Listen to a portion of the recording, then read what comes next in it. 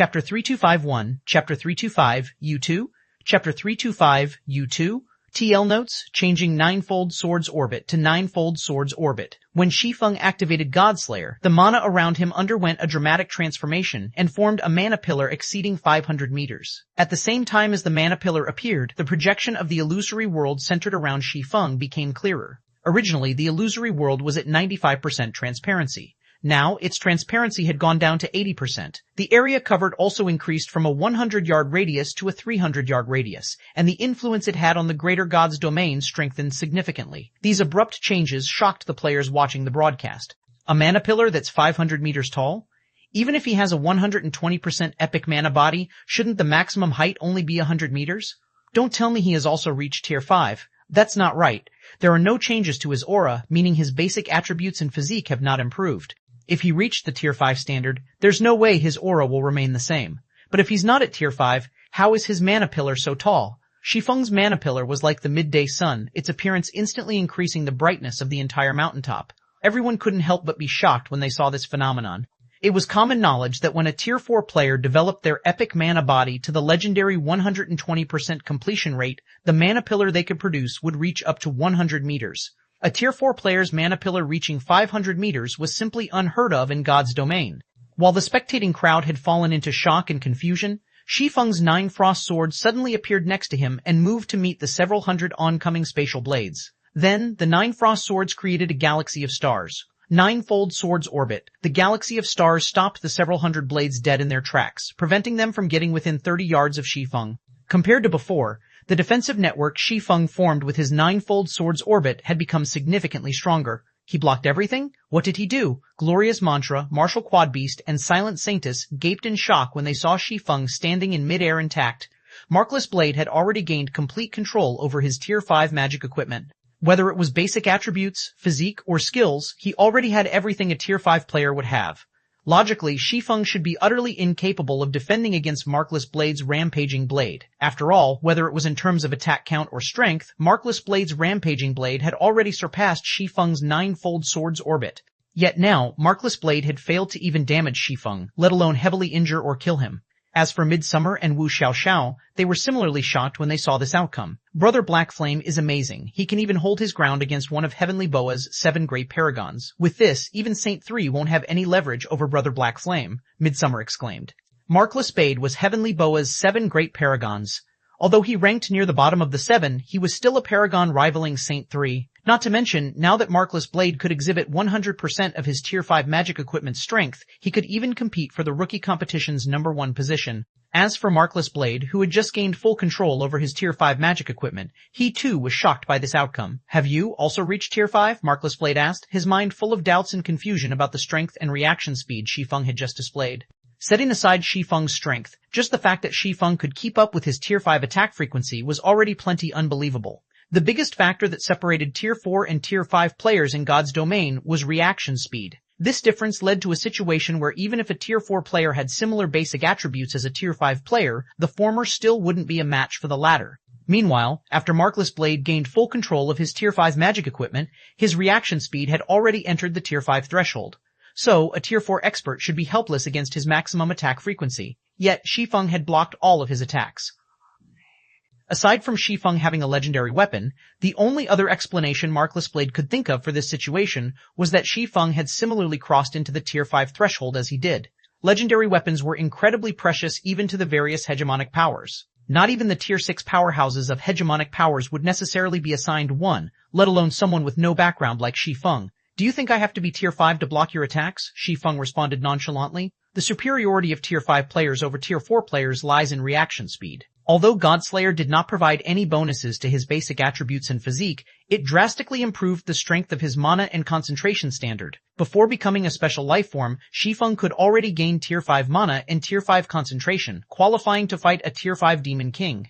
Now that Shi Feng had become a special life form, under the effects of Godslayer, his mana and concentration had reached a completely new level. He was far superior to Markless Blade, who had only reached the entry level of Tier 5 in these two aspects. Not to mention, Shi Feng's strength and mana also improved his world creation, which further weakened all enemy attacks within its range and boosted the power of his attacks.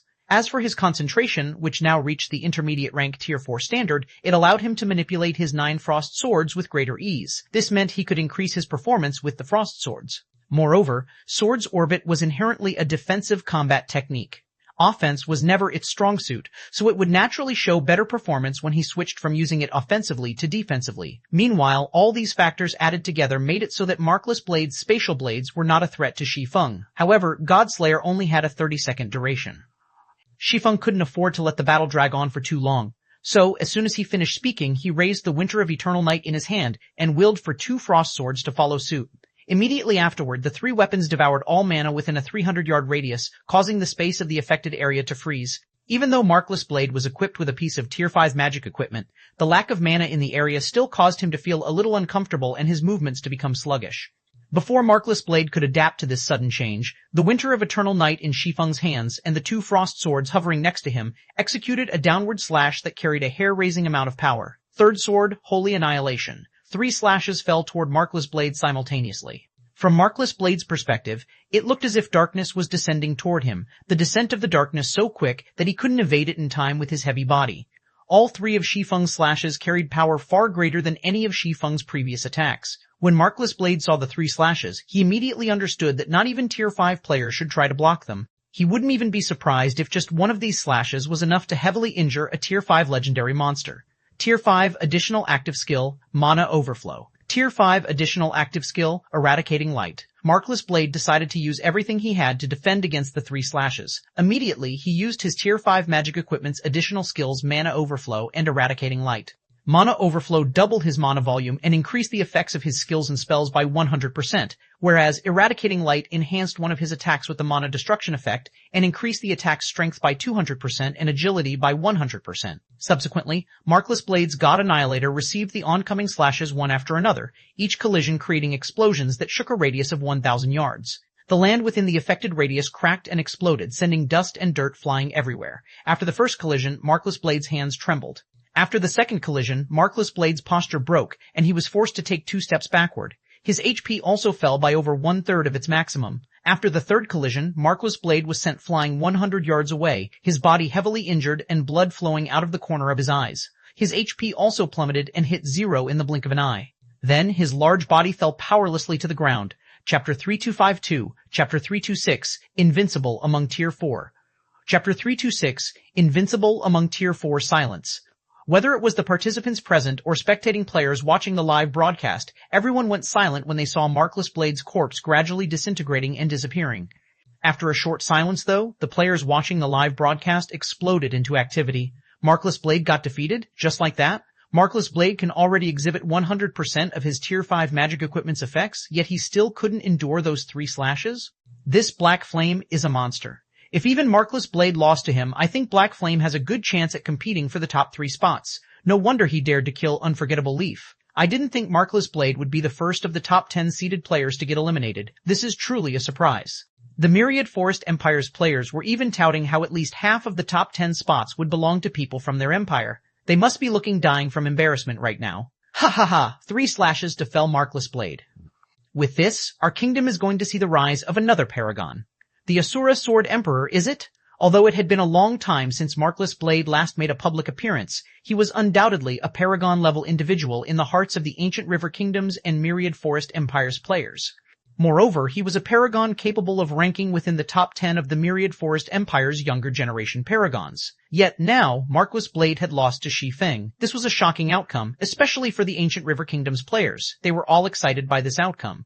Subsequently, the name of the Asura Sword Emperor quickly spread, causing even more players to spectate Shi Feng's fight through the 7 Luminaries Alliance's broadcast. The various kingdoms and empires often butt heads in the greater god's domain. It was especially so when a neutral resource node was involved. These fights usually required the paragons of the involved nation to take to the battlefield.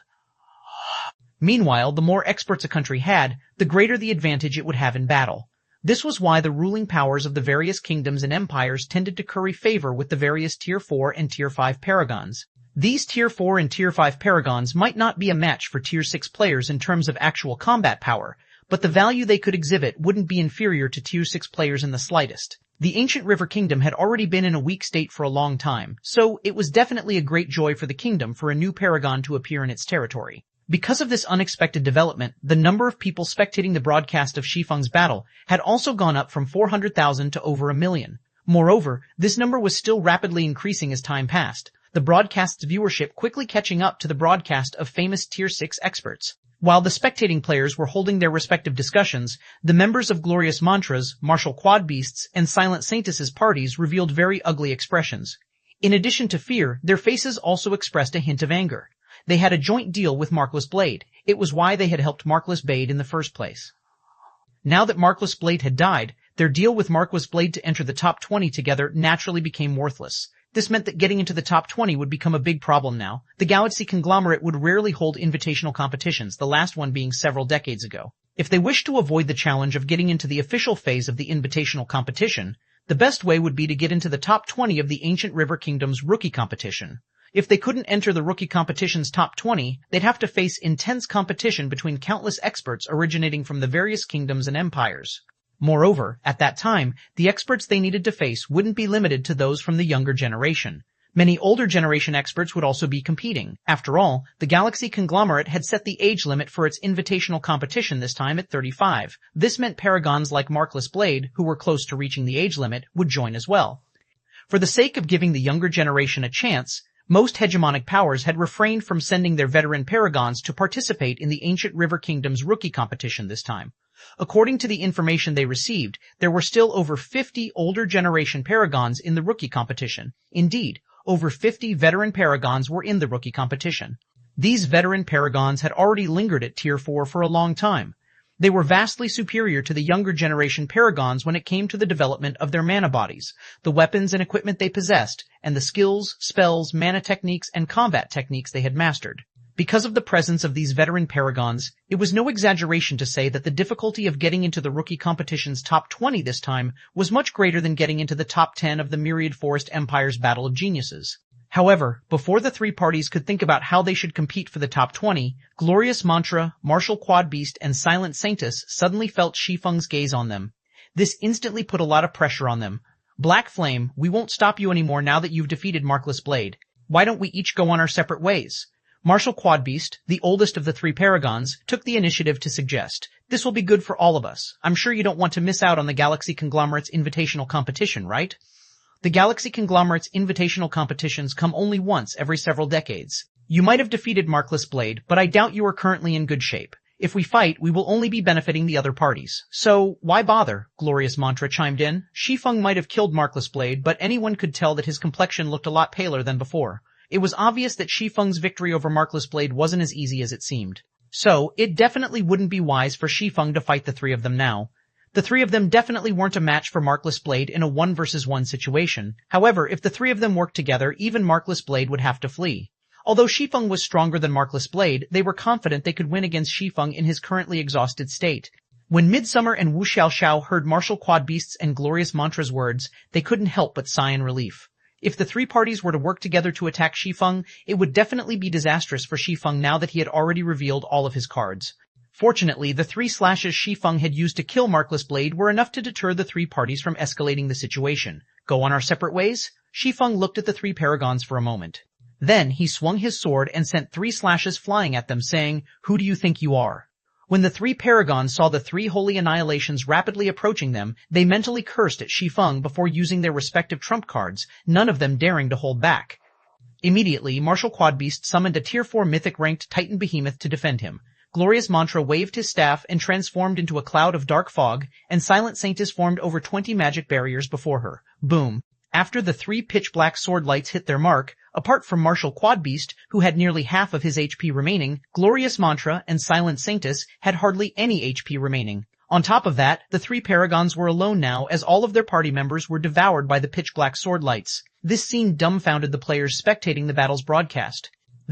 How is this possible? Chapter 3253, Chapter 327, Kingdom Shocked, Chapter 3253253, Chapter 327, Kingdom Shocked, the Red Star Kingdom's Glorious Mantra, the Iron Lion Kingdom's Martial Quad Beast, the Myriad Forest Empire's Silent Saintus. Glorious Mantra, Martial Quad Beast, and Silent Saintus were all paragons of the older generation. However, before they withdrew from the younger generation, they ranked among the top 10 of their respective countries' young paragons. Even back then, the 3 of them possessed strength rivaling the 10 great paragons of the current Ancient River Kingdom. It also went without saying that they were currently a lot stronger than they were before. While they might not be a match for Markless Blade, they were all potential contenders for the current rookie competition's top 20. Yet now, Shi Feng had essentially put all three of these veteran paragons on death's door using only 3 attacks. Moreover, he had even eradicated the 3 paragons' party members using the same 3 attacks. This development raised everyone's shock to a whole new level. In fact, this outcome was multiple times more shocking than when Shi Feng killed Markless Blade in 3 attacks. Madness. This is madness. Black Flame is suppressing 3 veteran paragons all by himself. Could those 3 have regressed in strength? Impossible. The Titan Behemoth Martial Quadbeast summoned has defensive rivaling Tier 5 legendary monsters. A legendary monster's full-powered attack isn't even enough to kill the Titan Behemoth in one hit, let alone reach Martial Quadbeast and take half of his HP away.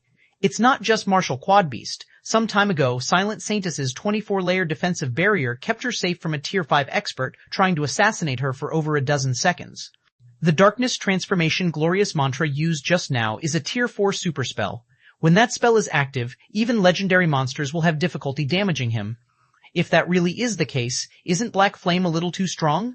We are talking about 3 paragons capable of ranking among the kingdom's 10 great paragons. Even Markless Blade will probably fall if he has to go up against all 3 of them simultaneously. The players spectating the broadcast engaged in a heated discussion when they saw the 3 veteran paragons getting heavily damaged. Some people have even analyzed exactly how powerful the skills and spells the 3 veteran paragons had used, and everyone realized just how frightening Shi Feng's strength was. Back on the battlefield, Glorious Mantra, Martial Quadbeast, and Silent Saintess looked at Shi Feng with shock and fear in their eyes. A Saint-ranked mana technique. He's actually able to perfectly execute a Saint-level mana technique? After experiencing Shi Feng's attack, the trio instinctively thought of Saint-ranked mana techniques. Previously, the 3 of them had been standing quite far away when Shi Feng had killed Markless Blade with his 3 slashes, so they didn't realize exactly what kind of attack Shi Feng had used to kill Markless Blade. However, after experiencing the same attack, they understood why Markless Blade was killed by those 3 slashes. Saint-ranked mana techniques were incredibly rare, even in the Greater God's domain. Many ordinary hegemonic powers didn't even have one in their possession. The difficulty of learning Saint-ranked mana techniques was also incredibly high. However, so long as a player could achieve perfect mastery over a Saint-ranked mana technique, they could exhibit strength rivaling gold combat techniques when used at Tier 6. Currently, although Shi Feng wasn't a Tier 6 player, he already had the standards of a Tier 5 player. The power he could exhibit with a perfected Saint-ranked mana technique would be very close to a gold combat technique. So, even if Markless Blade was equipped with a piece of Tier 5 magic equipment, it wasn't a shame for him to lose to Shi Feng. In fact, his defeat was inevitable. This was because any player who had mastered a gold combat technique could transcend tiers even without the help of a legendary weapon. They were existences who could stand at the Greater God's domain's apex. Without a legendary weapon or equipment of his own, how was Markless Blade supposed to stand up against Shi Feng? Retreat! It's impossible for the 3 of us to beat him, Martial Quadbeast said as he looked at Glorious Mantra and Silent Saintess. Immediately afterward, he took out a Tier 4 instantaneous movement scroll, used it, and reappeared at a location several thousand yards away. He dared not stay near Shi Feng for even a moment longer. As for Glorious Mantra and Silent Saintess, they had similarly used their precious tools and vanished from Shi Feng's sight. They're gone, just like that? Midsummer was momentarily stunned when she saw the 3 veteran paragons disappearing. She couldn't believe that these usually lofty individuals would run away without even trying to put up a fight. As for the players spectating the broadcast, they gaped in shock at this scene. These were 3 10 great Paragon-level individuals they were talking about. Yet these 3 veteran Paragons had fled without trying to resist even in the slightest. This situation had never happened in the Ancient River Kingdom or the neighboring kingdoms. It should be known that Martial Quadbeast and the others had only passively defended themselves before. They had never truly worked together to attack Shi Feng. If they joined forces, they could absolutely exhibit incredible combat power. Yet, the 3 veteran Paragons had fled in a panic after receiving only 1 slash each from Shi Feng. Shi Feng, though, wasn't surprised by this outcome. On the contrary, he felt that the 3 veteran Paragons' reaction was only a matter of course. One would have difficulty perceiving Holy Annihilation's power without experiencing it directly. Meanwhile, Glorious Mantra, Martial Quadbeast, and Silent Saintess were all Paragons with a fountain of combat experience. So, after experiencing Holy Annihilation, it wouldn't be difficult for them to recognize it as a Saint-ranked mana technique. It was true that, unlike gold combat techniques, Saint-ranked mana techniques couldn't show their full potential at lower tiers. Even so, any Tier 4 or Tier 5 player who had managed to fully master a Saint-ranked mana technique would still be invincible among players of the same tier. Combining this with the fact that the Ancient River Kingdom's rookie competition provided a significantly easier way to participate in the Galaxy Conglomerate's invitational competition, it was only natural that Marshal Quadbeast and the others refused to die so early into the rookie competition's official phase.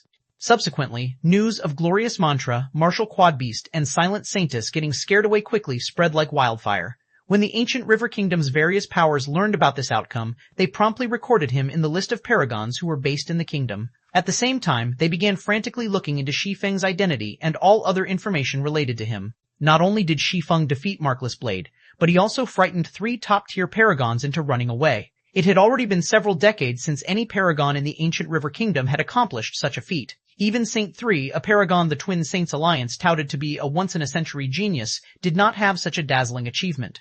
If they could win over such a paragon, it would be of great help to their development in the future. At the same time, in the Ancient River Secret Land's central zone, a 2-man party finally defeated a wandering Tier 4 heroic spirit after fighting continuously for nearly half an hour. Then, this 2-man party began to move as covertly as possible around the central zone, afraid of getting ambushed by other parties. Damn it, why are there so many veteran paragons in the rookie competition this time? Lightning Chaser cursed under his breath, his face colored with anger as he looked at a 3-man party walking away from his hiding spot. Every party we've met thus far has at least 2 or 3 paragons. How are we supposed to even kill any heroic spirits with those people wandering around? It can't be helped. The Galaxy Conglomerate's invitational competition is a rare event that only occurs once every several decades. Nobody will want to miss such a big opportunity, Desolate Fury said, sighing. Among the remaining parties, I'm afraid we are the weakest. Now, all we can do is move around covertly and figure out a way to kill as many heroic spirits as possible. We'll only be asking to get eliminated if we make any bold moves. The weakest? When Lightning Chaser recalled how Shi Feng had become famous throughout the Ancient River Kingdom, he couldn't help but envy Midsummer and Wu Xiaoxiao. Now that Midsummer and Wu Xiaoxiao had Shi Feng protecting them, the central zone was no different from their backyard. Even parties with 3 or 4 paragons would have to make way when they come across Shi Feng's party. It's pointless to start regretting now, Desolate Fury said. When he saw the flash of envy appearing in Lightning Chaser's eyes, he could more or less guess what was going through the other party's mind. If you hadn't deliberately antagonized Black Flame, we might have been able to partner with him in the central zone, but now, don't even think about it. With Midsummer and Wu Xiaoxiao holding him back, he won't necessarily make it into the top 20, Lightning Chaser said, curling his lips. Moreover, now that he's offended Heavenly Boa, there's no way Heavenly Boa will let him off easily, perhaps. Desolate Fury did not refute Lightning Chaser's words. Instead, he bitterly smiled and said, but according to the latest information the Alliance sent me, the names of the Ancient River Kingdom's 10 great paragons have already been changed, and coming in first is Black Flame. Chapter 3254, Chapter 328, First Paragon? Chapter 328, First Paragon? First? Lightning Chaser forgot to breathe when he heard Desolate Fury's words. Impossible. The Ancient River Kingdom might have been in a weak state for many years already, but those capable of ranking among the top 10 of the kingdom's younger generation paragons were all extraordinary individuals. Even a peerless genius like Desolate Fury would be swiftly killed if he tried to fight any of the Ancient River Kingdom's 10 great paragons in a one-on-one duel. More importantly, it had already been a long time since the Ancient River Kingdom had officially crowned the title of First Paragon to anyone. Even a paragon as powerful as Saint 3 was only known as one of the Ancient River Kingdom's top 3 paragons. A specific ranking for the top 3 paragons did not exist in the Ancient River Kingdom. Yet now, Shi Feng was given the title of First Paragon after only one battle. No matter how Lightning Chaser looked at it, this news must be a joke. It should be known that when a kingdom decided to crown a player as its first paragon, it meant that this player possessed the highest combat power out of all Tier 4 players operating within the kingdom. This player would become an expert that even the kingdom's various hegemonic powers would have to treat respectfully. During Kingdom Wars, this player would also wield considerable authority and the right to select participants for the war. It was no exaggeration to say that a kingdom's first paragon was an important individual who could decide the direction of the kingdom's development. Although Shi Feng had indeed slain Markless Blade and repelled 3 veteran paragons, his achievements should only be enough to get him recognized as one of the Ancient River Kingdom's top 3 paragons. It didn't make sense that he would be designated the position of first paragon. It's a logical decision for the Ancient River Kingdom to regard him as its first paragon. When Desolate Fury saw that Lightning Chaser refused to believe his words, he explained, according to the Alliance's investigative report, Black Flame has perfect mastery over a saint-ranked mana technique. This factor alone is more than enough to qualify him for the position of the Ancient River Kingdom's first paragon. Lightning Chaser thoroughly fell silent when he heard the mention of a saint-ranked mana technique. At this time, he even started to feel a little fearful. The achievement of perfectly mastering a saint-ranked mana technique was far more frightening than becoming the ancient River Kingdom's first paragon. Even the various conglomerates would extend an olive branch to Shi Feng once they learned about this achievement. If the ancient River Kingdom's first paragon represented the peak of a kingdom's genius, the perfect mastery of a saint-ranked mana technique represented the future birth of an apex powerhouse in God's domain. With such an achievement under Shi Feng's belt, even the Heavenly Boa Guild would come to fear him, let alone Saint 3. Suddenly, Lightning Chaser's face twisted with expressions of regret and madness. Why? Why did things turn out like this? Even though Lightning Chaser had already become an official successor of the Extreme Eagle Corporation, he still wasn't certain whether he could become first in the line of succession in the future. So, it was crucial for him to form as many connections with powerful experts as possible. Yet now, he had actually cast aside the opportunity to get acquainted with a future apex powerhouse. While Lightning Chaser was mired in regret, Shi Feng, Midsummer, and Wu Xiaoxiao finished killing off 2 Tier 4 heroic spirits in a small forest and stopped in front of a 6-meter-tall stele.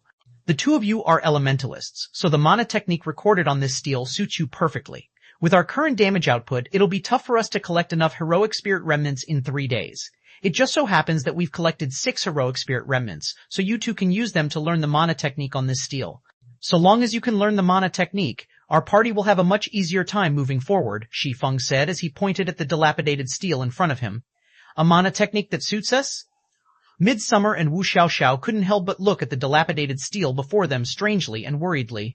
If it was a mana technique suitable for magical class experts, it was most likely one that could provide a huge boost in combat power. However, the ancient stele before them was clearly much more damaged than any other stele they had come across. In the ancient River Secret Land's central zone, the more dilapidated a stele was, the more difficult it would be to learn the mana technique recorded on it. Meanwhile, as long as they failed to learn the mana technique within a specified time, they would automatically forget what they've learned, wasting precious time they could have spent collecting heroic spirit remnants. Don't worry. The mana technique recorded on this stele isn't particularly complex. It's only a god-ranked mana technique. With your mastery over mana, you two should have no trouble learning it within the allotted time, Shi Feng said, chuckling when he saw the worry on Midsummer's and Wu Xiaoxiao's faces.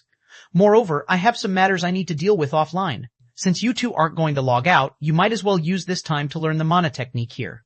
It's only a god-ranked mana technique? Midsummer and Wu Xiaoxiao felt relieved when they heard Shi Feng's words. Immediately, they took out the heroic spirit remnants they had collected and contributed them to the dilapidated stele. Many of the mana techniques recorded in the Central Zone's ancient steles were saint-ranked mana techniques, and it was nigh impossible for players to learn them within the allotted time.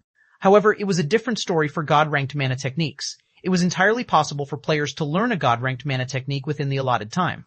In fact, one of the main reasons many geniuses sought to enter the rookie competition's top 100 was so that they could learn a god-ranked mana technique. When Shi Feng saw the two girls starting their learning process, he called up his system interface and chose to log out of the game. There were no heroic spirits in the area. By now, everyone also knew that he and his party were active around these parts. So, hardly any parties were willing to come close to this area, and the two could study with ease. As for the mana technique the two were learning, there was something he had neglected to tell them. It was true that the mana technique recorded on dilapidated stele was only at the god rank. However, it wasn't just any ordinary god-ranked mana technique. Instead, it was the mana cohesion method created by the god of 4 elements, one of the 12 great gods in God's domain. So long as Midsummer and Wu Xiaoxiao could learn the mana cohesion method, they could elevate the density of their mana to a whole new level. They could condense gaseous mana into liquid mana and liquid mana into solid mana. They could even use 7 luminaries crystals to amplify their spells, strengthening the power of an ordinary spell to the level of a super spell of the same tier. Because of the mana cohesion method's incredible effects, it was also one of the most complicated god-ranked mana techniques to learn. During Shi Feng's previous life, a Tier 4 expert over 100 years of age had learned the mana cohesion method. With the mana technique's assistance, he had become a dangerous individual known throughout the Starlight Realm. Sometime later, he had even joined the apex-powered Demon's Gate. Honestly, Shi Feng was mostly trying his luck by getting Midsummer and Wu Xiaoxiao to learn the mana cohesion method. He didn't have high hopes for them to succeed. As for why he chose to take such a gamble, it was because he truly had matters he needed to tend to in the real world. Gentle Snow and Hidden Soul would be arriving in the greater world today, so he needed to get their living arrangements sorted out. Hence, he decided he might as well have Midsummer and Wu Xiaoxiao try to improve their strength as much as possible. If they succeeded in learning the mana cohesion method, they would have a much easier time killing heroic spirits and collecting heroic spirit remnants afterward. Greater World, Starlake City, God's Domain Association, inside a crowded advanced training room, Thousand Scars walked out of a test room after conducting numerous rounds of reaction training, an exhausted look on her face. However, when she saw the results of her final training round, the corners of her lips curled upward. Mental grade, 3-star mental strength master, age, 19, overall evaluation, S, chapter 3255, chapter 329, Star Lake Shaken, chapter 3255, chapter 329, Star Lake Shaken great. I should get into the selection's top 10 now. When Thousand Scars looked at the result displayed outside the test room, she balled up her hands in excitement. She was so excited that even the other youths training in the same advanced training room could feel her excitement. Incredible! A 3-star mental strength master at less than 20 years old. Only 2 other people had such a result in the selection this time, right? They are in 3rd and 6th place, respectively. However, even though those 2 are the same age as Shui Qianan, they are both successors of powerful families in Starlake City. They've been cultivated using tons of resources from childhood and have already become 2-star mental strength masters by 17. It then took them another 2 years to become 3-star mental strength masters. Their starting lines are completely different from Shui Qianhen. Strictly speaking, they are far less talented than Shui Qianhen. The youths in the training room were surprised when they saw Thousand Scars' training results. Thousand Scars' achievement of becoming a 3-star mental strength master before 20 was enough to put her in the top 10 of the Starlake Legion selection. Unlike those who only managed to get into the top 100, she was a genius who could attract the attention of the Starlake Legion's commander and vice commanders. Under normal circumstances, rookie participants assigned to the Starlake Legion's ace battle groups would have completely different career paths than participants assigned to other top 100 rookie participants. Joining an ace battle group meant having more opportunities to participate in city competitions. Not only could members of ace battle groups receive sponsorship from the various corporations, but they could also acquire city contribution points that could be used to exchange for all sorts of tools and resources in the Greater God's domain. So long as one had enough city contribution points, one could even exchange for legendary weapons and equipment in the Greater God's domain. Moreover, Thousand Scars differed from the other geniuses in the Greater God's domain. Despite growing up without the help of the Greater World's precious resources, she became a 3-star mental strength master at the age of 19. It had already been over a decade since Starlake City had seen the appearance of such a talented genius. Meanwhile, the last person to have shown such talent was the Starlake Legion's current commander, Red Frost, a madwoman known by all powers on the Starlight continent. The next step will be to challenge Shi Feng. Thousand Scars thought to herself before taking a deep breath. Then, just as she was about to proceed with another training session, a message notification suddenly popped up on her watch. Upon reading the message, Thousand Scars smiled and said, "Big Sis Omen and the others are finally here." After saying so, Thousand Scars grabbed the jacket she had set aside and walked out of the training room, causing many horny young men in the room to sigh in disappointment. God's Domain Association, first floor lobby. Although it was still early morning in Starlake City, the lobby was already crowded with people waiting to take the Starlake Legion selection test. Aside from those who had already taken the test multiple times, there were also many people who were taking the test for the first time. Among the latter group, they consisted of residents originating from the Greater World's various towns and cities and newcomers to the Greater World. Amazing. So, this is a city in the Greater World? Mental strength masters are incredibly rare in our world, yet they can be seen everywhere here. I don't think these people are anything special.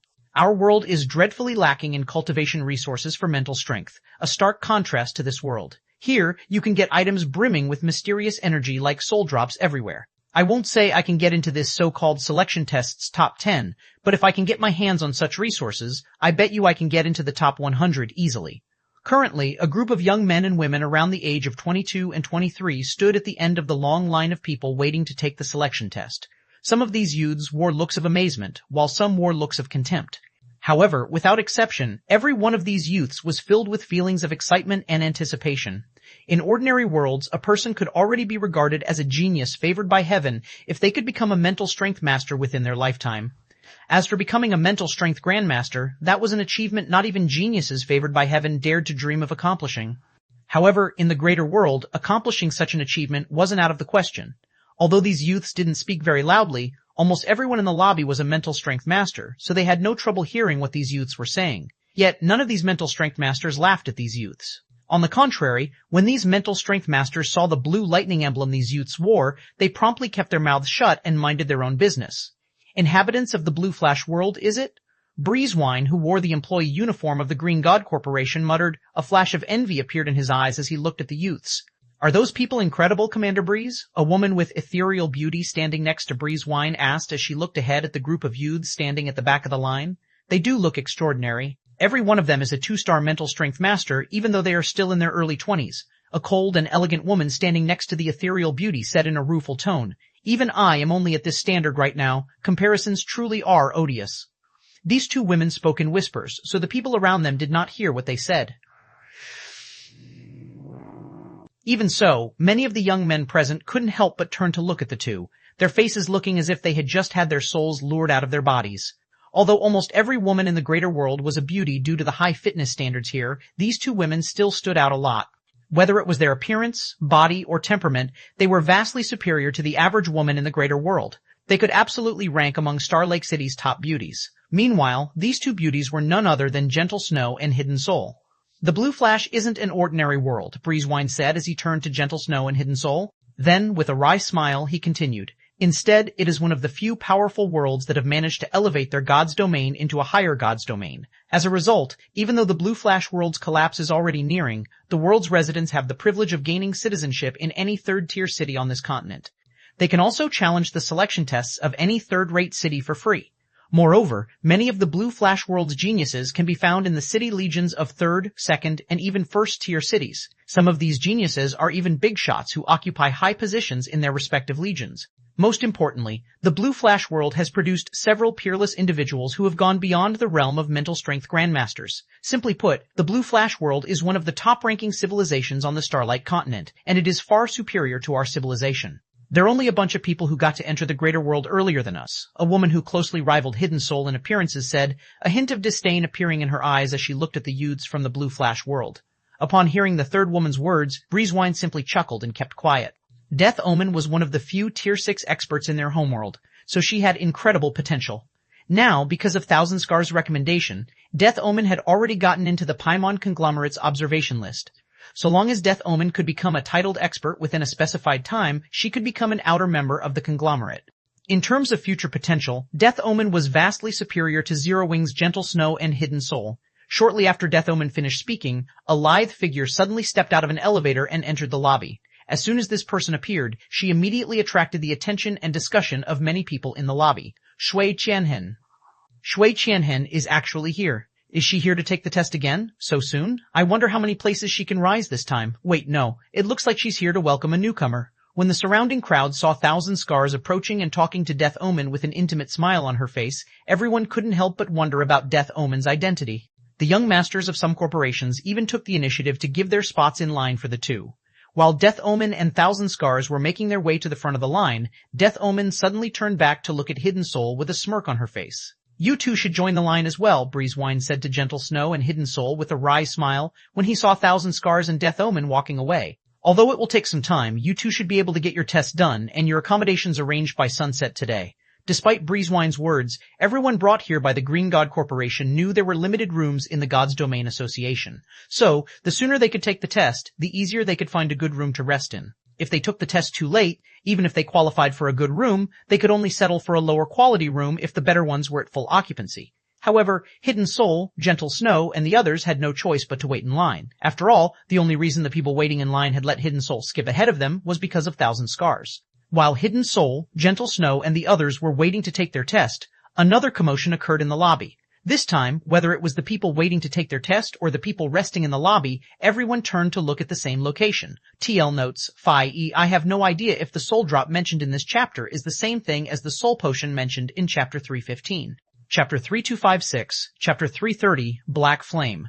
Chapter 3256, Chapter 330, Black Flame, DL, notes, made a change to Chapter 329, original. Currently, a group of young men and women around the age of 22 and 23 stood at the end of the long line of people waiting to take the selection test. Change to, currently, a group of young men and women around the age of 22 and 23 stood at the front of the long line of people waiting to take the selection test. God's Domain Association, first floor elevator lobby, a man in his early 30s walked out of the elevator lobby and into the main lobby. The man wore a simple tracksuit that gave him an unremarkable appearance. Yet, despite the man's inconspicuous appearance, whether it was young corporation successors or the God's Domain Association staff members present, They all couldn't help but look at the man with a hint of envy. Some powerful individuals had even taken the initiative to make way for this inconspicuous man. Who is that guy? Isn't he only a 2-star mental strength master? So, why are those 1-star mental strength grandmasters making way for him? Could he be a conglomerate's young master? That can't be, right? Why would a conglomerate's successor come to a shabby place like Star Lake City? Indeed, I heard that some of those young masters find the environment of even second-tier cities unbearable. There's no way any of them would come to a third-tier city. The young men and women from the Blue Flash world couldn't help but grow confused as they looked at the inconspicuous tracksuit-wearing man. The greater world was a place that took the expression dog-eat-dog world to a much greater extent. Meanwhile, the disparity in status between mental strength masters and grandmasters was massive in the greater world. If a mental strength master dared to provoke a mental strength grandmaster without a sufficiently good reason, the city's authorities would banish the former without hesitation. This difference in status was even more noticeable in the God's Domain Association. For starters, some sections in the God's Domain Association building were only open to mental strength grandmasters. Then, mental strength grandmasters also had priority access to the association's lodgings, training rooms, and exchangeable resources. The priority access to lodgings was an especially noticeable difference. Normally, people who had concluded their newcomer period in the God's Domain Association would look to rent the rooms on the association building's lower floors since they were the cheapest rooms available. However, because of the privilege afforded to mental strength grandmasters, all of the rooms on the lower floors were snatched up by various mental strength grandmasters. As a result, anyone looking to rent these cheap rooms would have to do so through the various mental strength grandmasters. Otherwise, they'd have to find a place to rent outside the God's Domain Association.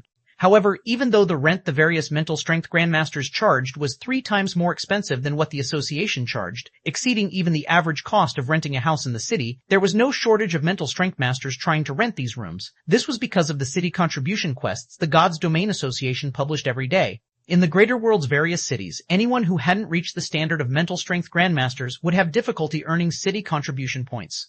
Meanwhile, should a person fail to collect a sufficient amount of contribution points at the end of each month, they'd be kicked out of the city they were in, regardless of whether this person was a mental strength master or a mental strength grandmaster. To help those who weren't mental strength grandmasters, the God's Domain Association would publish quests to its non-mental strength grandmaster members, allowing them to quickly accumulate contribution points. However, as there were only a limited number of quests published each day, those living in the God's Domain Association would have an advantage over those living outside the association. As such, apart from mental strength masters with powerful backgrounds, every other mental strength master living in the various cities would instinctively behave respectfully around mental strength grandmasters. While Blue Flash's youths were feeling confused, the old man, who wore the emblem of a 1-star grandmaster and was responsible for leading the youths, turned to look at them. Then, in a low voice, he warned them, "You youngsters, listen carefully. In addition to the city's corporations and powerful families, that man is one of the people you absolutely cannot provoke." "Cannot provoke? Does he have a powerful background?" A beautiful girl with a lively appearance curiously asked.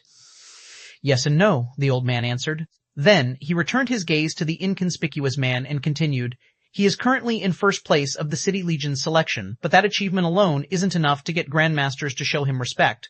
Those grandmasters fear him because of the person backing him." "The person backing him? Is that person amazing?" the lively girl asked, looking even more confused. "That person is currently the Ancient River Kingdom's publicly acknowledged first paragon, Black Flame, the Asura Sword Emperor." When the old man spoke up to this point, a hint of yearning appeared in his eyes. "He is also a frightening expert who has defeated Markless Blade, one of the Star Lake Legion's vice commanders, the Ancient River Kingdom's first paragon." When the lively girl heard this, a hint of fascination appeared in the gaze she used to look at the inconspicuous man.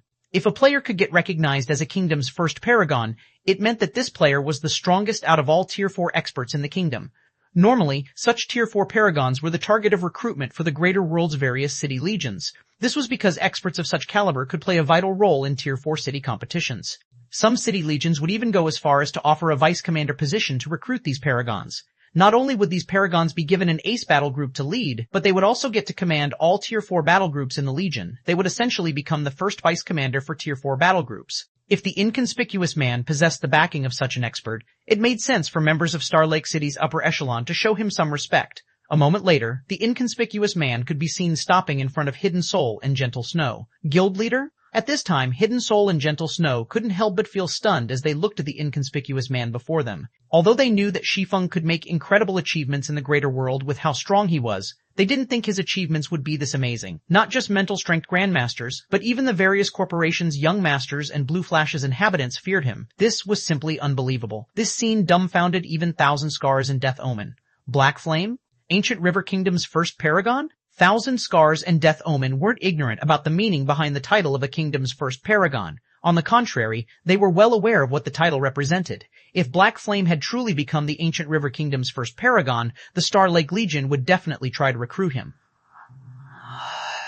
In that case, nobody in Star Lake City would dare to casually offend Shi Feng and Zero Wing's other members. Sorry for the long wait, Shi Feng said, smiling as he looked at Hidden Soul and Gentle Snow. I'll take you to look around once you two are done with your test. I believe you two should be able to quickly become official participants of the Star Lake Legion. As soon as Shi Feng finished speaking, the surrounding crowd was immediately shocked. Those two beauties are also Zero Wing's members? Crap. Is Zero Wing planning to develop in Star Lake City? This is big news. Seeing how amicably Shi Feng is behaving around them, those two must occupy high positions in Zero Wing. No. Don't you see how respectful Shi Feng is behaving? My guess is that those two beauties share a close connection with Black Flame, possibly closer than even Shi Feng. Otherwise, why would Shi Feng, the acting guild leader of Zero Wing, personally come to welcome them? The people in the lobby started making all sorts of wild guesses when they saw the friendly interaction between Shi Feng, Hidden Soul, and Gentle Snow. They all felt that Hidden Soul and Gentle Snow possessed extraordinary identities, and they started thinking about befriending the two women. While everyone was discussing Hidden Soul and Gentle Snow, a lively girl and an indifferent young man from the group of youths from Blue Flash approached Hidden Soul and Gentle Snow, taking the initiative to offer the two women their places in line. Upon seeing this scene, many youths couldn't help but reprimand themselves for reacting so slowly and throwing away such a good opportunity to befriend Hidden Soul and Gentle Snow. In the meantime, Death Omen, waiting in line some distance behind the Blue Flash World's group, wore an ashen look on her face as she watched Hidden Soul and Gentle Snow walk past her position. Chapter 32057, Chapter 331. Even if you think you are the best, there is always someone better. Chapter 32057. Chapter 331, even if you think you are the best, there is always someone better. God's Domain Association, first floor lobby. Hidden Soul was the first to enter the test hall. As soon as she disappeared into the mental space, everyone in the lobby turned to look at the scoreboard, curious to learn what the two beauties, who supposedly shared a close relationship with Black Flame, were capable of. Don't you think it's a little rash to give up our spots, Pace Angel? What if those two big sisters fail to even get into the top 1,000? If that's the case, we'd have given up our spots for nothing, the indifferent young man from the Blue Flash World said, a hint of worry appearing in his eyes as he watched Hidden Soul disappearing into the test hall. Several hundred inhabitants from Blue Flash had entered Star Lake City this time. Although he and the lively girl going by the name of Pace Angel ranked among the top 5 and were confident they could get into the top 1,000 of the Star Lake Legion's selection, they were not at all confident they could get into the top 100. Unlike the children of powerful individuals and families from Blue Flash, the two of them didn't have any powers to rely on in the greater world. They also didn't have a treasure trove of resources waiting for them in the greater world.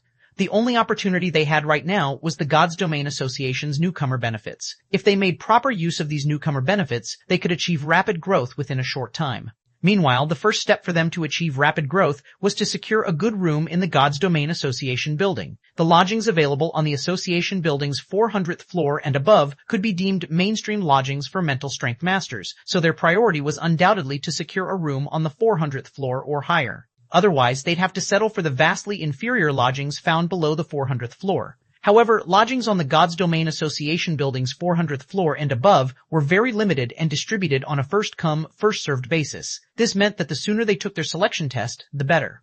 Yet now, they had given up their places to Hidden Soul and Gentle Snow to curry favor with them.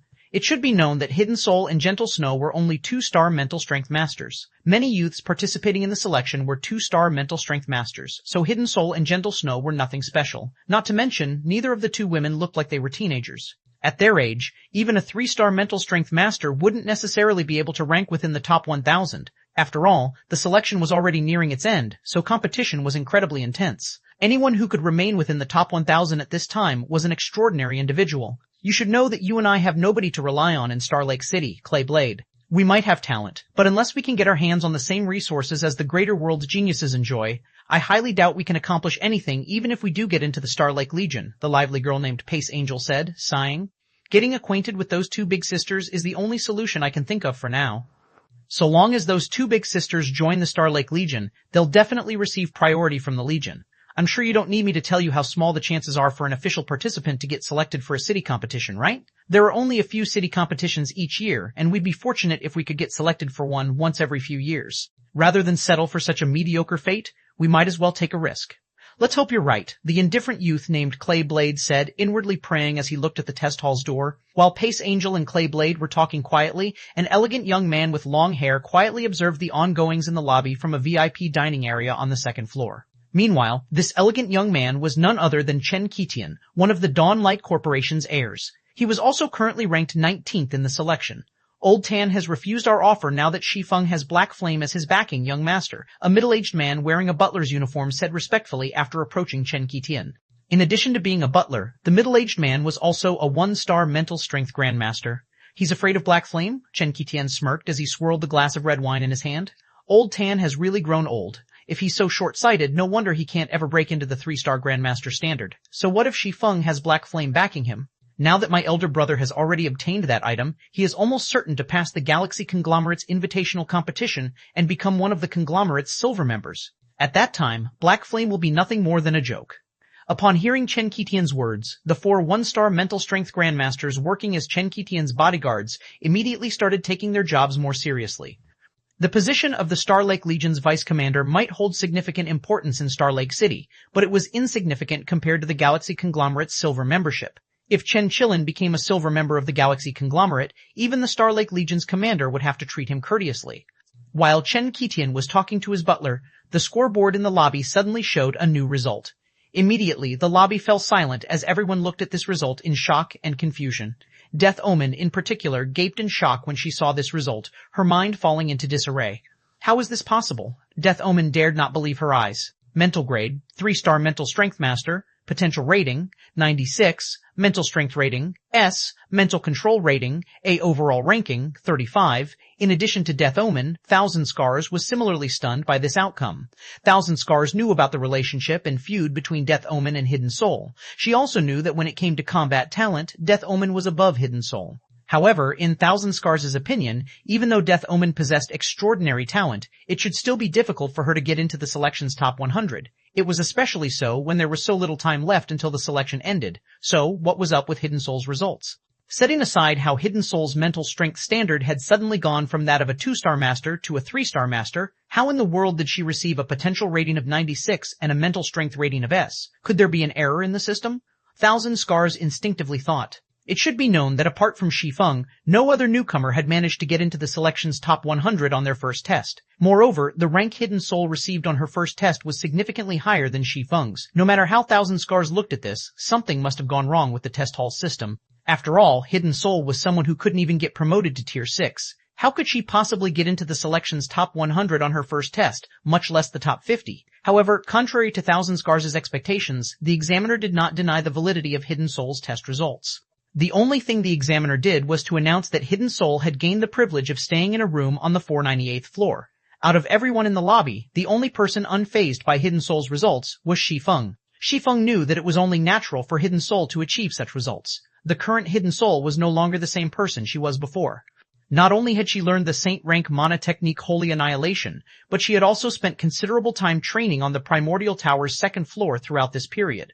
One's ability to manipulate mana was directly related to one's concentration standard, also known as mental strength. So, thanks to all the mana manipulation training she did, her mental strength also received significant improvements. Not to mention, Shi Feng had also secretly given Hidden Soul and Gentle Snow hints regarding the Gods Domain Association's mental space. Combining all these factors with the fact that Hidden Soul had taken her first test with a much stronger mental strength standard than Shi Feng did for his first test, it was completely understandable for Hidden Soul to achieve such test results. Time quickly passed while everyone was busy discussing Hidden Soul's astonishing performance. By the time everyone had recovered from their shock, Gentle Snow, who had gone into the test hall after Hidden Soul left it, slowly walked out of the test hall. Mental grade, 2-star mental strength master, potential rating, 98, mental strength rating, A, mental control rating, S overall ranking, 10. TL notes, One Pace Angel and Clay Blade. I'm not sure if these are their real names or character names, so I decided to translate them under the assumption that they are character names. They're also easier to memorize. Personally, I've never heard of anyone using and for real Chinese names. Chapter 3258, Chapter 332, Going Beyond the Apex. Chapter 332, Going Beyond the Apex, TL Notes, made a change to the end of Chapter 331, original. Time quickly passed while everyone was busy discussing Hidden Soul's astonishing performance. By the time everyone had recovered from their shock, Gentle Snow, who had gone into the test hall after Hidden Soul left it, slowly walked out of the test hall. Changed, while everyone was busy discussing Hidden Soul's astonishing performance, Gentle Snow, who had gone into the test hall after Hidden Soul, slowly walked out of the test hall. 10th, she came in 10th place on her first test? Heavens. What did I just see? A paragon. No, a monster. She's an absolute monster. When everyone in the lobby saw Gentle Snow's results on the scoreboard, they reacted as if they had just seen Armageddon. Everyone was absolutely horrified by Gentle Snow's results. When Hidden Soul achieved a rank of 35 on her first test previously, everyone could still more or less accept it. After all, the precedent with Shi Feng had already raised everyone's tolerance by a significant margin. However, Gentle Snow's test results were a completely different story. If anyone who had spent some time living in the greater world wasn't horrified by these results, there must be something wrong with their mind. That big sister got into the top 10 on her first test? Pace Angel's eyes sparkled when she saw Gentle Snow's results. Then she looked to the dazed youth next to her and asked, Clay, do you know when was the last time a newcomer came in 10th place on their first test in Star Lake City? I don't know, Clayblade shook his head in a daze. As one of the few powerful worlds that had managed to develop its god's domain into a higher god's domain, the Blue Flash world possessed a rather comprehensive database of information regarding the Starlight Continent's various cities. Before their group of geniuses was dispatched to Star Lake City, they were already given detailed information Blue Flash had collected on Star Lake City. Included among this information was a list of geniuses who had managed to get into the top 100 of the Star Lake Legion's selections held in the past 100 years. However, if Clayblade recalled correctly, no newcomer had managed to get within the Star Lake Legion's selection's top 10 on their first test in the past 100 years. In fact, nobody had even managed to get into the top 20 on their first test. It's normal for you youngsters not to know about this, the old man responsible for leading the Blue Flash world's young geniuses said after approaching Pace Angel and Clayblade. In the 200 years I have spent working as a guide in Star Lake City, I have never seen the appearance of such a monster before. Even after the old man finished speaking, none of the members of Star Lake City's local powers spoke up to refute him. It was evident that these people agreed with what the old man said. Elder Kong, has such a monster ever appeared in our Star Lake City? Chen Qitian asked as he stood up from his seat and looked downstairs at Gentle Snow. According to the Dawnlight Corporation's database, no such monster has ever appeared in Star Lake City's history. The butler, referred to by Chen Qitian as Elder Kong, said with a serious expression. Not even the several neighboring cities have recorded the appearance of such a monster before, so there aren't any precedents? Chen Qitian got goosebumps when he heard Elder Kong's answer. I must have her. The Dawnlight Corporation was a local corporation in Star Lake City. The corporation had a very long history, and the information it had collected on Star Lake City was far more comprehensive than what the Blue Flash world possessed. So, it was unimaginable for the Dawnlight Corporation to come across an expert of unprecedented caliber. If Gentle Snow truly was such a monster, the so-called challenge of becoming a 3-star mental strength grandmaster would be nothing but a joke for her. Gentle Snow could absolutely go beyond the realm of mental strength grandmasters. Moreover, she wouldn't just be a run-of-the-mill existence in that realm. She was talented enough to stand out, even beyond the realm of mental strength grandmasters. It should be known that 3-star mental strength grandmasters were existences qualified to create a corporation and pioneer a city in the greater world. Because of this, every corporation would treat 3-star mental strength grandmasters respectfully. They would also do their best to pander to individuals who had either become or had the potential of becoming a 3-star mental strength grandmaster. However, when dealing with monsters who could go beyond the realm of grandmasters, the reaction the various corporations would have wouldn't be limited to just awe and respect. Instead, they would go crazy. While 3-star mental strength grandmasters had the qualifications to start a corporation, they weren't at a level where they could single-handedly change a corporation's fate, especially not a corporation with an established history. However, it was a different story for individuals who had gone beyond the realm of mental strength grandmasters. These were existences qualified to rule a significant portion of the Starlight Continent. At the same time, they were also a necessary foundation for corporations to get elevated into conglomerates. These were existences standing at the apex of the greater world's various continents. The authority of conglomerates was so great that corporations wouldn't even dare to offend the ordinary members of conglomerates. They would even try to pander to these ordinary members. Conglomerates were akin to emperors in the greater world, and the only existences that could contend against a conglomerate were other conglomerates. How many powers in the greater world could possibly refuse the temptation of such great power? At this time, Chen Qitian wasn't the only person to have thoughts about obtaining Gentle Snow. Almost every young master originating from Star Lake City's local corporations and powerful families shared similar thoughts. Gentle Snow? Who on earth is she? When Thousand Scars looked at Gentle Snow now, her confidence diminished drastically. She felt like a chicken who had just met a phoenix. She dared not look at the other party directly. A 3-star mental strength master at 19 years old? An internal member of the Paimon conglomerate at 19 years old? These achievements were worthless compared to the results Gentle Snow had just displayed. With her test results, Gentle Snow could make even the Galaxy conglomerate extend an olive branch to her without hesitation. The conglomerate would even designate her as a core member and nurture her with the intent of developing her into a core executive in the future. While everyone was staring at Gentle Snow, Shi Feng couldn't help but reveal a bitter smile. "You two really know how to find trouble for me," Shi Feng said, holding his head as he looked at Hidden Soul and Gentle Snow. Shi Feng had long since known that Gentle Snow possessed extraordinary talent. After all, she was one of Zero Wing's 5 great experts during his previous life. She was also an existence capable of fighting against Demon's Gate's 9 great experts. In fact, when they competed purely in combat techniques in the past, Shi Feng wasn't even a match for Gentle Snow. However, what Shi Feng did not expect was for Gentle Snow to reach such a level in this life after only receiving the assistance of the Holy Annihilation Mana technique and the Primordial Tower's 2nd floor. This outcome was completely outside of his expectations. "Isn't that because we wanted to make you proud, guild leader?" Hidden Soul said, a faint smile forming on her face when she saw Shi Feng's troubled expression. As for Gentle Snow, she revealed an apologetic smile, understanding that she had gone a little overboard in her test. "Whatever.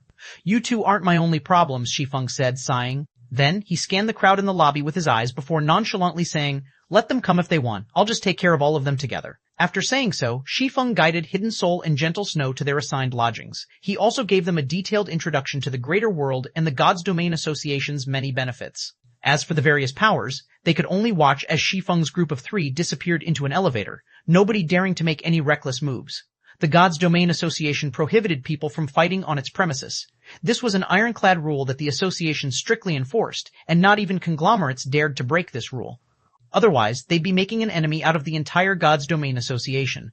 However, at the same time as Shi Feng's group left the lobby, news of Gentle Snow getting into the top 10 of the Starlake Legion's selection on her first test quickly spread across Starlake City, the news sending shockwaves throughout the city. Chapter 3259, Chapter 333, Divine Twilight Set. Chapter 3259, Chapter 3333, Divine Twilight Set. Starlake City, Starlake Training Center. As the only training grounds for the Starlake Legion, the Starlake Training Center occupied a radius of 1 kilometer and was hundreds of meters tall. It could easily be regarded as one of the most majestic buildings in Starlake City. On a normal day, there'd be well over 50,000 people present in the training center. Apart from the Starlake Legion's participants, many powers from Starlake City and nearby towns would send their youths here to receive training. Although non-participants would have to pay a hefty price to train here, youths who came here would benefit from receiving the Starlake Legion's basic training from a young age. That way, they'd have a much greater chance of entering the Starlake Legion once they reached a suitable age. Currently, inside one of the simulation training rooms located on the training center's top floor, the Starlake Legion's Vice Commander Markless Blade was sparring with a woman. The woman in question wielded a spear, and her presence could be felt from every corner of the room as if she was the absolute ruler of this room. Shortly after the spar began, the woman executed a flurry of strikes against Markless Blade, every one of her movements carrying frightening power. Markless Blade was utterly powerless to resist this flurry of attacks, getting knocked out of the fighting ring in the blink of an eye. "How is it? How do I compare with Black Flame?" the woman eagerly asked as she looked at Markless Blade. Markless Blade did not offer a response right away. Instead, he struggled for a moment to stand up and catch his breath.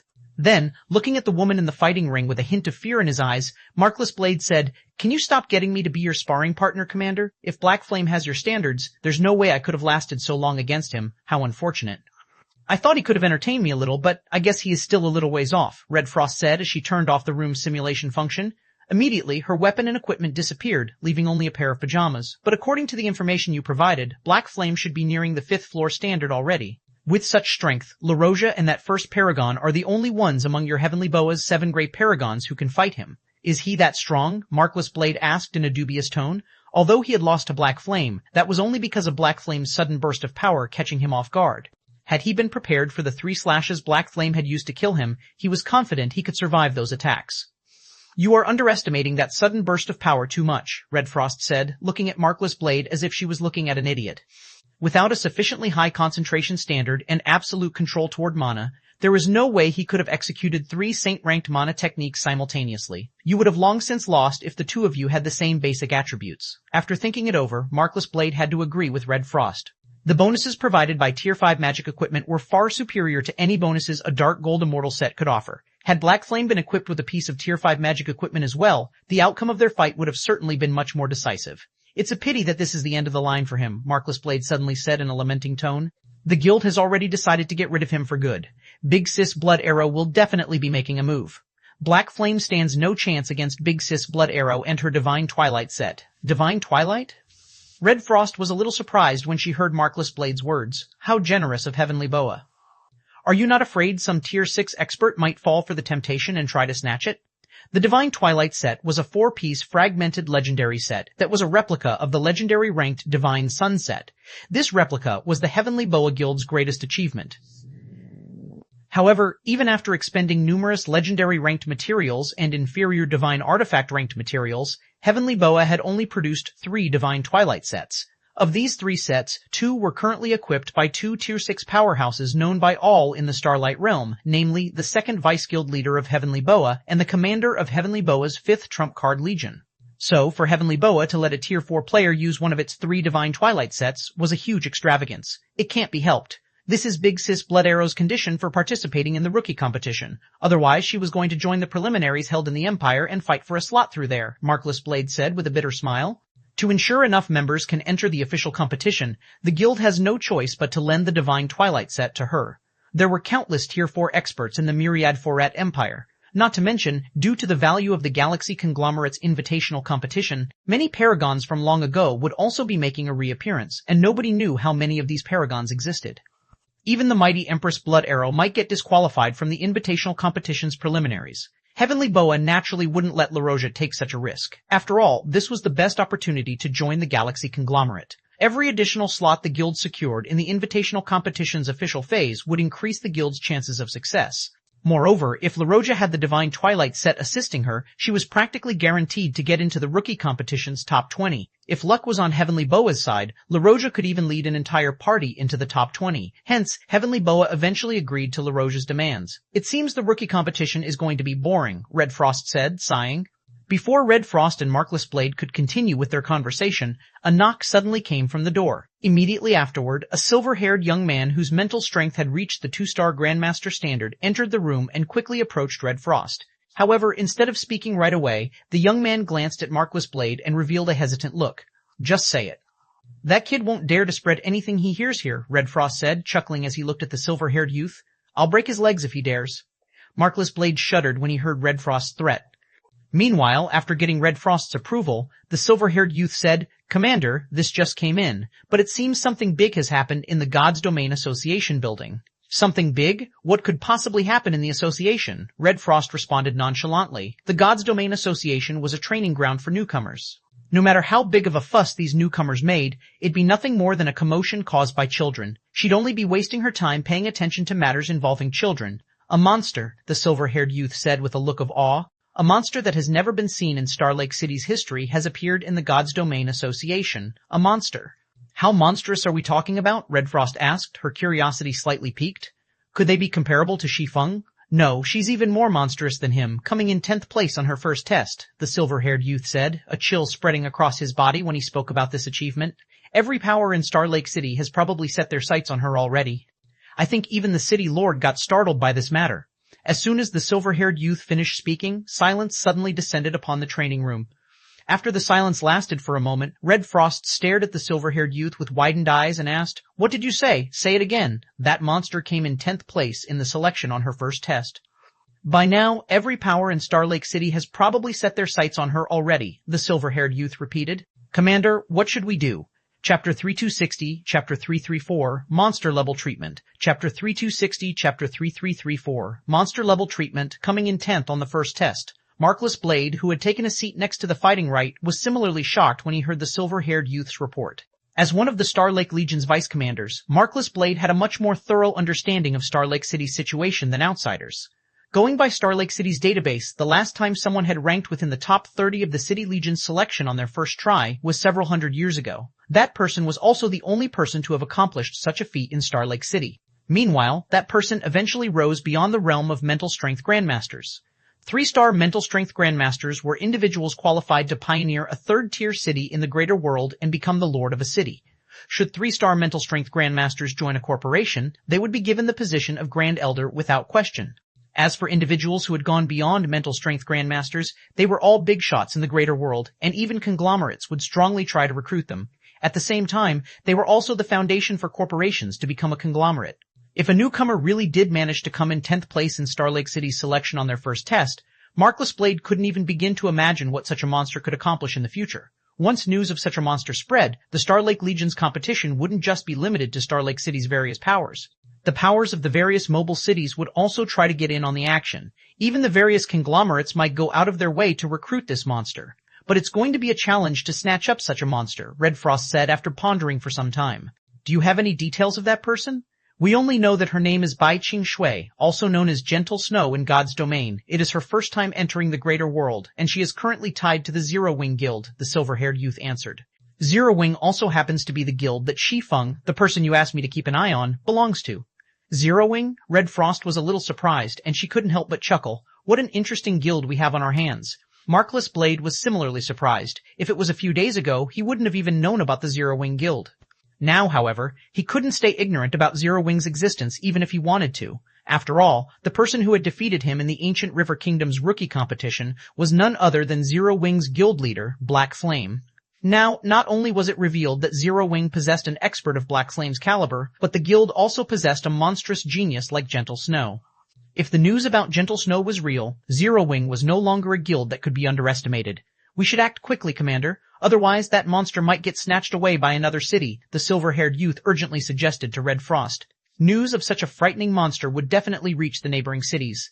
After all, every city needed powerful experts to defend and lead it to acquire more resources and achieve stable growth.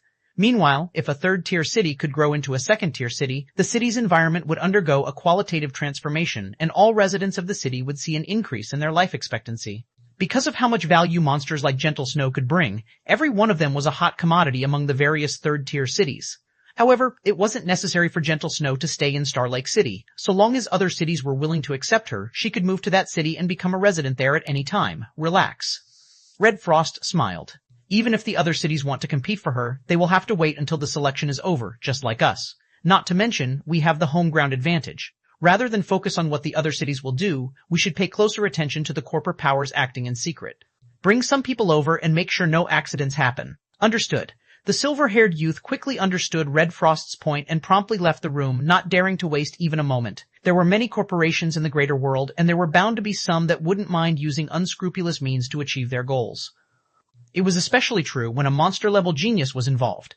The best time to strike at these geniuses would be when they were weak and without any powerful support. If a genius such as Gentle Snow met with an accident in Star Lake City would definitely become a laughingstock for the neighboring cities. Less than half an hour after Gentle Snow's test results came out, a group of one-star mental strength grandmasters gathered outside the God's Domain Association building entrance. Every one of these mental strength grandmasters wore the uniform of the Star Lake Legion's official participants, and their arrival surprised many of the people in the building. These one-star mental strength grandmasters were different from the bodyguards hired by the various corporations. Every one of them was relatively young, and most of them were under the age of 35. Moreover, all of them were combat experts equipped with mind-assistant devices. These one-star mental strength grandmasters could even take down a two-star mental strength grandmaster if a few of them worked together. Normally, these elites of the Star Lake Legion wouldn't show themselves in the God's Domain Association. Yet now, a group had gathered outside the association building's entrance. What's going on? Why did the Star Lake Legion's elites come here to stand guard? Is some big shot visiting the association? Did you not hear? A monster who managed to come in 10th place on her first test has appeared in Star Lake City? What? The Star Lake Legion dispatched one of its ace battle groups for her? Isn't the Legion worried the battle group's training might get affected? I recall that there is going to be a city battle next month. If this affects the outcome of the city battle, it will be a huge loss for Star Lake City. A huge loss? Not at all. I'll have you know that we are talking about the most talented genius Star Lake City has ever seen here. Once that monster grows up, she will become an existence that can help Star Lake City get elevated into a second-tier city. If that monster joins the Star Lake Legion, the city wouldn't care even if it loses several city battles, let alone one. Everyone started an enthusiastic discussion over the Star Lake Legion's actions. At the same time, they also couldn't help but be surprised by the lengths the Star Lake Legion was willing to go to recruit a monster-level genius. Normally, even geniuses who had already joined a conglomerate wouldn't dare to receive such treatment. After all, it should be known that members of the Star Lake Legion's ace battle groups were geniuses among geniuses. Among them, there were even paragons nurtured by the various hegemonic powers. In terms of strength, they were vastly superior to newcomer geniuses. Some of these paragons could even reach similar heights as the internal geniuses nurtured by the various conglomerates. God's Domain Association, first floor lobby. Gentle Snow, is it? Fighting spirit burned in Thousand Scar's heart when she saw the Star Lake Legion members standing guard outside the lobby. Meanwhile, when Death Omen, waiting in line next to Thousand Scars, saw the look on the other party's face, she suddenly smiled and said, "You don't have to worry, Qianheng. Gentle Snow might have extraordinary talent, but she still won't be a match for you in the future. Lord Supreme Sky has already prepared a big present for you. Once you enter the greater world, even once in several century monsters will be nothing but a joke to you. At that time, you'll even have hopes of becoming a core member of the Paimon conglomerate." Thousand Scars nodded to Death Omen's words. Talent might be important, but one's achievements in the greater world and the greater God's domain were also highly dependent on the resources and opportunities one had access to. When it came to these two factors, she was vastly superior to Shi Feng and Gentle Snow. While Star Lake City's various powers and participants were talking about Gentle Snow, Shi Feng had already conveyed all of the general information he knew about the greater world and the God's Domain Association to Hidden Soul and Gentle Snow, the information leaving the two women in awe. At the same time, Shi Feng also told the two to fully utilize the association's resources during this period, even if it meant dropping some of their responsibilities in the miniature ancient world. After all, personal strength was the #1 priority in the greater world. Everything else was secondary. Only with great strength could they get the various powers and cities to make them better offers. Afterward, Shi Feng returned to his room and logged back into God's domain. When Shi Feng reappeared in the ancient river secret land, he saw that Midsummer and Wu Xiaoxiao had already withdrawn from the ancient steel's learning state. When the two girls saw Shi Feng returning, they turned to look at him with undisguised excitement in their eyes. "Did you two succeed?" Shi Feng asked, feeling a little surprised when he saw the two girls' expressions. Chapter 3261, Chapter 335, Six Great Secret Art, Chapter 3261, Chapter 335, Six Great Secret Art. Although Shi Feng already knew the answer to his question when he saw the looks on the two girls' faces, he still found it a little unbelievable that they had succeeded. The mana techniques and combat techniques recorded in Ancient River Secret Land's ancient steels differed from those recorded in Legacy Crystals. Due to the dilapidated state of the ancient steels, the mana techniques and combat techniques recorded on them were also fragmented to varying degrees. Combined with the limitation of time, learning the techniques recorded on these ancient steels was much more challenging than learning techniques recorded in Legacy Crystals. He had only gone offline for several hours. Even if he considered the time difference between the real and virtual worlds, no more than 10 hours should have gone by in God's domain. Normally, it would be a stretch for most people to learn a mana technique from a Legacy Crystal in 10 hours, let alone learn a God-ranked mana technique from an ancient steel.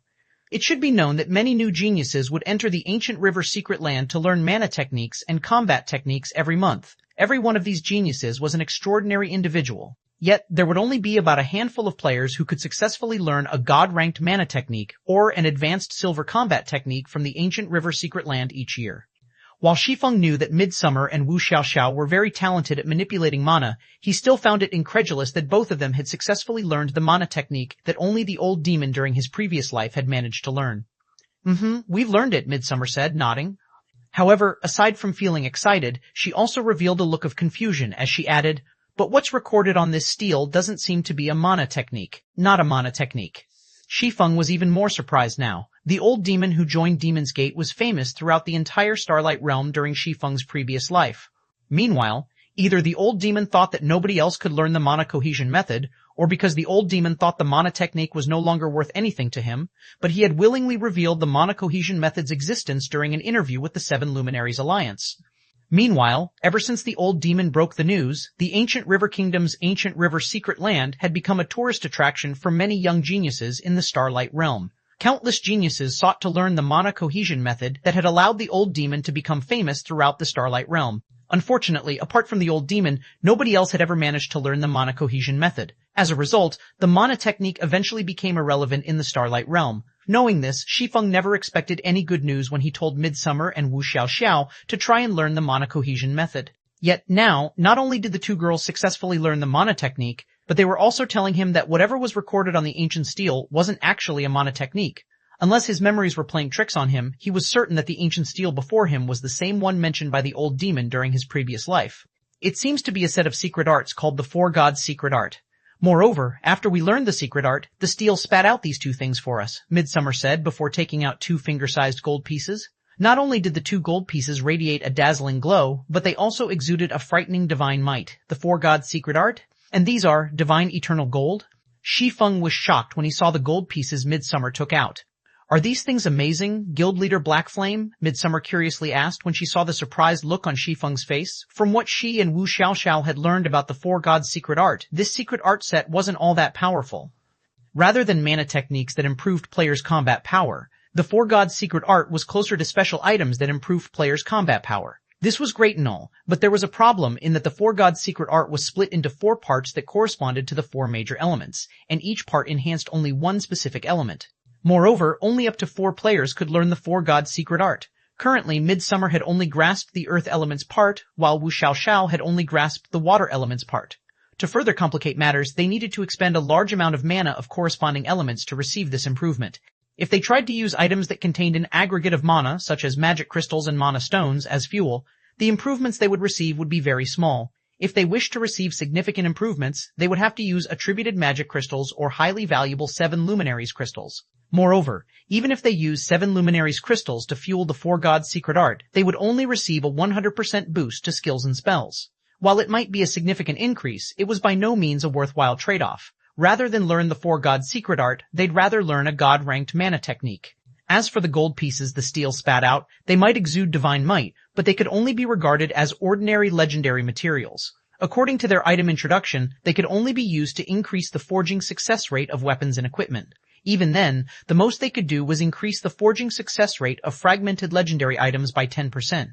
They're far more than just amazing, Shi Feng said, feeling a little exasperated when he saw the indifferent look on Midsummer's face. Setting aside how useful the divine eternal gold is in weapon and equipment production, just the Four Gods' secret art you've learned is of immense value. The Four Gods' secret art is one of the Starlight Realm's 6 great secret arts, and users of the secret art can rely on it to transcend tiers. Secret arts were different from combat techniques and mana techniques. They were special methods of using items in God's domain. Among the Starlight Realm's secret arts, 6 were recorded in the Starlight Realm's Great Library as Great Secret Arts. According to legends, these 6 great secret arts could rival gold combat techniques.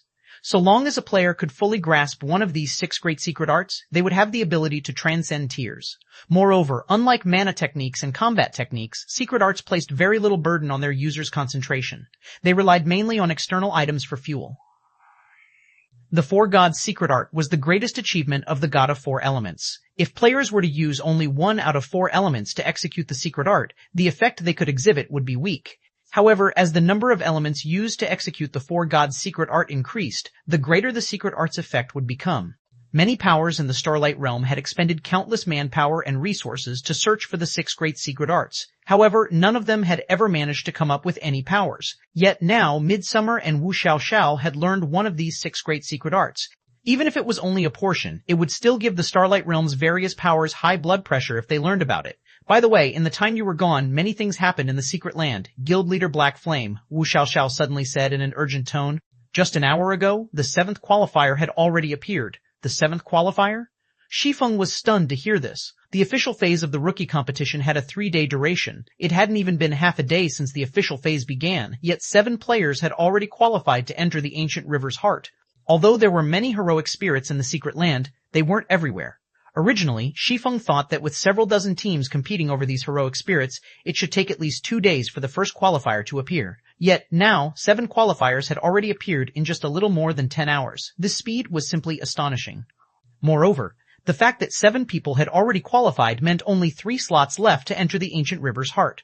While Shi Feng was in a daze, the sound of a system notification suddenly entered his ears. Regional system announcement, congratulations to player Saint 3 for collecting 100 heroic spirits and becoming the 8th person qualified to enter the ancient river's heart.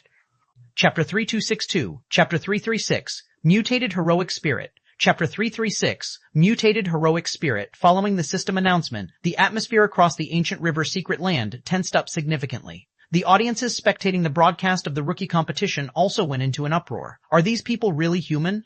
The first qualifier usually only appears on the 2nd day or later in past rookie competitions. Yet, 8 qualifiers have already appeared, even though only 10 hours have gone by in the competition this time. How are other people supposed to compete against them?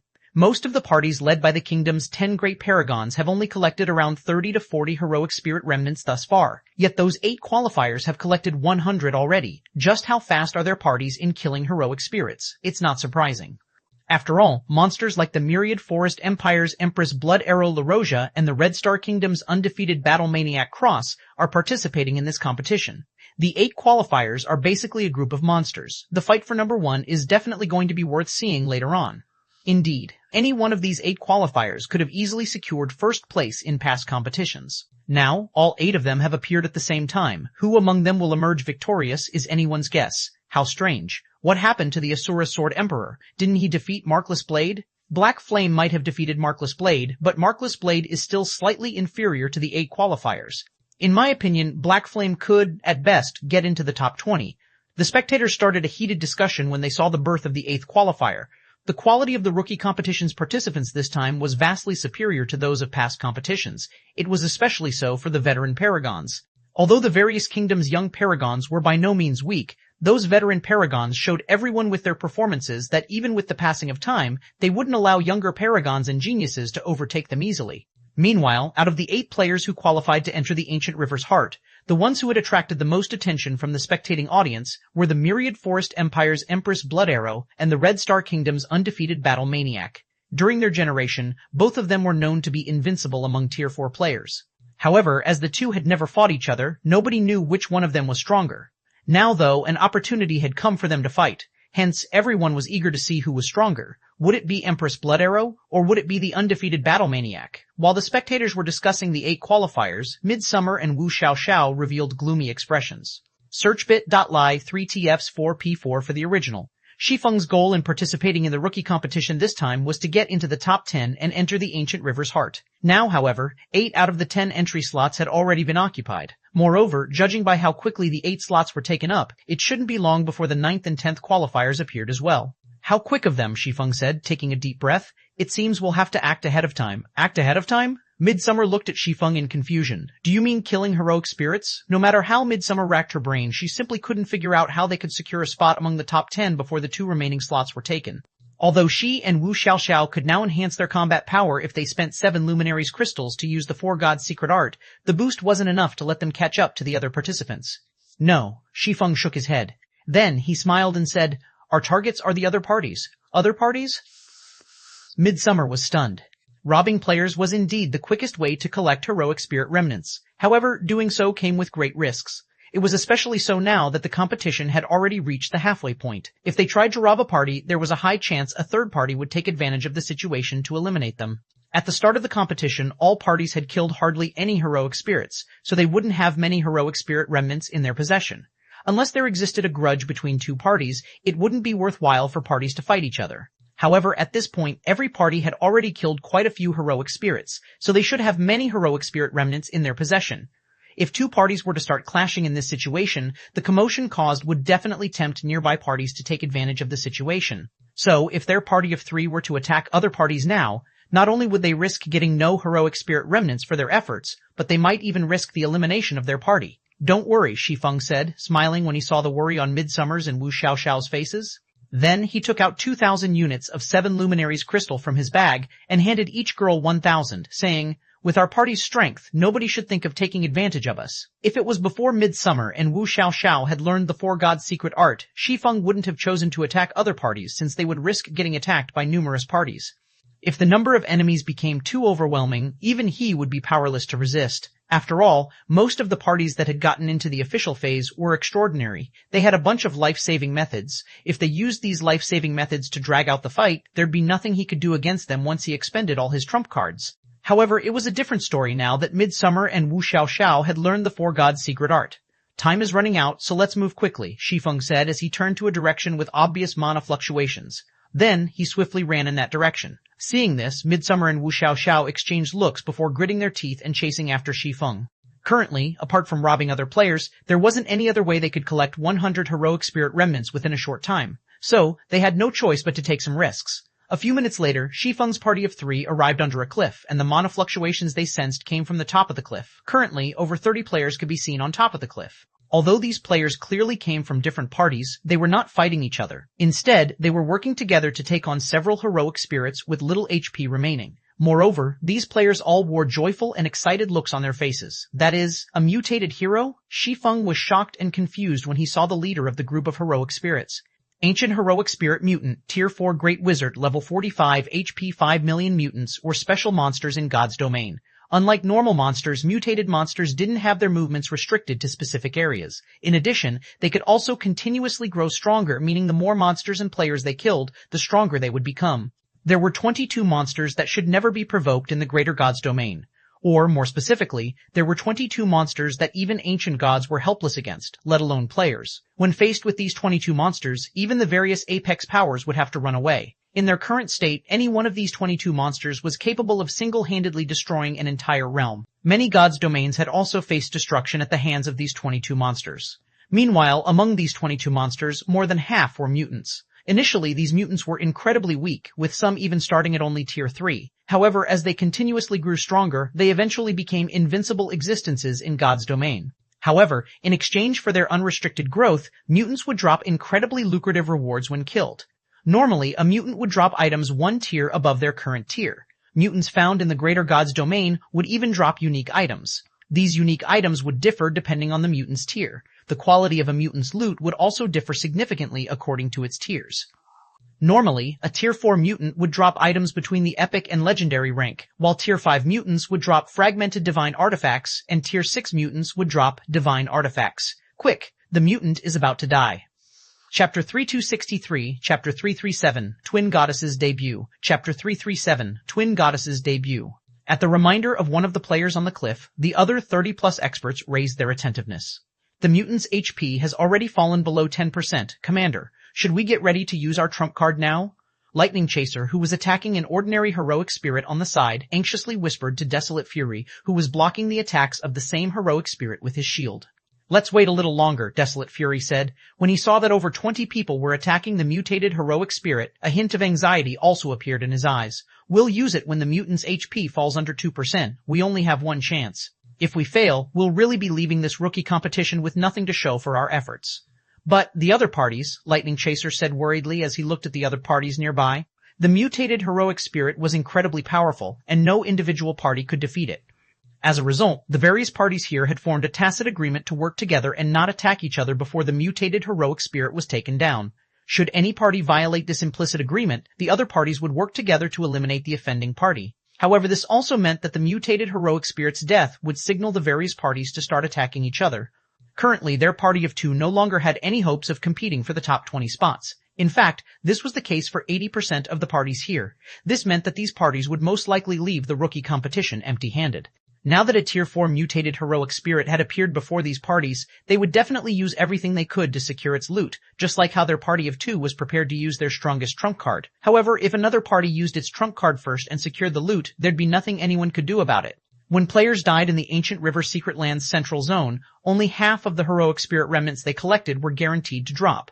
As for the other items they looted, there was only a chance that these items would drop on their death. It wasn't a guaranteed drop. Hence, the mutated heroic spirit's death became the key moment to snatch its loot. The more precise they could time the mutated heroic spirit's death, the greater their chances of snatching its loot. If they took action too soon or too late, there was a high chance the other parties would hinder them. Their party of 2's trump card was a Tier 5 magic scroll. It was even a magic scroll for Meltdown, the strongest single-target fire attributed Tier 5 spell.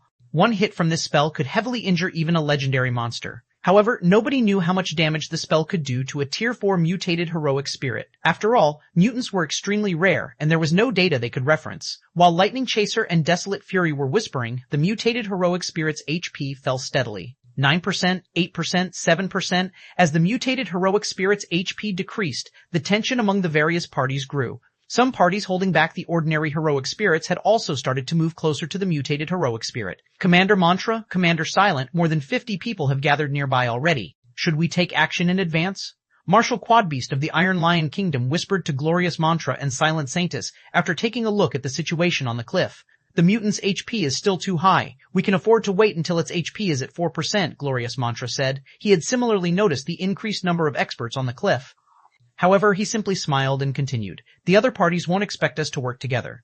If the 3 of us act simultaneously, we can take away 4% of the mutant's HP instantly. Even if the other parties use their trump cards, they can, at most, take 2 or 3% of the mutant's HP. That might be the case, but with so many people gathered here, can we really get away safely afterward?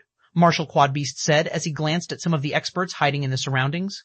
If those people lose their minds and dump all their trump cards on us, there's no way the three of us can survive. It was true that the three of them had combat power at the Tier 5 standard. Even the Titan Behemoth responsible for tanking the mutated heroic spirit was his summoned beast. However, they would still be reduced to ashes in an instant if they were subjected to the various parties' rampant bombardment. It should be known that their goal wasn't just to acquire the mutated heroic spirit's loot. They were also aiming to get into the rookie competition's top 20. Hence, unlike the other parties, they couldn't afford to die. My silent death will ensure nobody can stop us from escaping, Silent Saintess said confidently. Silent death? Martial Quadbeast relaxed significantly when he heard Silent Saintess's words. Silent Death was a Tier 4 super spell that could put all enemies within a 500-yard radius into a silent state. In this state, not only would players be prohibited from using skills and spells, but they would also be prohibited from using any tools. In addition, targets affected by Silent Death would also have their reaction speed sharply reduced. Moreover, unlike other silencing skills and spells, Silent Death would not put the same restriction on the user or the user's teammates. It would only restrict the user's opponents. So, it was an incredibly rare and powerful super spell, and the spellbook for it was far more valuable than even fragmented legendary items. Although Silent Death came with a severe flaw in that it only had a short duration of 6 seconds, it was still a super spell that countless magical class players sought to learn. This was because 6 seconds was enough for an expert to do many things. It was even enough for an expert to kill a player multiple times. In addition, Silent Death did not require any chanting. It could be extended just like a mana domain. When the mutated heroic spirit's HP fell to 5%, 3 figures suddenly broke out of the rank of players attacking the mutant from range and approached the mutant at flying speeds. Who are those people? How dare they take action at this time? Are they tired of living? When everyone saw the 3 figures approaching the mutated heroic spirit, nobody bothered to stop them. Instead, everyone simply laughed as they looked at the 3 figures. There were nearly 20 parties gathered here currently, but none of them were confident in instant killing the mutated heroic spirit when it had 5% of its HP remaining. So, if someone could step forward to shave off some of the mutated heroic spirit's HP for them, they'd be able to use their trump card to instantly kill the mutant and get the best timing to snatch the mutant's loot. As to what would happen to the 3 impatient players, they would definitely be bombarded into smithereens by the various parties' trump cards. "Attack!" shouted the male swordsman. Standing in the lead suddenly shouted as the 3 figures arrived before the mutated heroic spirit. He's Black Flame. Why did they decide to act at this time? Many people recognized Black Flame's appearance and couldn't help but be confused as to why Black Flame would make a move so soon. Not good. Kill them. Martial Quadbeast instinctively shouted when he saw Black Flame. Other people might not know exactly how powerful the Asura Sword Emperor was, but Martial Quadbeast did. If it was Black Flame, the man might very well have a method to instantly shave off 5% of the mutated heroic spirit's HP. Too late. When Shi Feng saw the mythic-ranked Titan Behemoth turning away from the mutated heroic spirit to attack him, he simply ignored it and let its claw descend upon him. When the Titan Behemoth's claw was 5 yards from reaching Shi Feng, the 2 girls who had been chanting and drawing divine runes beside Shi Feng all this time suddenly raised the staves they wielded. Immediately, 200 units of 7 Luminaries crystal in Midsummer's and Wu Xiaoxiao's bags transformed into a stream of mana that flowed into the divine runes they drew. It can be hard to make great work when it's stolen from ShoreEarl.at MCEOX. Tier 4 spell, Crumbling Earth. Tier 4 spell, Waterspout. Chapter 3264, Chapter 338, Mutants Rewards. Chapter 338, Mutants Rewards, TL Notes, 1 changed, Crumbling Earth to Rumbling Earth. 2 incorrect version. This was great and all, but there was a problem in that the 4 Gods secret art was split into 4 parts that corresponded to the 4 major elements, and each part enhanced only one specific element. Moreover, only up to 4 players could learn the 4 Gods secret art. Corrected version, this was great and all, but there was a problem in that the 4 Gods secret art was split into 4 parts that corresponded to the 4 major elements, and each part enhanced only one specific element. Moreover, each part could only be learned by 1 player, and up to a maximum of 4 players could learn the 4 Gods secret art. Are they crazy? Lightning Chaser was stunned by the spells Midsummer and Wu Xiaoxiao used. Do they think they can instantly kill the mutated heroic spirit and block the Titan Behemoth's attack with only Tier 4 spells? The mutated heroic spirit might be a Tier 4 Great Wizard, but it was still a mutant. In terms of overall strength, the Tier 4 mutated heroic spirit was comparable to legendary monsters. Although the mutated heroic spirit was far less durable than legendary monsters, it could attack using various combinations of spells, achieving attacks far stronger than the average legendary monster. Moreover, as a great wizard, the mutated heroic spirit possessed incredibly high magic resistance. The mutant's magic resistance was so high that ordinary Tier 4 spells could hardly damage it, let alone take away 5% of its HP in one fell swoop. Stopping the Titan Behemoth's attack with only Tier 4 spells was also a joke. The Titan Behemoth might only be at the mythic rank, but its bloodline allowed it to have strength at the Tier 5 standard. This was also why the Titan Behemoth could hold its ground against the mutated heroic spirit. If any Tier 4 MT tried to tank the mutated heroic spirit, they would have long since been reduced to ashes. When Lightning Chaser thought Shi Feng's party of 3 was going to get killed by the Titan Behemoth's attack, the ground suddenly shook as if a magnitude 8 earthquake was taking place. Then, the ground several hundred yards around the Titan Behemoth cracked and burst apart, sending everyone but Shi Feng's party flying into the air.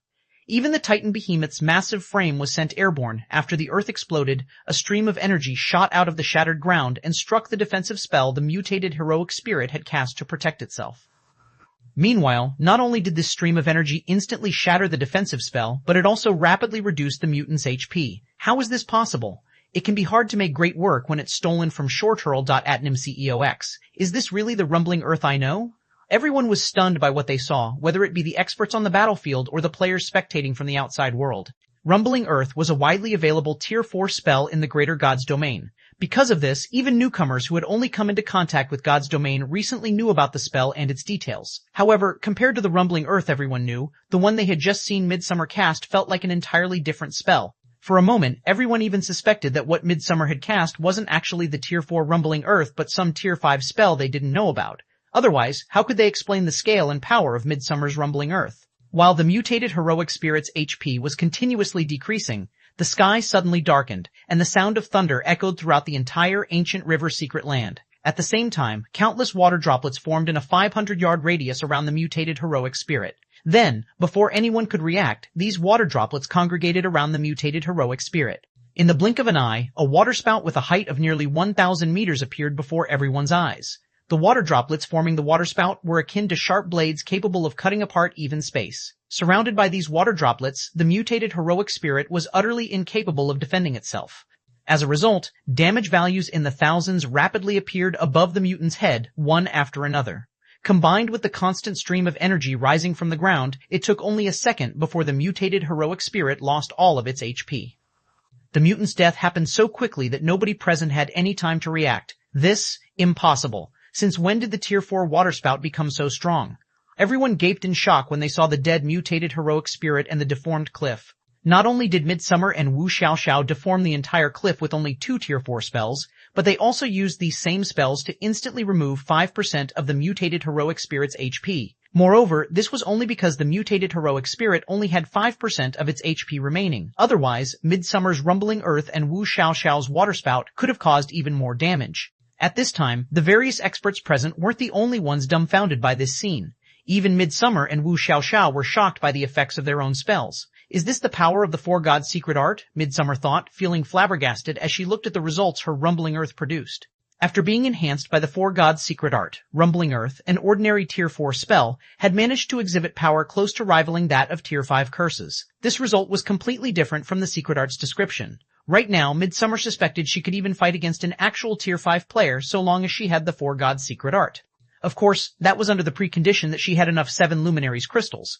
It cost 200 units of 7 Luminaries crystal just to enhance one attack. Not even hegemonic powers would dare to fool around with the Four Gods' secret art. After all, it was very normal for a battle between 2 Tier 5 players to involve dozens or hundreds of exchanges unless there was a significant gap, as expected of one of the 6 great secret arts. It can already achieve such power with only 2 people using it together. If 4 people use it together, even an expert with a gold combat technique mastered would have to run away, Shi Feng thought as he looked at the ruined cliff. Every one of the Starlight Realm's 6 great secret arts was only mentioned in legends. Nobody had ever seen the 6 great secret arts' true effects and power. Everyone only knew that they rivaled gold combat techniques. However, after seeing Midsummer and Wu Xiaoxiao using the Four Gods' secret art, Shi Feng felt that the 6 great secret arts might be even more powerful than the legends described. At this moment, Shi Feng even suspected that the old demon back then had already secretly gathered 4 people to learn the Four Gods' secret art. Hence, he dared to reveal the so-called mana cohesion method to the public. Either that or he had intended to spread the information so that he could get enough people to learn the Four Gods' secret art. After all, if the Four Gods' secret art was already so powerful with only 2 people using it, if 4 people used the secret art together, it wouldn't be an exaggeration to call them invincible among Tier 6 players. While everyone was shocked, a purple glow enveloped Shi Feng, Midsummer, and Wu Xiaoxiao as all 3 of them leveled up to level 140. The mutant is dead. Snatch the loot, quick. Don't let the 3 of them get the loot. Upon seeing Shi Feng's group of 3 level up, everyone promptly snapped out of their daze and focused their attention on the items falling out of the sky. The mutated heroic spirit dropped over 100 items on its death, and every one of these items radiated powerful mana and aura, an indicator that these items were extraordinary. Currently, however, Shi Feng's party was not only the closest to the loot, but the trio had also grasped the timing of the loot's appearance, the most accurately out of everyone. The trio had charged at the dropped items as soon as they appeared and started frenziedly grabbing items out of the air. Damn it, we're a step too late. Let's join forces to kill them. Otherwise, none of us will be leaving with any loot. Okay, let's kill them together. Immediately, everyone steeled their resolves and tacitly used their trump cards at Shi Feng's party of 3 simultaneously.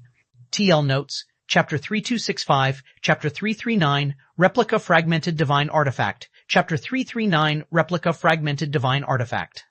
Upon seeing Shi Feng's party of 3 move for the items that were slowly falling out of the sky, the 50-plus players on the cliff promptly took action, using either Tier 5 magic scrolls or consumables that could exhibit power at the Tier 5 standard. In the blink of an eye, 7 Tier 5 spells and 5 Tier 5 tools were used. Among the consumables used, there was even the Tier 5 Annihilation Thunderbolt, the Tier 5 Sanctioning Flames, and the Tier 5 Aurora Spear. When Shi Feng saw all these Tier 5 attacks, even he couldn't help but be a little astonished. Tier 5 magic scrolls were extremely precious even in the Greater God's domain. Even the cheapest Tier 5 magic scroll was close to rivaling fragmented legendary items in value.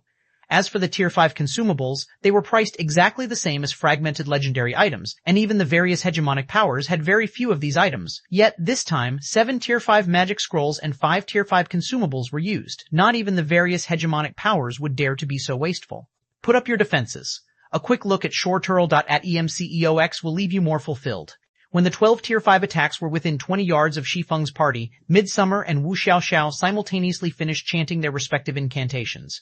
Tier 4 defensive spell, Omniguard. Tier 4 defensive spell, Ocean's Wall. As soon as the two cast their defensive spells, another 200 units of 7 Luminaries crystal disappeared from each of their bags.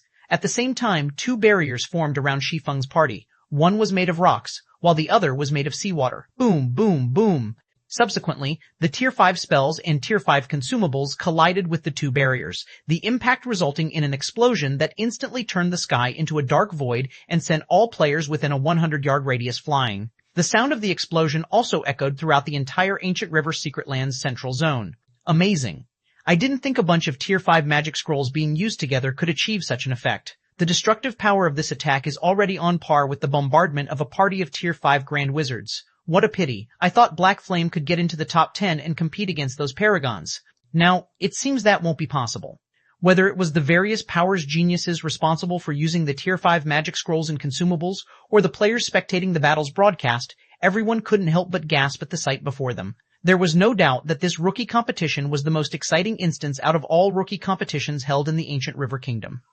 Even the Myriad Forest Empire's Battle of Geniuses paled compared to the gathering of paragons in this rookie competition. Sure enough, none of the parties here should be underestimated. Glorious mantras, martial quadbeasts, and silent Sanctus's hearts pounded as they looked at the huge cloud of dust before them. Even if the 3 of them worked together, they would probably be obliterated if they had to go up against so many Tier 5 attacks simultaneously.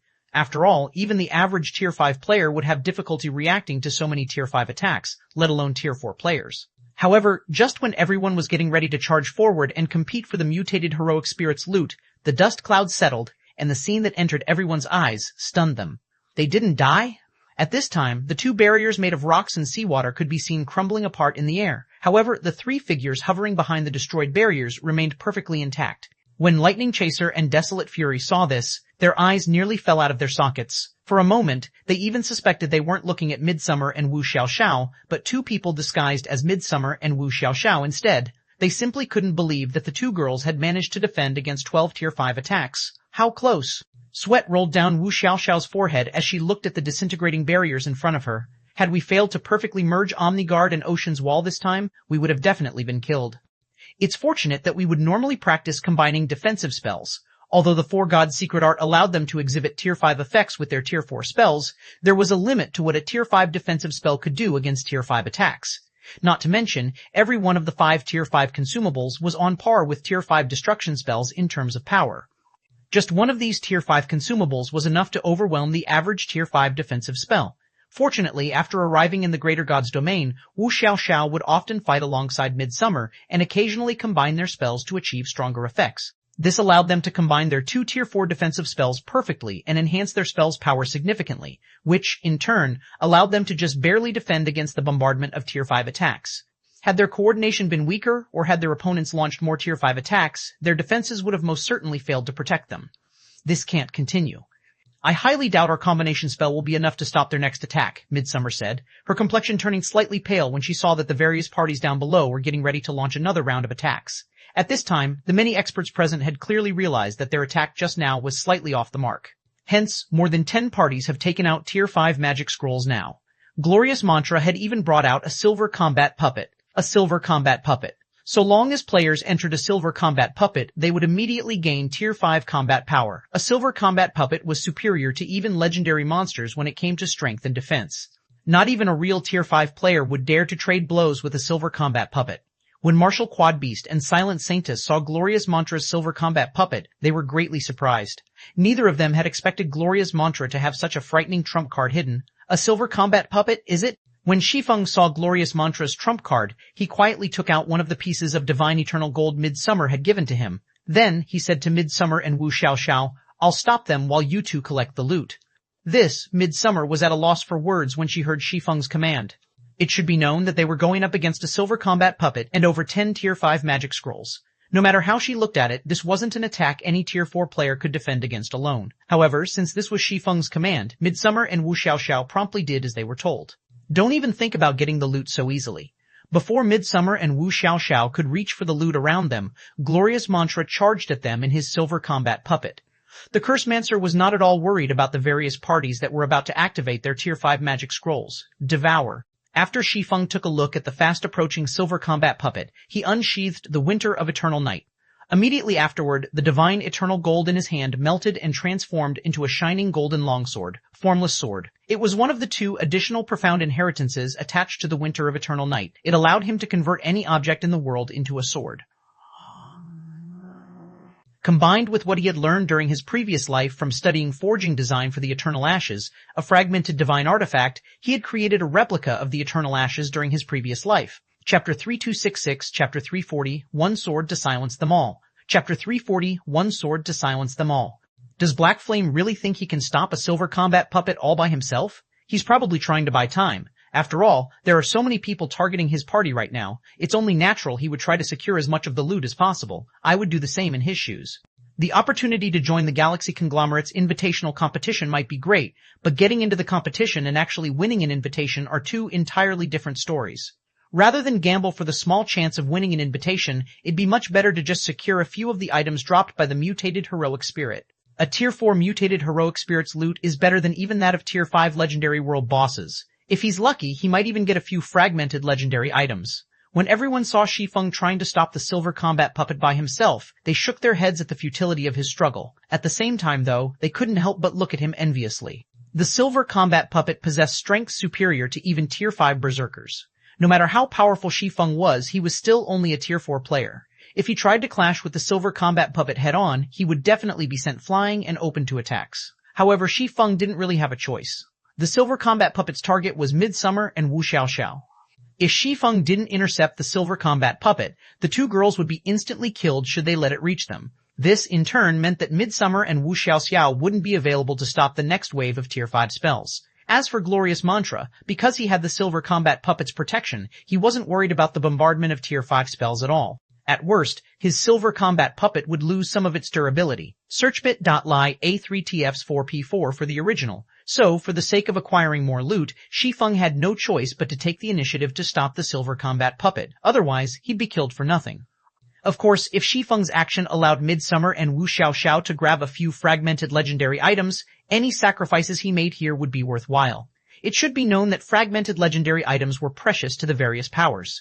Even hegemonic powers could only afford to give their peerless geniuses 2 or 3 fragmented legendary items when they were at Tier 4. Meanwhile, the more fragmented legendary items a Tier 4 player possessed, the more easily the player could get promoted to Tier 5. The Tier 5 promotion required players to collect all sorts of legacy guidances. Apart from the peerless geniuses of upper-ranking hegemonic powers and apex powers, The peerless geniuses and paragons of all other powers had to search for their legacy guidances on their own if they wanted to get promoted to Tier 5. Because of this, individual strength was very important for Tier 4 players. Meanwhile, the strength of a Tier 4 player was largely dependent on their weapons and equipment. At Tier 4 and Tier 5, even the difference of one fragmented legendary item could result in a significant difference in basic attributes. While everyone was discussing Shi Feng's actions and decisions, the silver combat puppet suddenly swung several dozen punches at Shi Feng. The silver combat puppet was 10 meters tall, and its fists were the size of houses.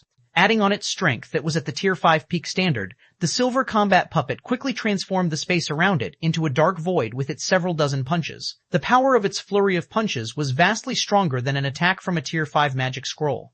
Do you think you're invincible just because you defeated Markless Blade? Glorious Mantra sneered as he watched the silver combat puppet's fists rapidly overlapping with Shi Feng's figure. In terms of combat standards and basic attributes, Glorious Mantra admitted that he was inferior to Markless Blade. However, the outcome of fights between players out in the fields wasn't decided based solely on these two factors. The various tools players wielded also played an important role. Combat puppets were strategic weapons designed for war. In the case of silver combat puppets, they were slaughter machines often used by the various hegemonic powers when they waged war against each other. A silver combat puppet could even go up against a group of Tier 5 players, let alone one Tier 4 player. Boom, boom, boom. When the silver combat puppet's large fists fell on Shi Feng's body, the sound of metal ringing appeared in a series and echoed throughout the entire mountaintop. Sparks also flew everywhere, brightening the dim sky a little. This, impossible, Glorious Mantra gaped in shock when he saw Shi Feng blocking the silver combat puppet's attacks and coming out unscathed. He had used a combination of the silver combat puppet's strength and his storm strike, a silver combat technique, to attack Shi Feng. Not only did this combination allow him to exhibit power at the Tier 5 apex standard with every punch, but it also enabled him to attack at the rate of a Tier 5 player. Even a paragon like Markless Blade would be instantly killed by such an attack. Yet, Shi Feng had resisted the attacks without taking any damage. However, before Glorious Mantra could recover from his shock, the surrounding parties had already used their Tier 5 magic scrolls and Tier 5 consumables. Immediately, more than 20 Tier 5 spells flew at Shi Feng's party, the combined might of the attacks vastly greater than the first round of attacks. Even the storm strike executed by the silver combat puppet paled in comparison. When Shi Feng saw the oncoming Tier 5 spells, he began brandishing the golden longsword he wielded at the attacks. Immediately, over 20 dazzling sword lights cut through the Tier 5 spells one after another, causing them to disintegrate. Even the magic arrays maintaining these spells had crumbled and disappeared.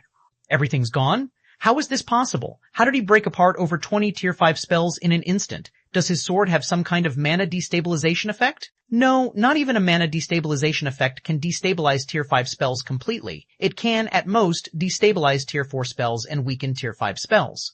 Everyone present was shocked when they saw the Tier 5 spells disintegrating. It wasn't uncommon to see Tier 4 spells getting destabilized, especially among players of their caliber. However, none of them had ever seen Tier 5 spells getting destabilized before. It should be known that the difference between Tier 4 and Tier 5 spells wasn't limited to just their power output. The mana composition and density of Tier 5 spells were also on a completely different level. The so-called mana destabilization effect was achieved by using stronger and denser mana to clash with mana of lower strength and density, causing the latter to destabilize and disintegrate. However, Tier 5 spells were made up of near-solid mana. Because of this, it was nigh impossible to destabilize a Tier 5 spell completely. It couldn't be achieved even with mana that had thoroughly achieved a solid state. At most, mana destabilization could destabilize a portion of a Tier 5 spell's mana, thereby weakening it. Yet, the Tier 5 spells before them had disappeared. Since you people have had your turn, it's my turn now. Seeing the confused looks on everyone's faces, Shi Feng swung his replica Eternal Ashes and merged it with the world around him. Holy Law. Immediately, stone swords shot out from the ground in a 200-yard radius one after another, every sword carrying power rivaling the punches of the silver combat puppet. Not even Tier 5 players could afford to defend against these stone swords without adequate countermeasures. In the blink of an eye, over half of the 50-plus experts on the battlefield were killed. Some of these experts didn't even manage to react to the sudden attack before they got killed. As for the stronger experts, they only managed to block one or two stone swords before they got pierced by other stone swords and killed on the spot. Whether it was experts still alive on the battlefield or the players spectating from the outside world, they all fell silent at this moment. It should be known that every player on the battlefield was an extraordinary expert. Every one of them was either a peerless genius or a paragon who had gotten through the rookie competition's preliminaries, and even the weakest among them was a fourth-floor expert. Moreover, they also had many life-saving measures, and even Tier 5 experts would have difficulty killing them. Yet now, Shi Feng had killed nearly 30 of such experts in one move. Chapter 3267, Chapter 341, Top 10 Determined, Chapter 3411, Top 10 Determined, TL Notes, changed the description for Formless Sword, Original, Additional Profound Inheritance, 1, Formless Sword. Converts heaven and earth into a temporary sword. The quality of the sword created depends on the surrounding environment and the magic array constructed by the user. Changed, Additional Profound Inheritance 1, Formless Sword. Converts any object into a temporary sword. The quality of the sword created depends on the object used and the magic array constructed by the user. Sure enough, the Eternal Ashes is an extraordinary weapon. Shi Feng mentally exclaimed when he saw that his attack had killed nearly 30 experts. One of the greatest harvests he had acquired in his previous life was the forging design for the Eternal Ashes. The Eternal Ashes was a fragmented divine artifact whose value rivaled complete divine artifacts. However, it had an absurdly high forging difficulty, and even divine forgers had a frighteningly low success rate at forging it. On top of that, the weapon required many divine artifact-ranked materials to produce. As a result, it was a weapon that had only ever existed in the form of a forging design. Originally, Shi Feng hadn't been expecting much when he used the pairing of the Eternal Divine Gold and the Eternal Ashes magic array to activate Formless Sword, so it greatly surprised him when the replica Eternal Ashes turned out to be at the legendary rank.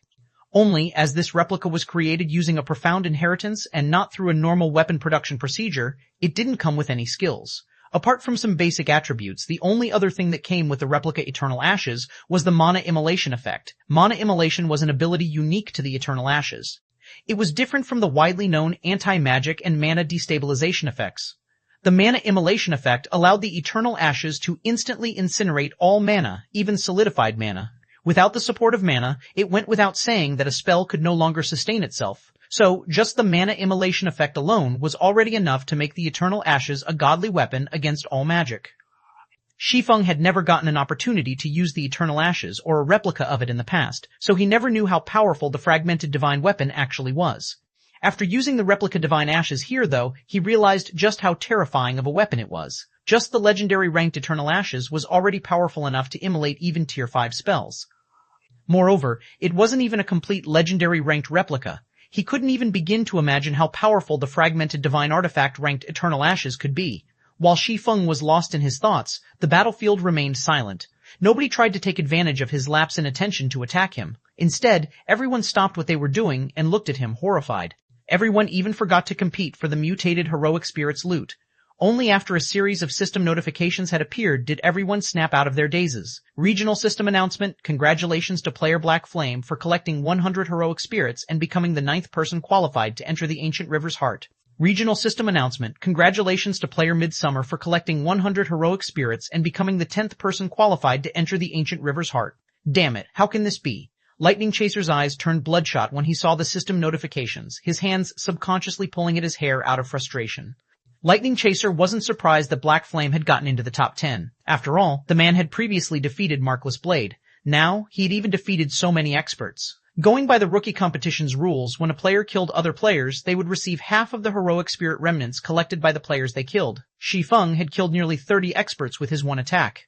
Even if he could only obtain 20 heroic spirit remnants from each player, he would still receive a total of nearly 600 heroic spirit remnants. However, Midsummer had done nothing but loot items this entire time.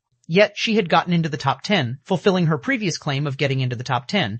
In addition, according to the competition's rules, players of the same party could share the heroic spirit remnants they had collected among themselves.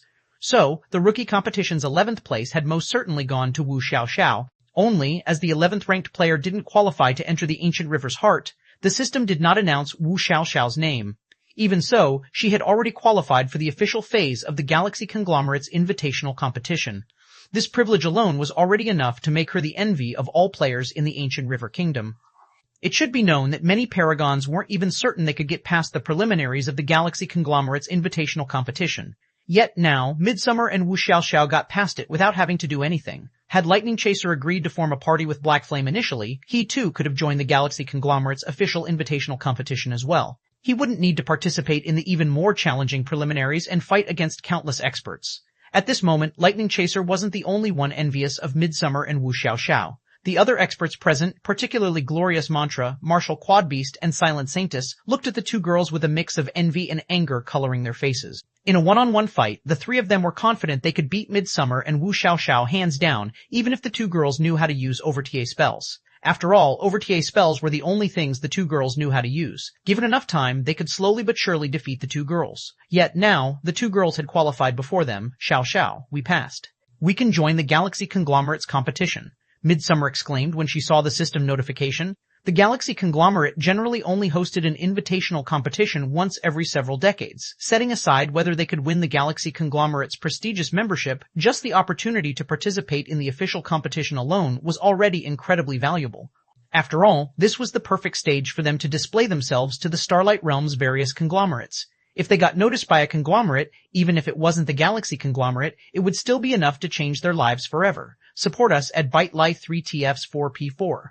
Moreover, the official competition was different from the cruel preliminaries, where one would be eliminated after just one defeat. To ensure the quality of the participants, the official competition adopted a point-based system. That was to say, participants in the official competition could fight against many experts, which could greatly help those looking to improve themselves. There had even been instances of experts failing to get an invitation, even after getting into one of the Galaxy Conglomerate's official invitational competitions, but eventually growing into Tier 6 powerhouses sought after by the various conglomerates because of the growth they managed to achieve from fighting against the many experts during the competition. I get to participate in the competition as well? Wu Xiaoxiao couldn't help but rub her eyes when she saw the system notifications, her mind finding it hard to believe this situation was real. Although Wu Xiaoxiao had never participated in a conglomerate's invitational competition before, she knew that almost every player who had managed to get into the official phase of a conglomerate's invitational competition was either a peerless genius or a paragon internally nurtured by a hegemonic power. Just the opportunity to participate in an official invitational competition was an honor in and of itself. At the same time, it was also an opportunity to step onto a bigger stage in the greater god's domain. Even if she failed to win anything in the official competition, just the geniuses and paragons she could get to know would significantly help her future development. The Starlight Realm was a very big place, far bigger than any individual god's domain. There were also well over 1,000 kingdoms and empires in the Starlight Realm, and every country had different legacies. Normally, it was impossible for a player to get acquainted with the various peerless geniuses and paragons scattered across the Starlight Realm. However, the Galaxy Conglomerate's invitational competitions made this a possibility. If she could get acquainted with some of the participating geniuses and paragons, these people might extend an invitation to her when they come across a fortuitous opportunity in the future. If she could get the help of these geniuses and paragons, she would have a much smoother time developing than if she were to do everything by herself. Only, Wu Xiaoxiao had never thought she could get into the rookie competition's top 20. With how many paragons were participating in the rookie competition this time, she would have been satisfied so long as she could see Shi Feng enter the top 10. She never thought that she, too, would qualify for the Galaxy Conglomerate's official invitational competition. We've collected all the loot, Brother Black Flame. Should we retreat now? Midsummer quietly asked Shi Feng as she swept her gaze across the motionless experts on the battlefield. After Shi Feng had slain nearly 30 experts, the remaining experts, including Glorious Mantra and his silver combat puppet, no longer showed any intentions of attacking their party. These experts only stood still and looked at their party of 3. The scene was incredibly strange. No need to retreat, Shi Feng said as he scanned his surroundings with a faint smile. They won't dare to attack us anymore. But, Xiao, you'll have to log off to rest until the end of the rookie competition. Currently, he not only possessed the strength to hold back the silver combat puppet, but he also had the ability to instantly kill nearly 30 experts. Everyone present was looking to join the Galaxy Conglomerate's official invitational competition, so, naturally, nobody was willing to stick out their own neck. As to why he told Wu Xiaoxiao to go offline, it was because he and Midsummer would be teleported to the ancient river's heart a minute later. Because Wu Xiaoxiao was currently in 11th place in the rookie competition, unless she died or went offline, she would be in danger until the end of the competition. So, the safest option for her to retain her ranking and the items she just looted would be to go offline. The normal logout procedure had a 30-second waiting time. Moreover, once a player entered a combat state, they would no longer be able to log out normally. Originally, the surrounding experts would never have allowed Wu Xiaoxiao to log out normally. Now, though, that was no longer a concern. Understood.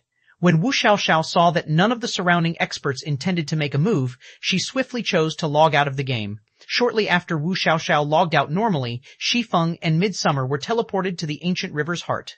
When the several parties approaching the battlefield from a distance saw Glorious Mantra and the other experts doing nothing to stop Wu Xiaoxiao from logging off, they couldn't help but grow confused. Have they lost their minds? Why did they let such a good opportunity get away? Thank you for reading on novelhall.com, Chapter 3268, Chapter 342, Opponent.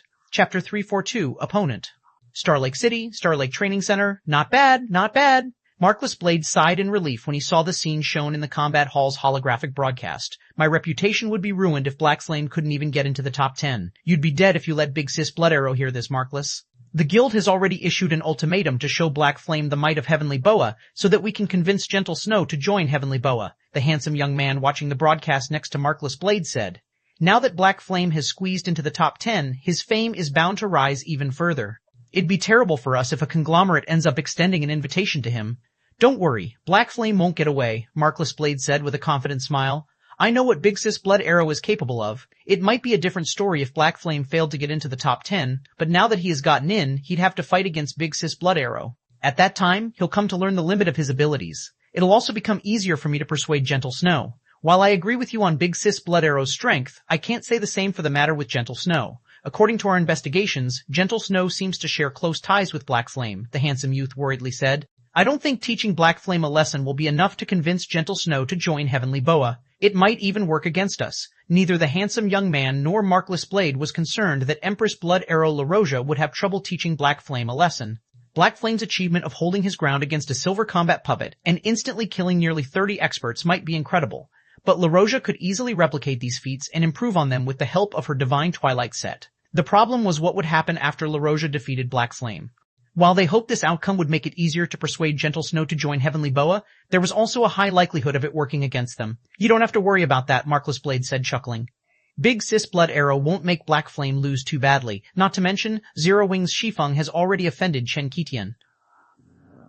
Once the City Legion's selection ends, and the trial battles for official participants begin, Chen Qilin will definitely help Chen Qitian take revenge on Shi Feng. Even if Shi Feng has received the commander's attention, do you think a vice commander like Chen Qilin can't take care of a newcomer? With Chen Qilin's decisive personality, he might even make it impossible for Shi Feng to join any ace battle group.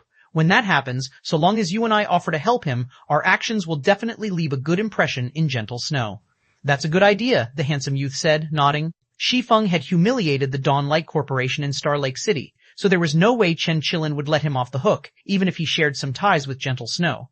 After all, an undeveloped genius was nothing more than just a genius. Even if Gentle Snow was monstrously talented, it would take her a long time before she could grow into an actual powerhouse.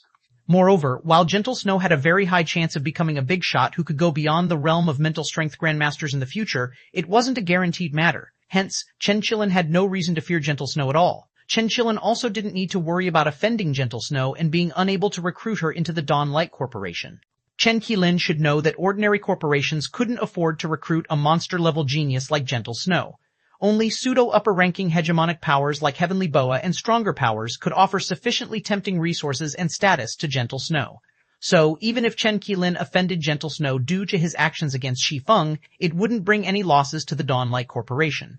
Not to mention, Chen Qilin was a late bloomer. He might not have performed as well as Gentle Snow when he first joined the Star Lake Legion, but he had shown rapid growth after joining the City Legion and had already become a 2-star mental strength grandmaster. So long as he became a 3-star mental strength grandmaster, with his young age, the status he enjoyed among the various powers could even rival Gentle Snow's status. This gave him even less reason to fear offending Gentle Snow. Most importantly, Star Lake City was the Dawn Light Corporation's roots. If the corporation dared not take action against Shi Feng simply because it feared Gentle Snow, the corporation's future in Star Lake City would be bleak. All of these factors combined made it so that Chen Qilin had to teach Shi Feng the lesson. Moreover, there would be nothing Gentle Snow could do about it.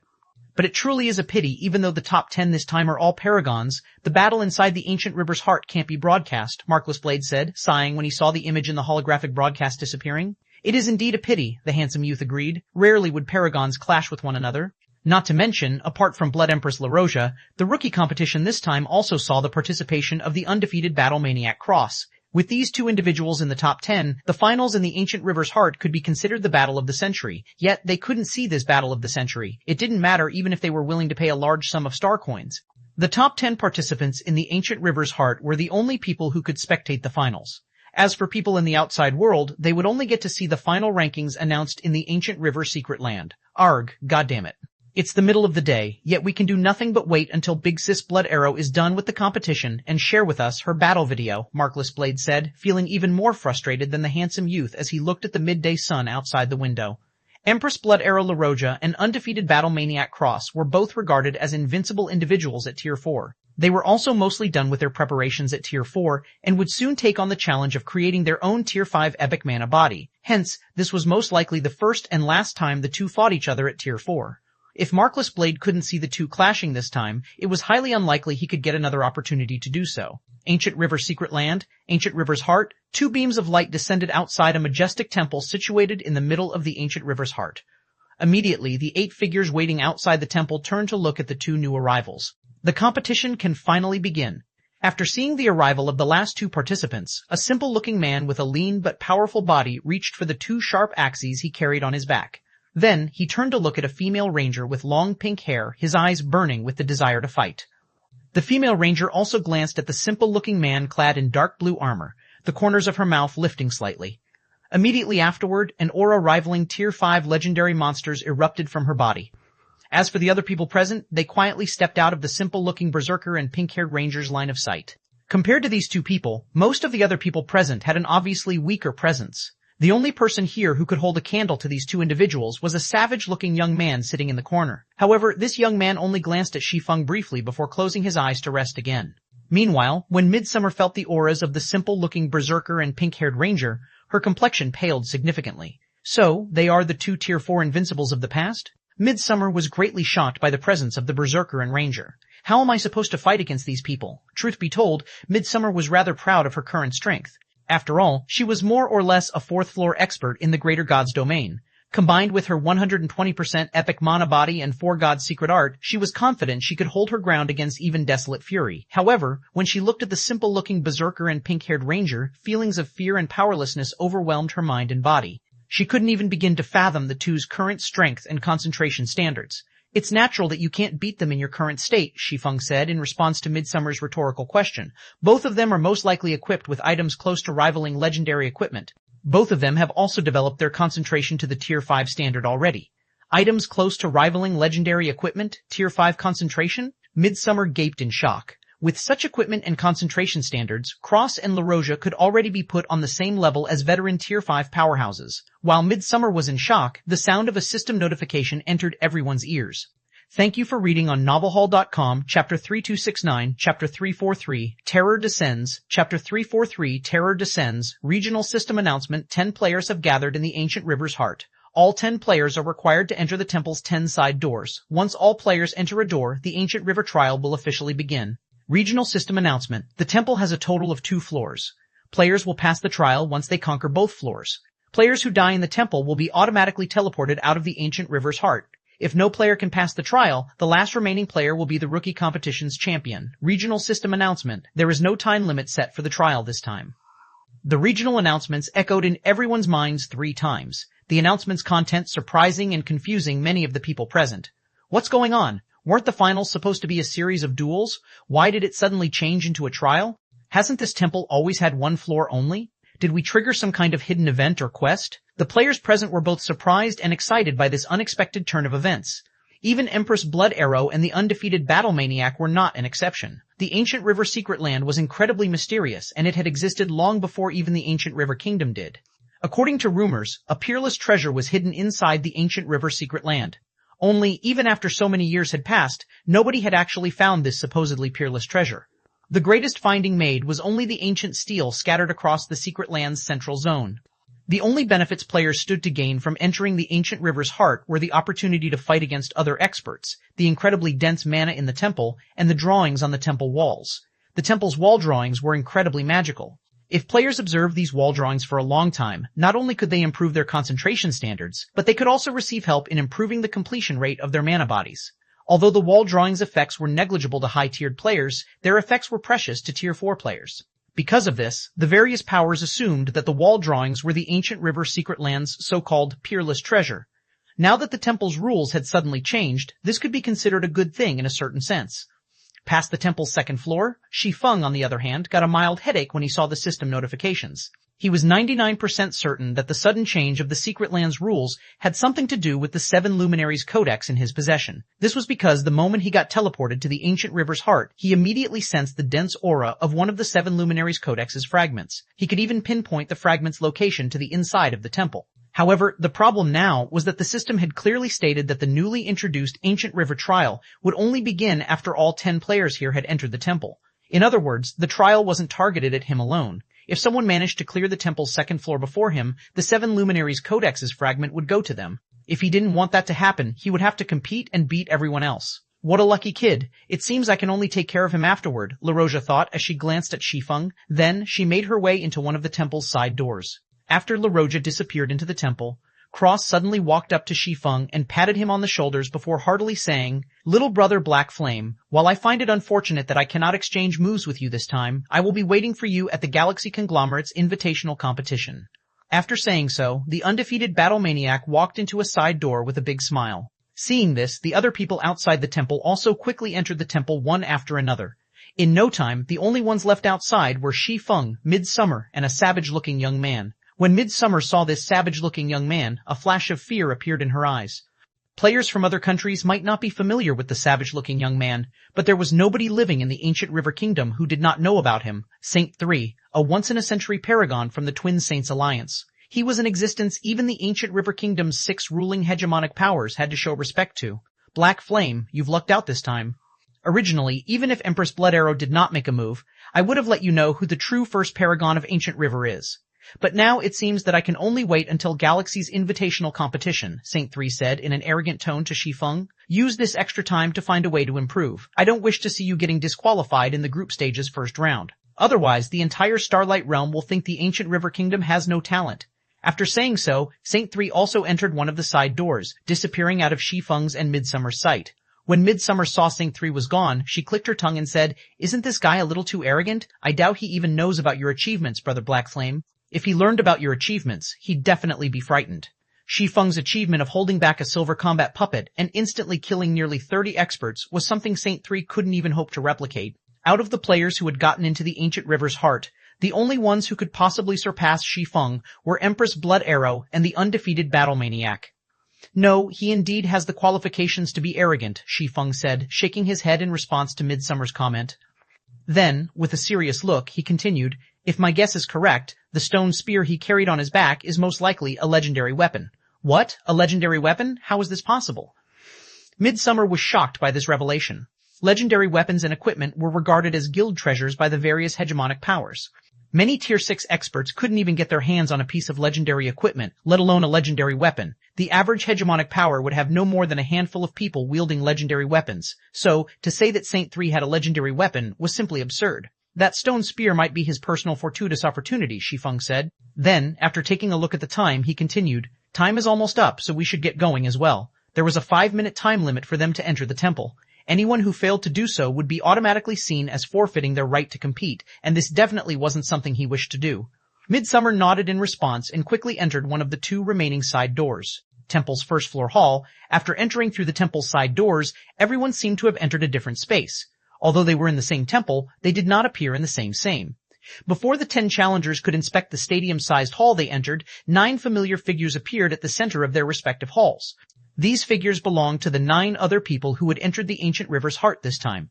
The 9 doppelgangers were a perfect copy of their original. On top of having the same items, the doppelgangers even moved the same way as their originals. The only way everyone could tell that they were going up against fakes rather than the real deal was the diamond-shaped icons hovering above the doppelgangers' heads, an indicator that they were NPCs. I had wanted to teach that Black Flame a lesson, but I guess I can use his doppelganger to test the waters first. After taking a look at an inconspicuous man standing among the 9 doppelgangers, LaRosia immediately drew her bow and sent over 20 arrows flying at the other party. Thank you for reading on novelhall.com, Chapter 327D, Chapter 344, An Even More Troublesome Existence, Chapter 344, An Even More Troublesome Existence. Along with the appearance of the 9 figures, a system notification quickly followed. System, break the barrier sealing off the pathway to the 2nd floor and enter the temple's 2nd floor while surviving against the 9 doppelgangers. There is no time limit for the trial. You will be automatically teleported out of the Ancient River's heart on death. The system notification repeated 3 times for all 10 players in the Ancient River's heart. Upon seeing the notification, all 10 participants showed varying reactions. Some carefully observed the 9 doppelgangers before them, while some attacked the doppelgangers into action without hesitation. A minute later, in a certain temple plaza in the Ancient River Secret Land, currently, a holographic screen was displayed above the plaza, and the screen showed a list of names that everyone was familiar with.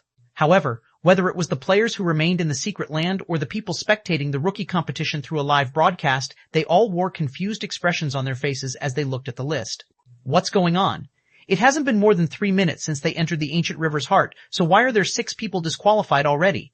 If I remember correctly, the rookie competition's finals were supposed to be a point-based tournament, and every participant had to fight 9 matches before the rankings were decided. So, why are the results out already?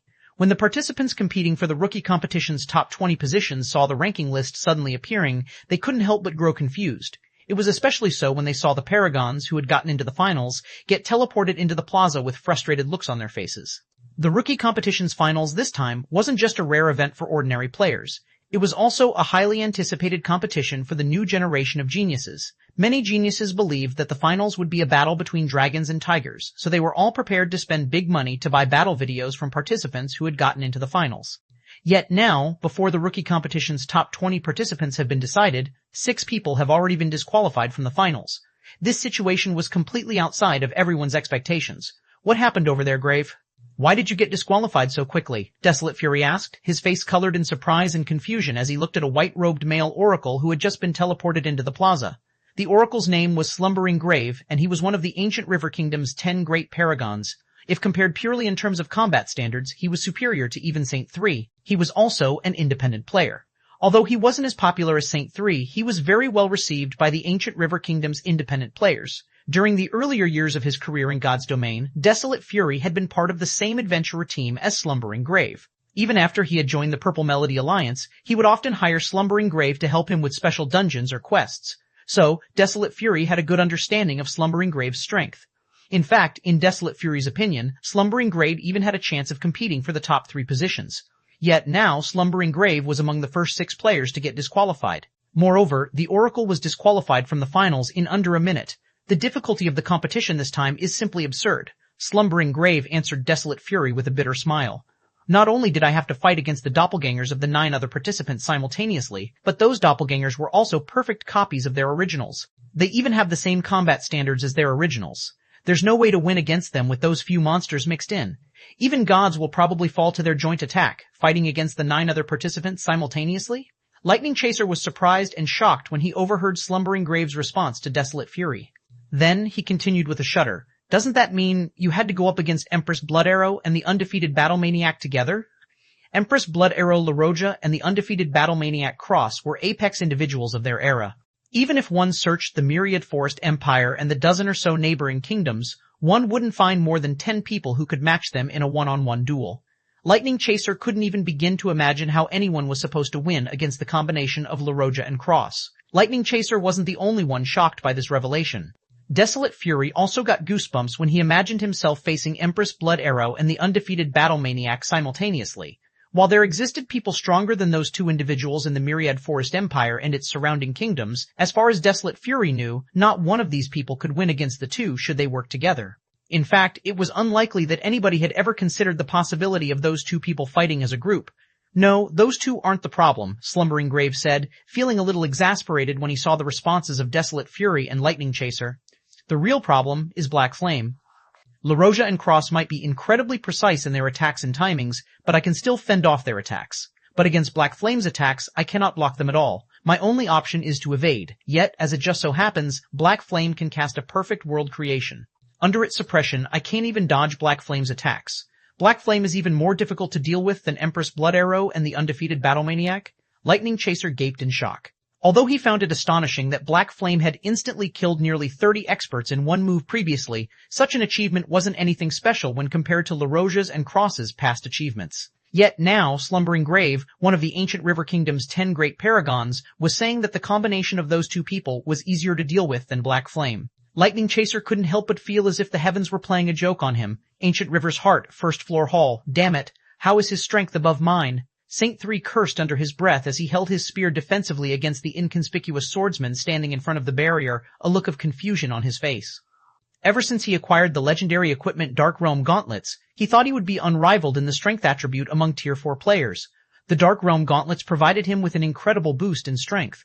Moreover, this boost would further improve as his stamina, concentration, and HP decreased. Currently, he had already lost over 2/3 of his HP. He had also depleted a significant portion of his stamina and concentration through the use of various advanced silver combat techniques. When all three of these parameters were at 100%, he could block LaRoja's and Cross's attacks with relative ease. Now that his strength was boosted even further, he could already send LaRoja and Cross flying. Yet, when he went up against Shi Feng in this boosted state, he remained thoroughly suppressed. This was simply unbelievable. However, before Saint 3 could catch his breath, Shi Feng raised the eternal ashes he wielded before abruptly swinging it down. Third sword, Holy Annihilation. Immediately, Saint 3 felt the space around him becoming a prison that trapped his body. Even with a piece of legendary equipment equipped, his movement speed still fell significantly, and he could barely hold his spear up to defend against Shi Feng's attack. He couldn't execute any proper defensive or evasive maneuvers at all. After blocking Shi Feng's attack, Saint 3 couldn't help but doubt his eyes when he saw his empty HP bar. Despite being a Tier 4 berserker with a piece of legendary equipment, he had lost over 1/4 of his maximum HP after blocking Shi Feng's attack with his weapon. Moreover, that was only because that was all the HP he had left. Thank you for reading on novelhall.com, Chapter 3271, Chapter 345, first, Chapter 347, first. A streak of light descended on the plaza where the top 100 participants were gathered. When the light faded and revealed a savage figure, the other players promptly turned to look at this figure, looks of surprise appearing on everyone's faces. The new arrival in the plaza was none other than Saint 3, a person known by all in the ancient River Kingdom. He was also one of the favorites to get into the rookie competition's top 3. Yet, even an expert of Saint 3's caliber had lasted no more than 4 minutes in the ancient river's heart. I lost? I couldn't even beat a doppelganger of Black Flame? Saint 3's heart remained unsettled even after he got teleported out of the ancient river's heart, his mind constantly recalling the doppelganger he had fought in the temple. In Saint 3's opinion, the player known as Black Flame was nothing more than a stepping stone for him to attract the Paimon conglomerate's attention. Yet now, not only did he lose to Black Flame's doppelganger, but he had even lost while having a piece of legendary equipment in his possession. If the outside world were to learn about this, he would absolutely become a joke. Isn't the rookie competition's difficulty this time a little too much? Even Saint 3 got disqualified so quickly. It's not surprising. After all, he has to go up against Empress Blood Arrows and the undefeated Battle Maniac's doppelgangers. It's already amazing that he managed to last so long. Most paragons wouldn't even last more than 3 minutes against those two people. It seems first place will either go to Empress Blood Arrow or the undefeated Battle Maniac this time. When you're just trying to make great content at tinyrl.com's 37K7U89T. Everyone in the plaza started a hushed discussion when they saw Saint 3 getting disqualified. Everyone was of the opinion that the rookie competition's champion this time would either be Empress Blood Arrow or the undefeated Battle Maniac. According to the Ancient River's Heart's rules, every finalist was required to go up against the doppelgangers of all other finalists. This meant that LaRoja and Cross wouldn't have to go up against themselves, and they'd only have to go up against one expert of their caliber instead of 2 like everyone else. So, the difficulty of LaRoja's and Cross's trial would be significantly lower than everyone else's. Meanwhile, when Midsummer, who got disqualified long ago, revealed an ecstatic look as she looked at the ranking list above the plaza. This is great. With this, nobody can question Brother Black Flame's position as the kingdom's first paragon any longer. Saint 3 was considered one of the ancient River Kingdom's top 3 paragons. Before Shi Feng and Saint 3 fought, nobody could tell who among them was stronger. Previously, even though Shi Feng was declared the ancient River Kingdom's first paragon, many players and powers in the kingdom refused to acknowledge him. However, now that Saint 3 had gotten disqualified before Shi Feng, those players and powers would have no choice but to acknowledge him as the kingdom's first paragon. It wouldn't matter even if Shi Feng ended up losing to LaRoja and Cross. Neither of them belonged to the ancient River Kingdom, so they couldn't be considered the kingdom's first paragon. Now, so long as the Twin Saints Alliance or the kingdom's Tier 5 and Tier 6 experts didn't go crazy, nobody would dare to offend Shi Feng. This also meant that their party of 3 would no longer face any significant problems surviving and developing in the ancient River Kingdom. While the players in the plaza were arguing over who would become the rookie competition's champion, a man arrived on the ancient River's Heart's second floor. Sure enough, I'm the first to get here. When Shi Feng saw the ranking list displayed in the second floor hall, he didn't know whether he should laugh or cry. Although the competition had yet to end, the Ancient River Trial had created a ranking list based on the order in which finalists entered the second floor. So, those who arrived on the second floor could know how many people had entered the second floor. Meanwhile, according to the list, he was the first person to have entered the second floor. Honestly, Shi Feng wasn't surprised by this outcome. On the contrary, he felt it was only a matter of course. After he got teleported to the Ancient River's Heart, the eternal ashes he wielded did not disappear. So, it went without saying that his doppelgangers would also wield the eternal ashes. Although the Eternal Ashes only had the basic attributes and passive attack effect of a legendary weapon, it was still a legendary weapon. The basic attributes it provided were more than enough to let him surpass the other finalists. LaRoja and Cross quickly figured this out when they fought against Shi Feng's doppelganger. Meanwhile, the reason Shi Feng could break through the first floor so quickly was that he had done so using brute force. Under normal circumstances, if Shi Feng were to try and compete against LaRoja and Cross simultaneously, the fight would get dragged out, and he'd eventually lose after running out of stamina and concentration. Fortunately, he had the Eternal Ashes. Combined with Holy Annihilation, he had easily sent the doppelgangers of LaRoja, Cross, and the others flying and destroyed the barrier. As for the other finalists, though, their situation was the exact opposite of his. It'd be an absolute nightmare for them to fight against his doppelganger while trying to break the barrier. Meanwhile, after arriving on the second floor, Shi Feng got to experience the deep hostility the Ancient River Trial had toward players once again. The number of doppelgangers players had to face on the second floor was double that of the first floor. Not only that, but players were also required to break a threefold barrier while doing so. Thank goodness my doppelganger isn't among them, otherwise there'd be no way to win. After taking a look at the 18 doppelgangers that had materialized before him, Shi Feng couldn't help but sigh in relief. With the Eternal Ashes in his hand, he could unleash power at the Tier 6 basic standard if he executed Holy Annihilation. If he had to go up against his own doppelganger, the trial's difficulty would instantly jump from easy to hell. However, so long as his doppelganger wasn't among the doppelgangers he had to face, even if he had to face twice as many doppelgangers, the increase in difficulty was manageable. Even so, Shi Feng dared not get careless when going up against the 18 doppelgangers. Godslayer, Shi Feng activated Godslayer without hesitation, instantly increasing his mana and concentration standards by a large margin. Then he raised the Eternal Ashes and swung it at the doppelgangers. Third Sword, Holy Annihilation. LaRoja was a ranger proficient at ranged attacks, while Cross was a berserker proficient at melee attacks. The two synergized with each other perfectly. If Shi Feng focused on only one of them, the other would use the opportunity to land deadly attacks on him. Now that the number of doppelgangers had doubled, one mistake was more than enough for the doppelgangers to kill him. So, if Shi Feng wished to achieve victory, the only way he could do so would be to end the fight as quickly as possible. Before the 18 doppelgangers got into formation, he needed to swiftly break the barrier. Otherwise, without any healers on his side, he'd be worn down and killed if he chose to clash with the doppelgangers as he did on the first floor.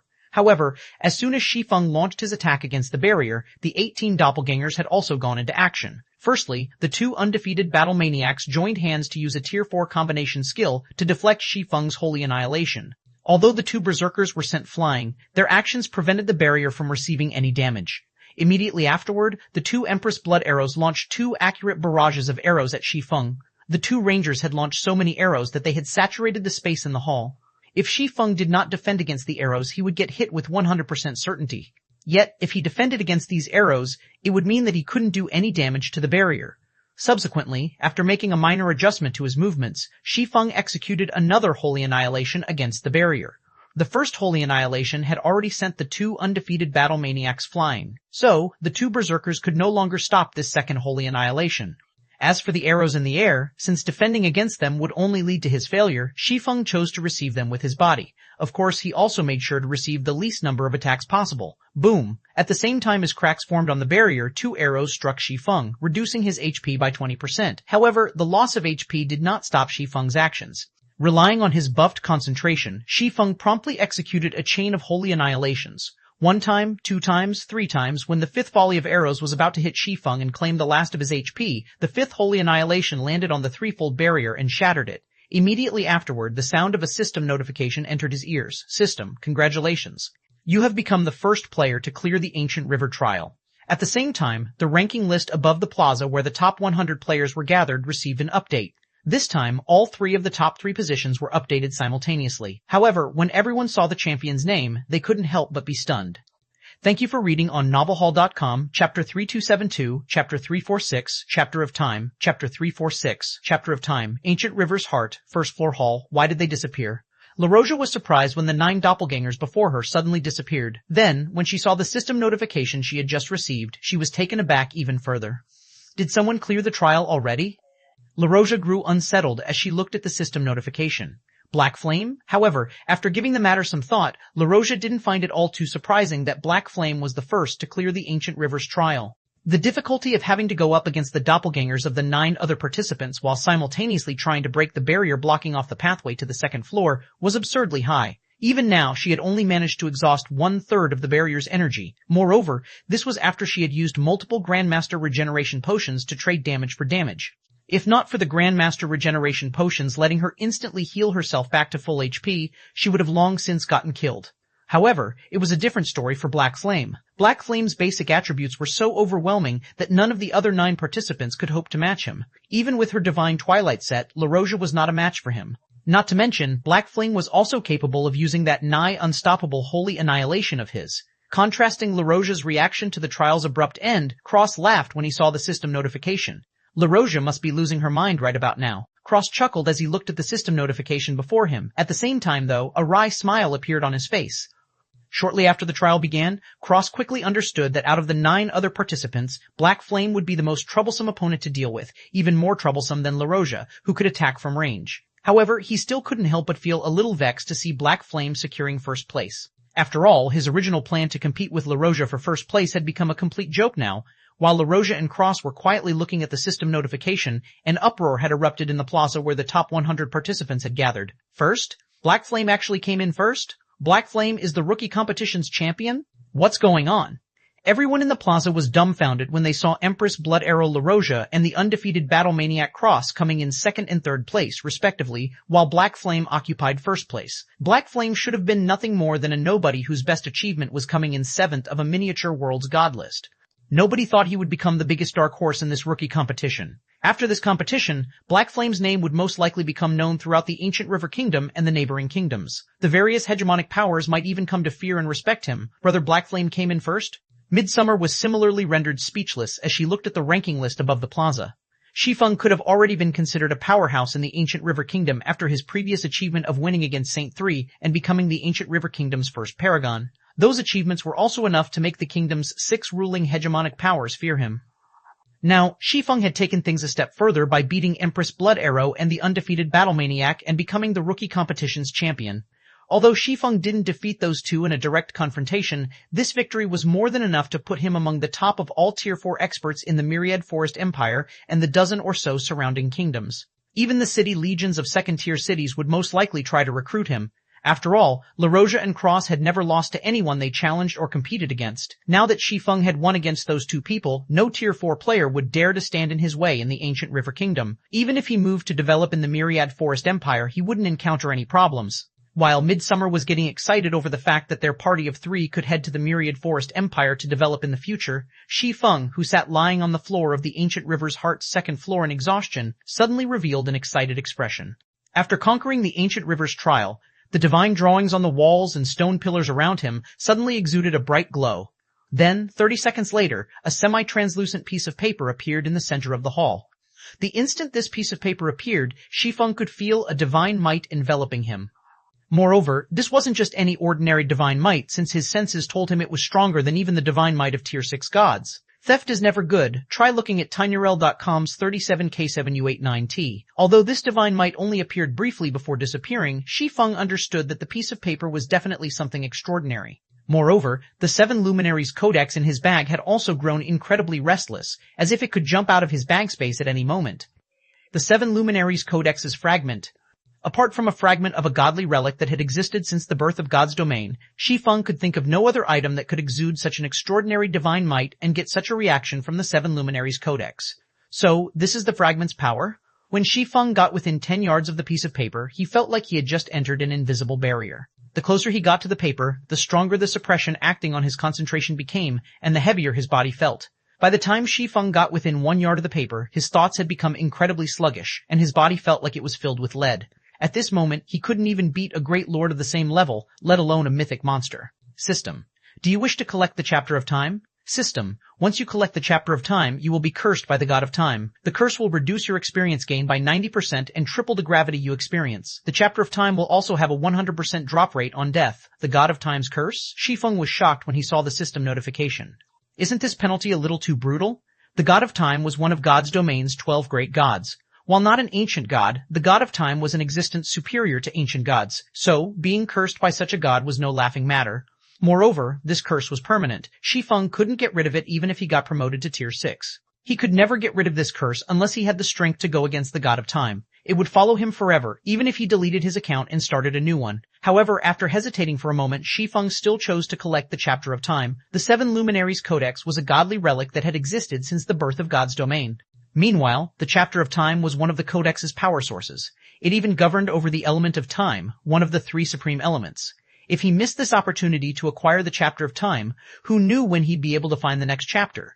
It should be known that he had limited time to repair the Seven Luminaries Codex. Even if he wasn't cursed by the God of Time, he'd still lose everything if he failed to complete his quest. Since he would be doomed either way, he might as well take the Chapter of Time and give the Seven Luminaries Codex more eternal energy. That way, he'd have more time to search for the other chapters. As for the reduction in experience gain, so long as his tier was sufficiently high, acquiring experience points wouldn't be a problem. The only problem was the increase in the gravity he experienced. A 3 times increase in gravity would not only reduce his mobility and reaction speed, but also increase his stamina consumption significantly. Meanwhile, after Shi Feng chose to collect the Chapter of Time, a debuff named God of Time's Curse appeared in his status bar. At the same time, his body grew heavier, and his mobility fell by roughly 30 to 40%. The effect of the gravity increase really is significant. Shi Feng revealed a wry smile when he sensed the changes in his body. However, before Shi Feng could inspect the Chapter of Time he had just acquired, the entire Ancient River Secret Land suddenly started to tremble. Regional System Announcement: the Ancient River Secret Land's power source has been exhausted. The Secret Land will collapse in 5 minutes. All players are recommended to leave the Secret Land as soon as possible. As soon as the system announcement appeared, the players in the Ancient River Secret Land immediately went into an uproar. The Ancient River Secret Land was in existence older than the Ancient River Kingdom. It was also an important resource for cultivating the kingdom's newcomers. Yet now, the Secret Land was suddenly collapsing. There was absolutely something strange with this situation. This situation also most definitely had something to do with the abrupt change in the finals rules. However, nobody chose to delve deeper into the matter for now. Instead, they promptly took out the Secret Land teleportation scrolls they received when they entered the Secret Land and teleported out of the Secret Land, none daring to spend even a moment longer here. Retreat. Everyone retreat. Players from isolated gods' domains might be unfamiliar with the collapse of secret lands, but this wasn't anything new for players in the greater god's domain. The collapse of a secret land was similar to the collapse of a god's domain. Once a secret land collapsed, it would transform into an empty void. If players in the Secret Land did not withdraw in time, even their souls would get erased, and they'd have no choice but to start a new account. Shortly after the remaining players in the Ancient River Secret Land withdrew, the Secret Land's collapse caused the entire Ancient River Kingdom to tremble. Cracks had even appeared all over the kingdom's sky, making it seem like Armageddon had arrived for the kingdom. At the same time, independent players and powers all over the Ancient River Kingdom began frantically looking into the cause of the Ancient River Secret Land's collapse.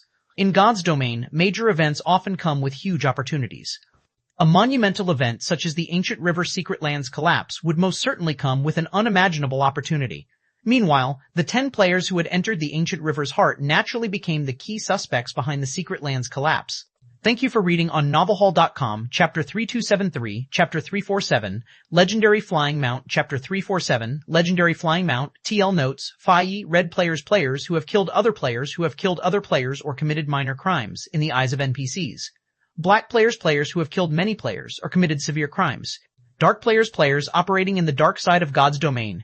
Ancient River Kingdom, Gazing Moon City, Gazing Moon Hotel, Brother Black Flame, based on my advanced detection magic. More than 10 parties are spying on us, and these parties have over 30 Tier 5 experts in total. These parties are formed by either experts from dark guilds or independent experts. By the looks of things, they seem intent on taking action in the city, Midsummer said while marking the locations of the Tier 5 experts she detected nearby on the map on the table. If they attack us together, I'm afraid not even the city's main street will be safe. Have these people lost their minds? They can't even determine if we are behind the Ancient River Secret Land's collapse, yet they're planning on attacking us in the city? Are they not worried we'll take revenge on them in the future? Wu Xiaoxiao said as she looked at the map. It hadn't been more than 20 minutes since the Ancient River Secret Land's collapse. Yet, when their party of 3 used to return to the Gazing Moon Hotel, a total of 14 parties and 33 Tier 5 experts had already gathered to hunt them. These Tier 5 experts ranged between level 160 and level 180, many of whom were well-known black players even she knew about. Black players were players who had committed great sins in the Greater God's domain, and their names would be colored black. Most black players in the Greater God's domain tended to be titled experts. Meanwhile, players killed by these black players would have their death drop doubled or tripled. However, being a black player came with huge risks. So long as a black player got caught by NPCs or captured by players and handed over to NPCs, they'd either have to start a new account or wait for someone to rescue them. Hence, black players normally wouldn't take action inside a city without a good reason. Yet now, there were 3 Tier 5 black players and 30 Tier 5 experts surrounding the Gazing Moon Hotel. Such a lineup was already enough to kill even the executives of hegemonic powers. While the Greater Gods Domain's hegemonic powers might have quite a few Tier 6 experts under their command, these Tier 6 experts typically wouldn't operate within the borders of kingdoms and empires. Instead, they'd be exploring uncharted locations. Moreover, because of the unspoken rules of the various kingdoms and empires, Tier 6 players were prohibited from casually taking action. Because of this, Tier 5 players were regarded as apex combatants in the various kingdoms and empires. You're overly underestimating these people, Xiao Xiao. If we are talking about the ancient river kingdom's normal powers and players, they naturally won't dare to provoke us. Rather than provoking us, they are eagerly looking for opportunities to curry favor with Brother Black Flame. After all, their roots are in the kingdom. It'd be tough for them to move to other places to develop, Midsummer said. But the people outside the hotel aren't normal players. They're people who have taken the lives of many. It is especially true for those 3 dark players. If they can't survive in the ancient river kingdom, they can simply head over to another kingdom or empire. They can even head to other realms, so they aren't worried about us taking revenge on them. Also, it's not exactly a mistake for them to target us, Shi Feng said, chuckling as he looked out the window. You can even say that they've made a very good decision. After all, setting aside the Secret Land's collapse, our party has collected all of the mutated heroic spirits loot in full view of everyone. How are you still in the mood to laugh, Brother Black Flame? We can't even step out into the city's main street right now, Midsummer said, feeling a little exasperated over Shi Feng's behavior. Their party might have the strength to fight against Tier 5 players right now, but it didn't change the fact that all 3 of them were still at Tier 4. It wouldn't be easy for them to get an edge over red and black players who would often engage in PvP. Not to mention, they were also heavily outnumbered right now. We don't have to worry about those people for now. Our priority should be to sort through our harvest, Shi Feng said with a smile. The harvest he gained through the Chapter of Time far exceeded his imagination, so much so that he even thought that the God of Time's curse was insignificant in comparison. After the Chapter of Time merged with the 7 Luminaries Codex, not only did it let the Codex recover a significant amount of eternal energy, but it also granted it a heaven-defying skill. 7 Luminaries Codex, legendary rank current, one of the godly relics birthed along with God's domain. The 7 Luminaries Codex carries 7 powers of creation. Currently, the Codex has been deprived of all 7 of these powers, and only retains a small trace of eternal energy. Only by collecting all 7 powers can the Codex's power be restored. Cannot be destroyed, cannot be traded, cannot be dropped. The eternal energy in the Codex will dissipate over time. Currently, there are 744 days remaining until the Codex's energy dissipates completely. Additional active skill 1. Omni Refinement, refine all elements and substances unconditionally. No cooldown. Additional active skill 2. Elemental Search, reveal all mineral veins within a 300,000 yard radius. Cooldown, 12 hours. Additional active skill 3. Time Crystal, absorb 1 level from the user to create 1 Time Crystal. Time Crystals can be used to upgrade weapons, equipment, and tools. The higher the target item's quality, the more Time Crystals will be needed to upgrade it. Cooldown, 1 hour. There are currently 11 Time Crystals stored. A maximum of 30 Time Crystals can be stored. Time Crystals will automatically dissipate if they are left outside their storage space for more than 5 minutes. Additional passive skill. 7 Luminaries Guidance, automatically detects fragments of the 7 Luminaries Codex within a 5 Millionaries Codex. Shi Feng had never heard of anything similar to the Time Crystal skill. Although he had to sacrifice his levels on top of suffering from a 90% experience gain reduction to use this skill, no player could resist the skill's heaven-defying effect. After all, the acquisition of powerful items was significantly more challenging than acquiring EXP. However, Shi Feng had no plans of sharing the Time Crystal skill's secrets with anybody. After all, the 7 Luminaries Codex was a priceless treasure. If news of it got out, even the Greater Gods Domain's apex powers would do everything they could to acquire it, let alone the Greater World's conglomerates. Meanwhile, after hearing Shi Feng's words, Midsummer and Wu Xiaoxiao excitedly took out the items they looted from the mutated heroic spirit from their bags and began inspecting their harvest. A Tier 4 mutated heroic spirit's loot was equivalent to a Tier 5 legendary world boss's loot in the Greater Gods Domain. Meanwhile, legendary world bosses were incredibly rare, even in the Greater Gods Domain. Every one of these world bosses was a target of contention for the various upper-ranking hegemonic powers. To ensure their monopoly, the various upper-ranking hegemonic powers would even station numerous Tier 6 powerhouses to keep watch over the world boss's spawn locations. So, it wouldn't be an exaggeration to say that the Tier 4 mutated heroic spirits loot was outside the reach of even ordinary hegemonic powers, let alone 4th-floor experts like them. Around 10 minutes after Shi Feng and the others started sorting through their haul, Shi Feng held up a dark purple pendant with a dazed expression on his face. A legendary flying mount. Thank you for reading on novelhall.com, Chapter 3274, Chapter 348, Frost Flame Phantom Dragon, Chapter 348. Frost Flame Phantom Dragon. Upon hearing Shi Feng's surprised exclamation, Midsummer and Wu Xiaoxiao turned away from the loot they were sorting to look at Shi Feng simultaneously, the expressions on their faces looking like they had just heard the most unbelievable thing in this world. A legendary flying mount? Are you trying to trick us, Brother Black Flame? Midsummer asked as she dubiously looked at the dark purple pendant in Shi Feng's hand. There are less than 100 legendary flying mounts recorded in the entire Starlight Realm. How can a mythic-ranked mutated heroic spirit possibly drop such a flying mount? Wu Xiaoxiao also silently nodded in agreement, thinking that Shi Feng was joking with them. While flying mounts could be categorized into 4 ranks, namely common, extraordinary, legendary, and mythic, it was widely known that the highest-ranking mounts most players could ever see were extraordinary flying mounts. Indeed, extraordinary flying mounts. The reason for this was because of the ridiculous rarity of legendary flying mounts. They were rarer than even legendary weapons. They were so rare that there did not exist a single legendary flying mount in the entire ancient River Kingdom. Even the guild leaders of the kingdom's 6 ruling hegemonic powers were only using extraordinary flying mounts. Of course, it should be noted that apart from the 4 major ranks, each of the 4 major ranks of flying mounts could be further categorized into 3 minor ranks: basic, intermediate, and advanced. Meanwhile, the guild leaders of the 6 ruling hegemonic powers' flying mounts were at the advanced extraordinary rank, and most tier 6 experts could only dream of owning such a flying mount. Although flying mounts weren't as rare in the greater god's domain as in the average god's domain, they were still luxury items. Even the most inferior common flying mount was out of reach for many tier 5 players, let alone tier 4 players. Rarely would one see a tier 4 player with a flying mount, even if said tier 4 player was a genius nurtured by a hegemonic power. There were a few reasons for this situation. Firstly, flying mounts were in short supply. Secondly, flying mounts were extremely expensive to cultivate, and players who weren't core executives of a power couldn't afford to cultivate even a common flying mount. Flying mounts differed from land mounts in that their tiers could be raised. Only, the chances of successfully upgrading a flying mount's tier would change depending on its rank. If players wished to cultivate flying mounts, the first hurdle they needed to face would be the food they fed to their flying mounts. Common food would not be enough to let a flying mount grow properly. Normally, rare-grade fruits would be needed to properly cultivate a common flying mount. Meanwhile, rare-grade fruits were priced in magic crystals, and it was normal for a flying mount to consume several dozen kilos of fruit every day. As for the cultivation of extraordinary mounts, epic-grade fruits would be needed. The cost of feeding an extraordinary mount alone was enough to bankrupt even tier 5 experts belonging to a power. Of course, while cultivating extraordinary flying mounts might be expensive, it was also worth the money. This was because extraordinary flying mounts had the potential of getting promoted to the tier 5 legendary rank. Moreover, they would be much stronger than the average tier 5 legendary monster, rivaling tier 5 archaic species of the same level. They could also traverse between realms, allowing players to save on the exorbitant cost of traveling between realms. As for legendary flying mounts, even the most inferior basic legendary flying mount had the possibility of getting promoted to tier 6. Meanwhile, so long as players could cultivate a legendary flying mount to tier 6, it'd be equivalent to gaining a tier 6 powerhouse as a helper.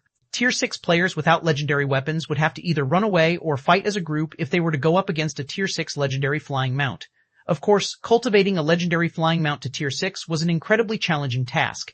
Even ordinary hegemonic powers couldn't necessarily accomplish such a feat. Don't believe me? Seeing that the 2 girls thought he was joking, Shi Feng smiled and shared the dark purple pendant stats with them. If you don't believe me, you can see it yourself. When Midsummer and Wu Xiaoxiao saw the pendant's data, their eyes widened as if they had just seen a ghost. Ancient Oath can be used to summon a legendary rank Frost Flame Phantom Dragon as a partner to fly and fight freely in the sky. If the Frost Flame Phantom Dragon dies, it will need 25 natural days to return to life. How can this be? Is that mutated heroic spirit really just a tier 4 mutant? After seeing the pendant's stats, Midsummer and Wu Xiaoxiao couldn't help but feel that Shi Feng had heaven-defying luck. According to records made in the Starlight Realm, out of all the known legendary flying mounts, over 80% of them were acquired through killing tier 6 gods, while the rest were acquired as a reward for completing legendary world quests. If it was made known that a tier 4 mutated heroic spirit had dropped a legendary flying mount, no, even if the mutated heroic spirit only dropped an extraordinary flying mount, the news would probably cause the greater god's domain's various powers to go on a hunt for mutated heroic spirits. They might even go for ordinary heroic spirits to try their luck. But it's a pity that the Frost Flame Phantom Dragon is only a basic legendary flying mount. Its chances of getting promoted to tier 6 are less than 5%, Shi Feng said, feeling a little disappointed as he looked at the Ancient Oath. The Frost Flame Phantom Dragon might be called a dragon, but it wasn't a real dragon. Instead, it was a dragon-shaped ancient beast. It only had the appearance of a dragon. In terms of life ratings, it was only slightly stronger than the average archaic species. It couldn't even compete against 4-winged Valkyries, let alone true dragons. As a basic legendary flying mount, the Frost Flame Phantom Dragon started at the Tier 4 peak standard.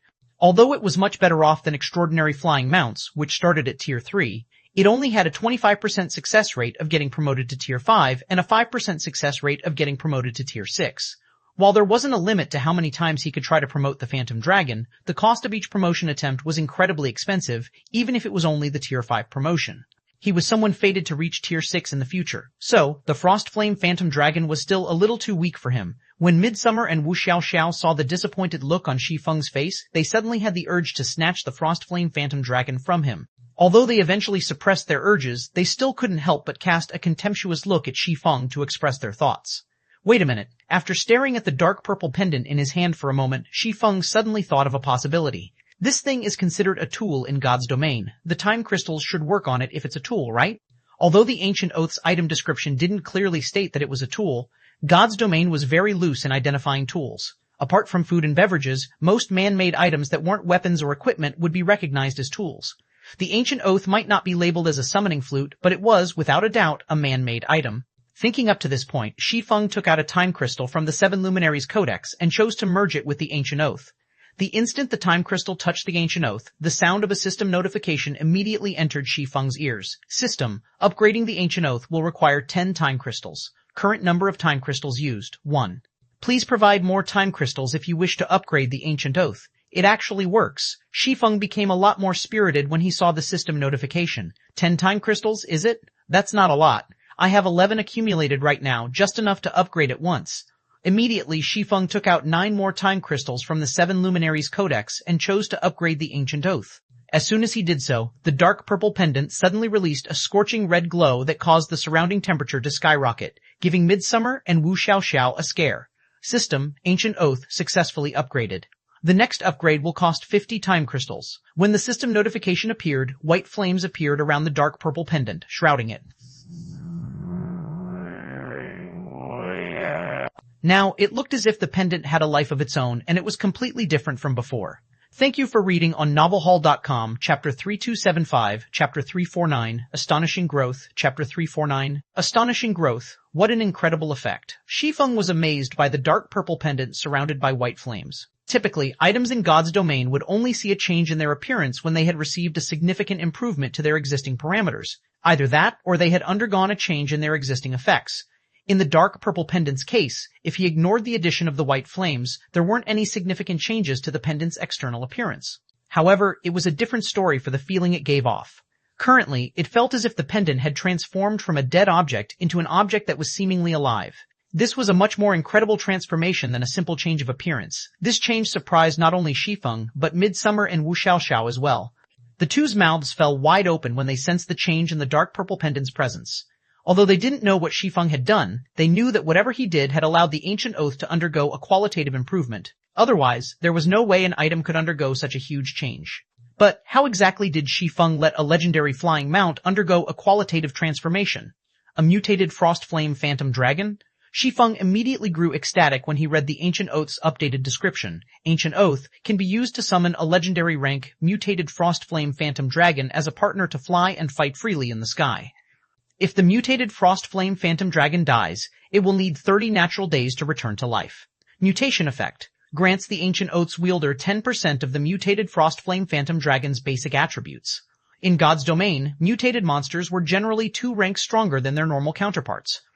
Since the Frost Flame Phantom Dragon was a basic legendary flying mount, its mutated version would be an advanced legendary flying mount.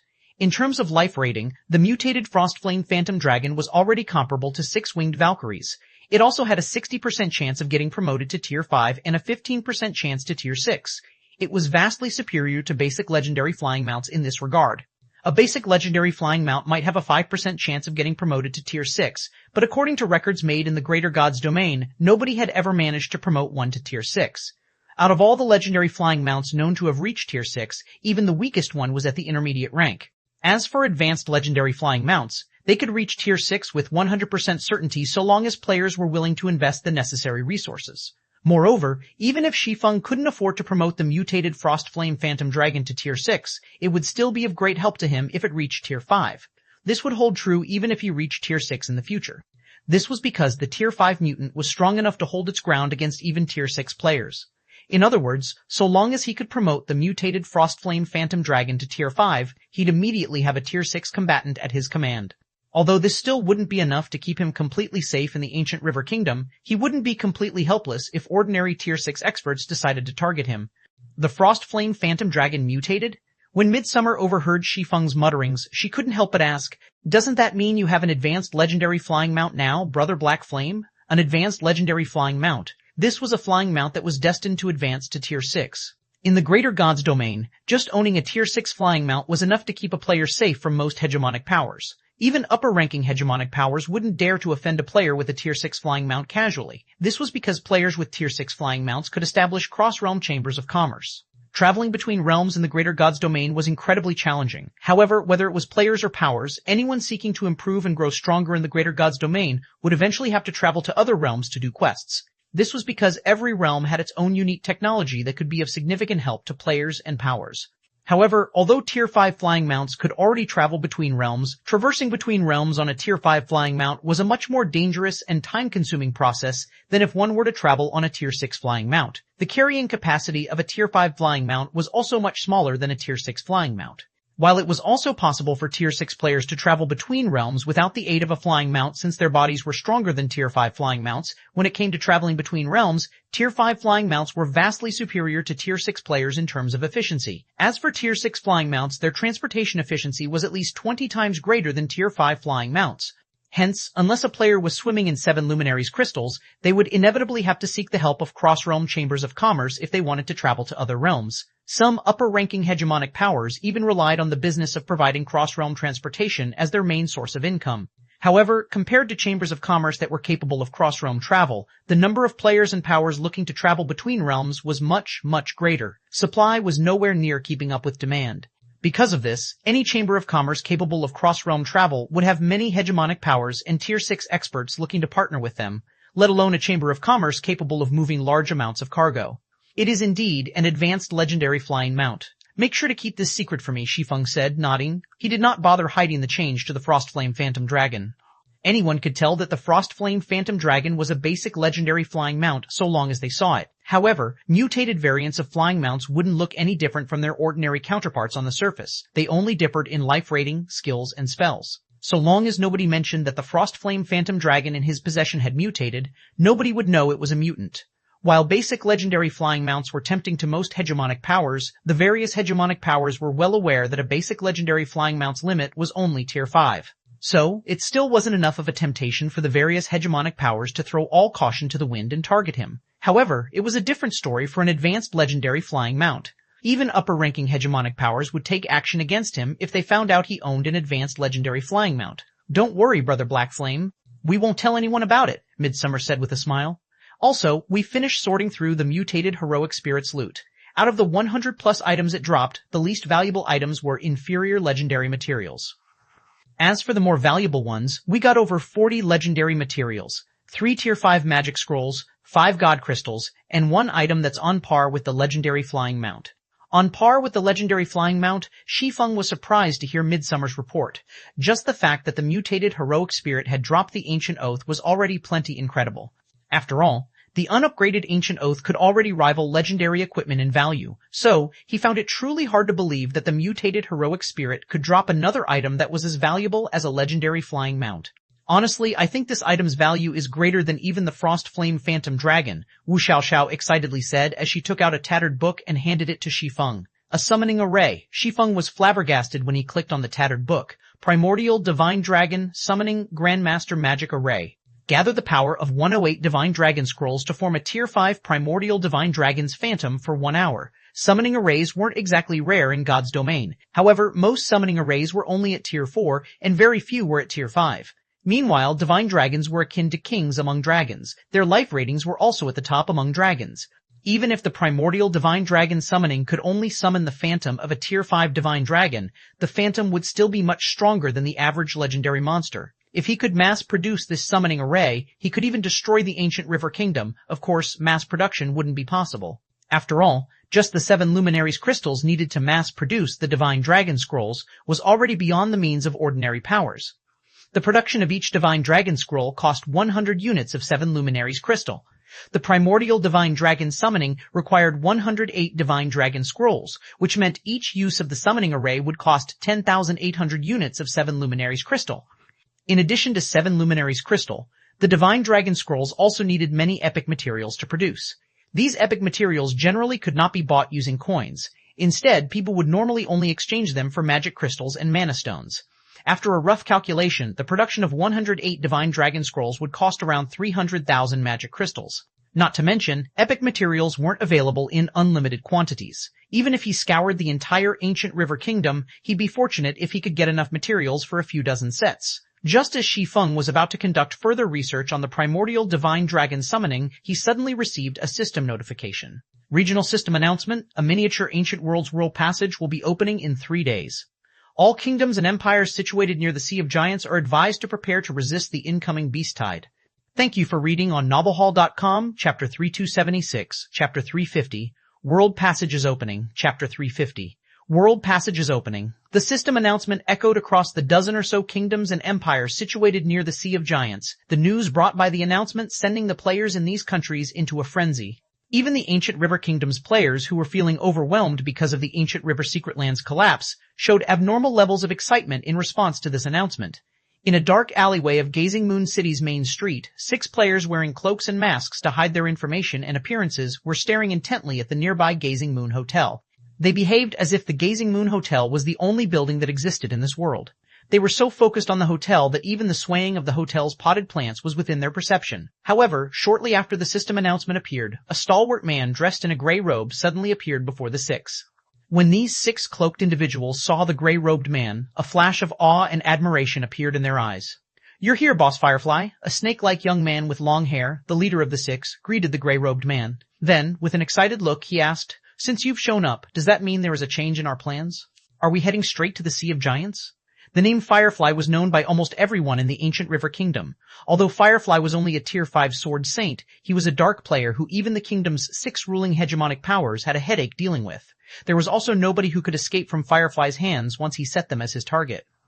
In the past, the Ancient River Kingdom's 6 ruling hegemonic powers had tried to eliminate Firefly once and for all. For the sake of accomplishing this goal, each of the 6 ruling hegemonic powers had dispatched 1 legion consisting of 1,000 Tier 5 players led by 1 Tier 6 player. However, the result of the operation dumbfounded everyone.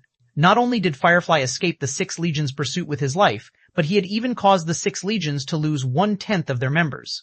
Although none of the Tier 6 legion commanders were killed, they were powerless to do anything to prevent Firefly from escaping.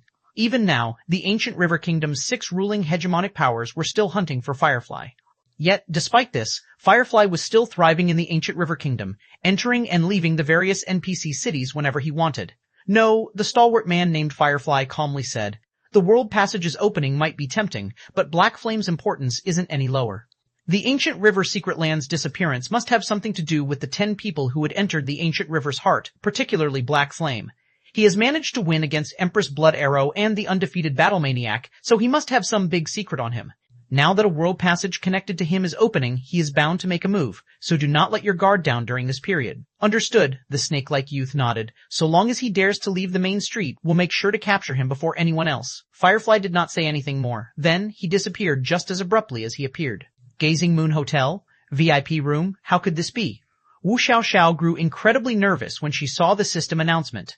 Once a world's world barrier broke, players in that world would no longer be protected, and players from other worlds could freely enter it. Along with this announcement, their God's Domain struggle over the miniature ancient world with other worlds had officially begun. It was just that she didn't expect the miniature ancient world's world passage would open so much sooner than she expected. It had even opened ahead of their God's Domain's world passage. This was undoubtedly a disaster for their God's Domain's players in the miniature ancient world. However, when Shi Feng saw the anxiety on Wu Xiaoqiao's face, he smiled and said, "This isn't bad news, you know. On the contrary, it is good news for you and Midsummer." Good news? Wu Xiaoxiao grew confused. She couldn't understand how she could benefit from this situation in any way. Once the miniature ancient world became fully open to the greater God's Domain, most, if not all, of the miniature ancient world's resources would be snatched up by the greater God's Domain's various powers. One could easily imagine how this would impact the development of the miniature ancient world's native powers. Meanwhile, as a genius nurtured by the Green God Corporation, it went without saying she would be negatively affected by this situation as well. Shi Feng did not hurry to provide Wu Xiaoxiao with an explanation. Instead, he smiled and asked, "Do you know why, even though the miniature ancient world only allows players to enter it if they restart their progress, the various foreign powers still sent their geniuses into the miniature ancient world in droves? Isn't it to train those geniuses?" Wu Xiaoxiao answered almost instinctively. "Training is only one part of the reason," Shi Feng said, shaking his head. "The various powers' true aim is the moment the world passage opens. Specifically, they are aiming to compete for the world passage's opening rewards." "There are rewards for the world passage's opening?" Wu Xiaoxiao was surprised. This was the first time she had heard about such a thing. Any world passage's opening will cause chaos and fluctuations in space and time, allowing dangerous creatures in the void to surge into the worlds connected to the world passage. Meanwhile, players who kill these dangerous creatures will gain contribution points from the Greater Gods Domain's Adventurers Association, and these points can be spent to exchange for items in the association's treasury, Shi Feng explained. The Adventurers Association's treasury is incredible. Not only does it have legendary weapons and equipment, but it even has legendary equipment sets. However, these items still aren't the most important.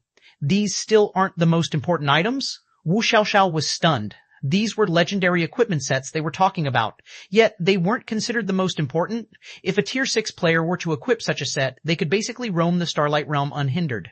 After all, only a few players in the Starlight Realm owned a legendary equipment set, and they were all peerless individuals known by everyone in the Starlight Realm. "Of course not," Shi Feng said, rolling his eyes at Wu Xiaoxiao. "The Adventurers Association's treasury is unique in the Greater Gods Domain.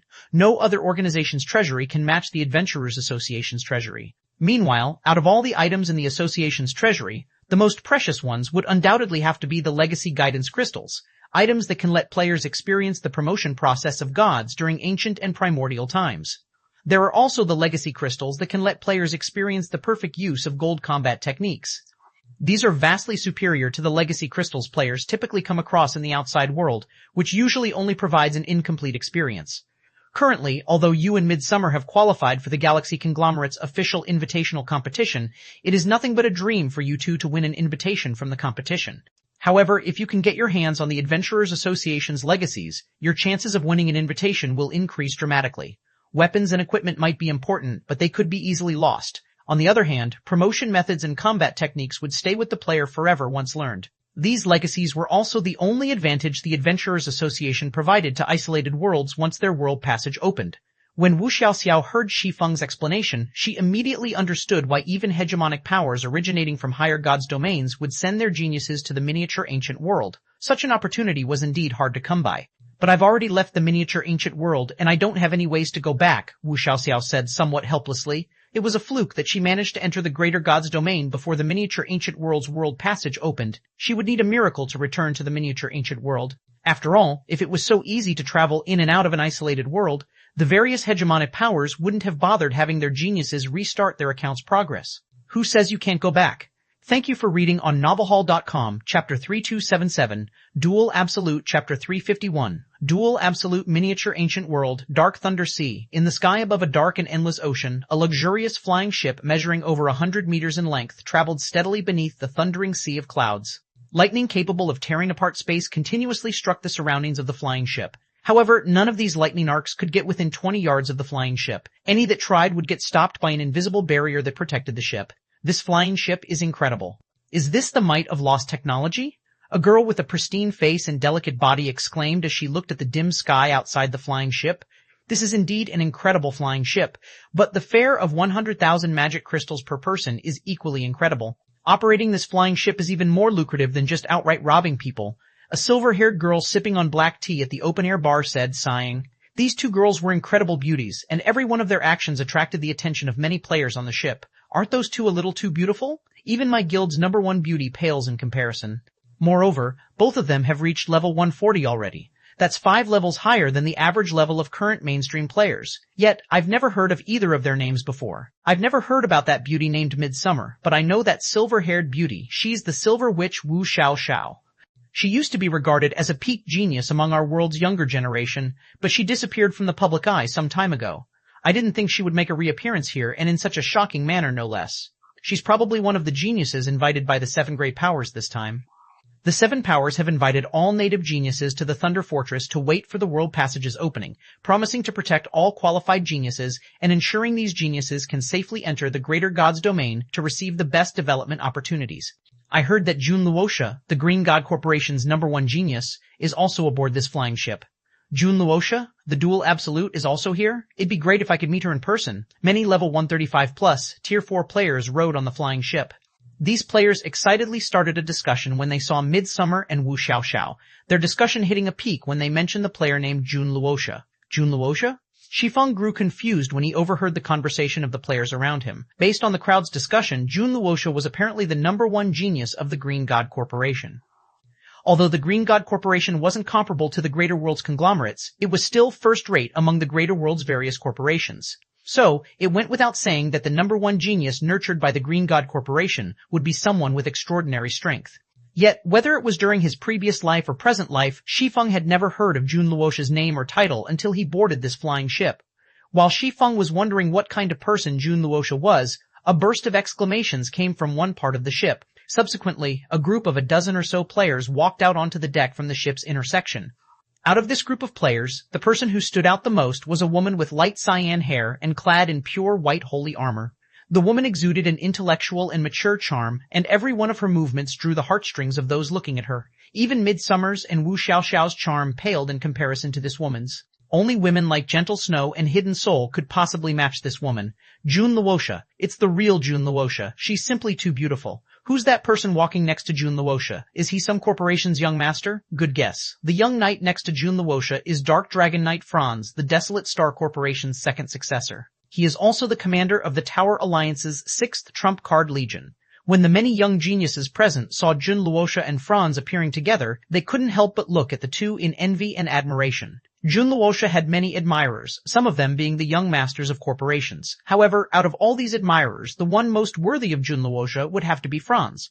The Desolate Star Corporation was a very powerful and wealthy existence. It owned many hegemonic powers, and its influence extended even to other realms. The fact that Franz was second in line to inherit this powerful corporation already put him well ahead of the competition. On top of that, even though Franz hadn't reached 30 years old yet, he had already become a titled expert and the commander of the Tower Alliance's 6th Trump Card Legion. The average genius simply couldn't hope to compare to him. If these achievements weren't enough to prove his superiority, the dozen or so people standing guard around him should be more than enough.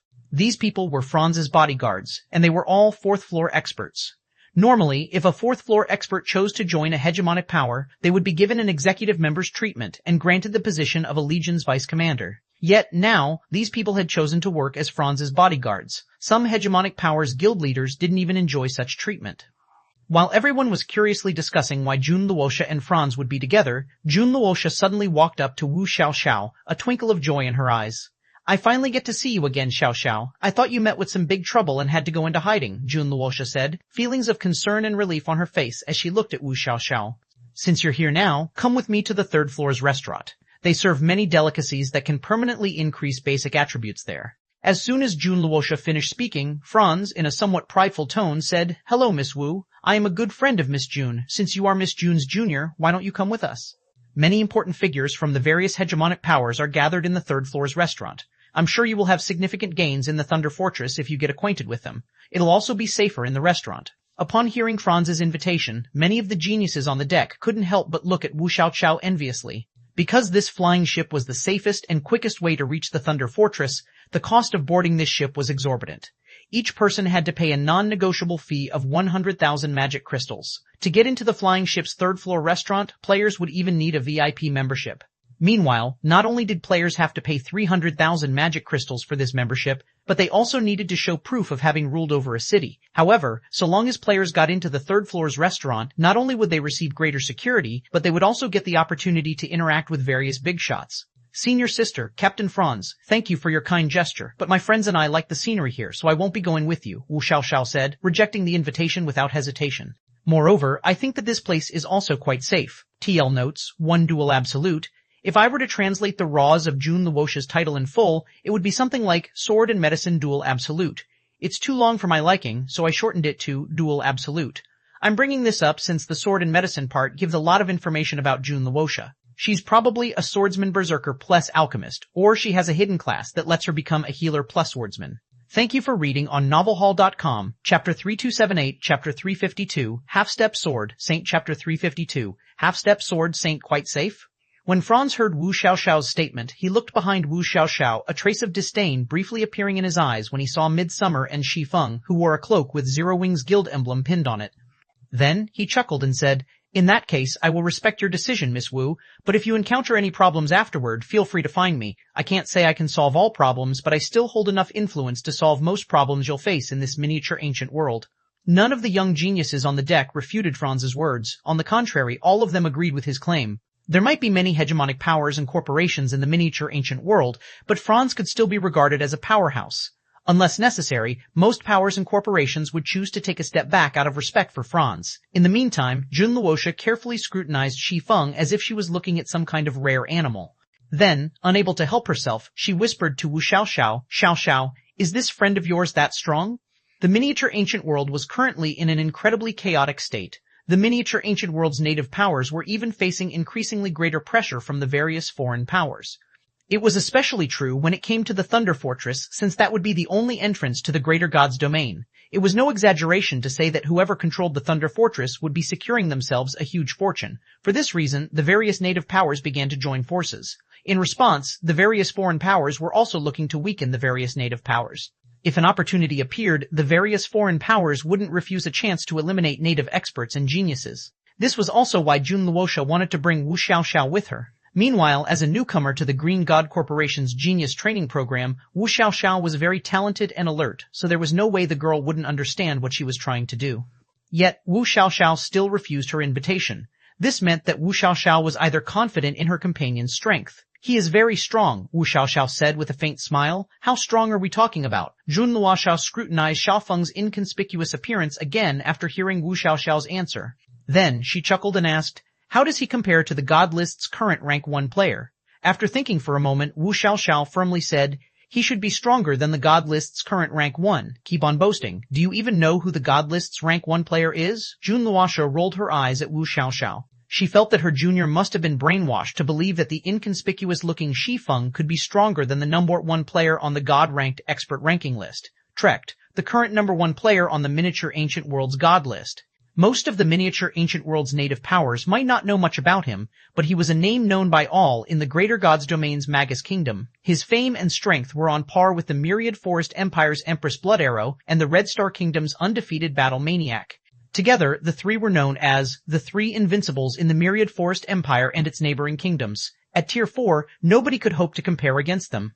"I'm not boasting, senior sister," Wu Xiaoxiao said, hurriedly shaking her head. Wu Xiaoxiao had done a lot of research on the God list's current rank 1 player. So, she knew that since Trecht first debuted until now, he had not lost against anybody he had fought against. He was essentially invincible among his peers, and his achievements were not at all inferior to Empress Blood Arrow and the undefeated Battle Maniac. However, Shi Feng had beaten both Empress Blood Arrow and the undefeated Battle Maniac to secure first place in the Ancient River Kingdom's rookie competition. So, it was by no means an exaggeration to say that Shi Feng was stronger than Trecht.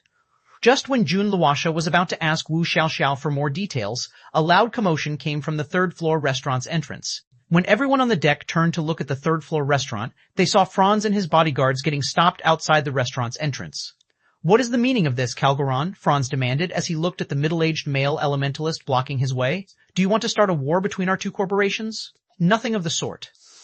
It's just that there is a distinguished guest inside who doesn't wish to be disturbed, so I will have to ask you and your group to wait outside."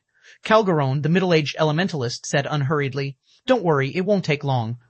You just have to wait until tomorrow when the flying ship reaches the Thunder Fortress." Calgaron did not seem to care when he heard Franz's threat of starting a war between corporations. On the contrary, he looked at Franz with eyes full of mockery. Meanwhile, when the players on the deck saw this situation, none felt surprised. The Desolate Star Corporation might be powerful, but the Divine Will Corporation that Calgaron was from was not in any way inferior. On the contrary, the Divine Will Corporation was slightly superior since, unlike the Desolate Star Corporation, it held shares in a pseudo-hegemonic power. Moreover, Calgaron was the Divine Will Corporation's first successor, so in terms of status, he was above Franz. A distinguished guest? Franz's expression darkened a little. Then he gestured for his bodyguards to force their way through, saying, "I want to see who this distinguished guest is to dare to disrespect me." He had just assured Wu Xiaoxiao and Jun Luosha that he could solve most problems in the miniature ancient world. Yet, immediately afterward, he was getting stopped outside the flying ship's third-floor restaurant. If he took this slight lying down, he'd become a laughingstock. However, before Franz's bodyguards could make a move, the restaurant's front doors suddenly opened. Then, a stalwart man, clad carrying a great sword on his back and clad in broken armor, walked out of the restaurant. As soon as this stalwart man appeared, Calgaron's dozen or so bodyguards and Calgaron himself respectfully bowed their heads to the man. Lord St. Nine, Calgaron greeted the stalwart man, his words instantly shocking everyone present. Franz, in particular, revealed a look of despair when he heard the stalwart man's name, St. Nine, the current rank 10 player on the God-ranked expert list. Despite being a titled expert, Franz felt suffocated just by standing in St. Nine's presence. As for his bodyguards, even though they were fourth-floor experts, their faces turned pale, and they couldn't help but kneel on the ground to keep themselves from collapsing, evidence that they were under immense pressure. Some of their faces had even started to contort. A half-step sword saint. Whether it was Franz or the other Tier 4 experts present, every one of them instinctively thought of this term. Although St. Nine was still a Tier 4 sword emperor right now, his basic attributes and concentration had already reached the Tier 5 standard. The average Tier 4 expert simply couldn't hope to stand up to him. It wouldn't be surprising if St. Nine could fight against actual Tier 5 players. Subsequently, St. Nine took a step forward and instantly appeared in front of Franz. Then, after taking a moment to look at Franz in silence, St. Nine indifferently asked, "So, Franz, do you think I need to show you any respect? Thank you for reading on novelhall.com. Chapter 3279, Chapter 353, Do You Dare to Come Forward? Chapter 353, Do You Dare to Come Forward? Although St. Nine spoke calmly and only several people nearby could hear him, Franz's complexion paled when he heard St. Nine's words. In reality, St. Nine didn't have a powerful personal background. He had relied entirely on the Twin Saints Alliance's resources to grow to his current strength. When it came to status and background, there was no question that Franz was overwhelmingly superior to St. Nine. However, the problem was that they were currently in the miniature ancient world, a place where even the strongest players were only at Tier 4. In this place, St. Nine was akin to a walking disaster for the various powers. Under normal circumstances, Franz wouldn't have feared St. Nine at all. At worst, he would die once. However, the world passage was opening soon. If Franz got killed on the flying ship, he'd essentially have to say goodbye to the world passage's opening rewards. It should be known that the main reason players and powers from outside the miniature ancient world came to this world was so that they could acquire the world passage's opening rewards, and Franz was no exception. Do you take the Desolate Star Corporation for a pushover, St. Nine? While Franz was in a state of panic, the masked lady standing behind Franz suddenly spoke up. After saying so, the lady with a pair of enchanting silver eyes waved the silver staff she wielded and merged 3 Tier 4 spells into one. Immediately afterward, over 200 blades made of bone-chilling flames appeared around St. Nine and struck at him, each of these soul blades leaving behind a fiery silver chain in their wake. Every soul blade carried power at the Tier 5 standard, and the number of soul blades the lady summoned had already gone far beyond the maximum number of attacks Tier 4 players could react to simultaneously. Moreover, the silver chains the soul blades created continuously reduced the space available for St. Nine to maneuver around. You succeeded? Franz grew ecstatic when he saw the soul blades and silver chains surrounding St. Nine. The masked lady was none other than Favra, the Tower Alliance's great elder. At the same time, she was Maria and Franz's aunt. Originally, Favra was a paragon widely known during her era. However, she had long retired from the public eye, so not much information was known about her nowadays. People only remembered her title of Silver-Eyed Witch. Hardly anybody knew that Favra was researching how to combine 3 spells, in other words, triple fusion magic, to unleash strength above her tier. Now, though, his Aunt Favra had succeeded. Meanwhile, the fusion of 3 Tier 4 spells would result in power that could overshadow even Tier 5 spells. However, before Franz could relax, he suddenly heard St. Nine speaking, "You are still not qualified to be my opponent." Before Franz realized it, St. Nine had vanished from before him and reappeared in front of Favra, his greatsword held in his hands. Then, St. Nine swung his greatsword at Favra. Boom. Bright silver light enveloped the flying ship's 3rd floor, and everyone idly stared at the light as if time had stopped moving. When the light faded, only a broken magic barrier remained in Favra's original location. As for Favra herself, she had crashed into one of the flying ship's sails, her silver mask shattering and her HP bar having little to nothing left. How is this possible? This scene dumbfounded Franz and his bodyguards, none of them daring to believe this to be true. One strike. St. Nine had executed only one attack, yet this one attack had instantly killed Favra, the Tower Alliance's great elder and the silver-eyed witch whose name once shook the Starlight Realm. If not for the silver-masked Favra war, allowing her to evade death once, she wouldn't even be alive right now. The God list's rank 10 is this powerful. Following this situation was a question that appeared in not just Franz's and his bodyguards' minds, but also the minds of many young geniuses on the ship. In everyone's minds, St. Nine might be ranked 10th on the God-ranked expert list, but he was still only a titled expert. Meanwhile, Favre was similarly a titled expert. Even though she was a little older, she remained in her peak condition. So, everyone assumed there wouldn't be too huge of a gap between them. Yet, reality couldn't be any further from that. If Saint Nine could instantly kill even a titled expert, wouldn't it be child's play for him to kill ordinary fourth-floor experts? Moreover, if Saint Nine could only rank at 10th place on the god list despite being so strong already, how frightening were the god list's other top 10 experts? Now that she's dealt with, it's your turn next, Saint Nine said as he raised his great sword and turned to look at Franz and his bodyguards. Suddenly, Franz and his bodyguards felt as if they could hear Death's footsteps. It felt as if Death was already waving at them. The Desolate Star Corporation's second successor, titled Expert. At this moment, all of these things had become nothing but a joke, and it was all because they weren't aware of how monstrous Saint Nine was. In the meantime, Calgaron gleefully watched all this happening from one side. His rivalry with Franz had been going on for some time now, so he couldn't be happier to see Franz's demise. At the same time, Calgaron finally understood why the various hegemonic powers were reluctant to offend paragons, even when these paragons were at a low tier. Paragons, particularly top-ranking paragons of the greater gods' domain's various countries like Saint Nine, were simply inhuman.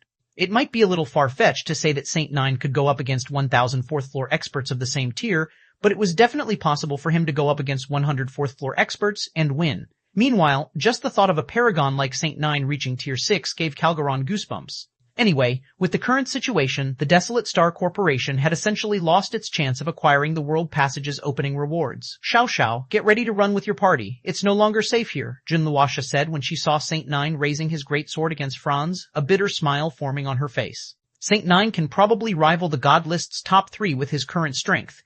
If he decides to get ruthless, nobody on this ship can live to see the Thunder Fortress. However, in response to Junluosha's anxiety, Wu Xiaoxiao shook her head and calmly said, Saint Nine is indeed strong, but you don't need to be so anxious, senior sister. We are very safe here. So long as the guild leader is around, Saint Nine can't harm us in the slightest. Although Wu Xiaoxiao didn't speak loudly, everyone on the flying ship was a Tier 4 player. In a quiet environment, a Tier 4 player could hear a person's normal speaking voice even from several hundred yards away. So, even though Wu Xiaoxiao was only speaking normally, everyone aboard the ship could hear her words. Meanwhile, upon hearing Wu Xiaoxiao's words, Saint Nine suddenly stopped his attack against Franz. Then he turned to look at Wu Xiaoxiao, a cold glint in his eyes. What a big mouth you have there, little girl, Calgaron said, laughing. But will that so-called guild leader of yours dare to come forward and show himself to Lord Saint Nine? As soon as Calgaron finished speaking, Junluosha couldn't help but hold her head. Her junior might be good at many things, but it would seem that she was terrible at reading the room. With this, not only were Franz and his bodyguards finished, but even they were doomed as well.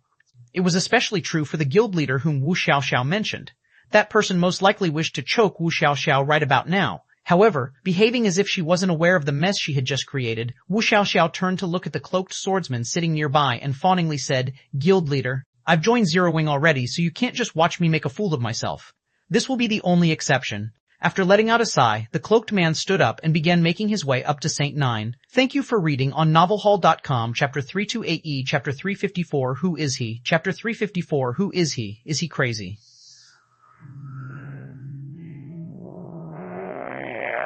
When Junluosha saw Shi Feng taking the initiative to approach Saint Nine, she couldn't help but try to stop him. Junluosha might not have bothered if it were in the past, since, back then, she still wasn't aware of how strong Saint Nine was exactly. However, after seeing Saint Nine defeating Favre, a veteran titled Expert 1, in one hit, she'd have to be a fool not to know how frighteningly strong Saint Nine was. At this point, getting killed by Saint Nine could only be considered a small issue. If they ended up earning Saint Nine's ire, they might not even be able to continue surviving in the miniature ancient world.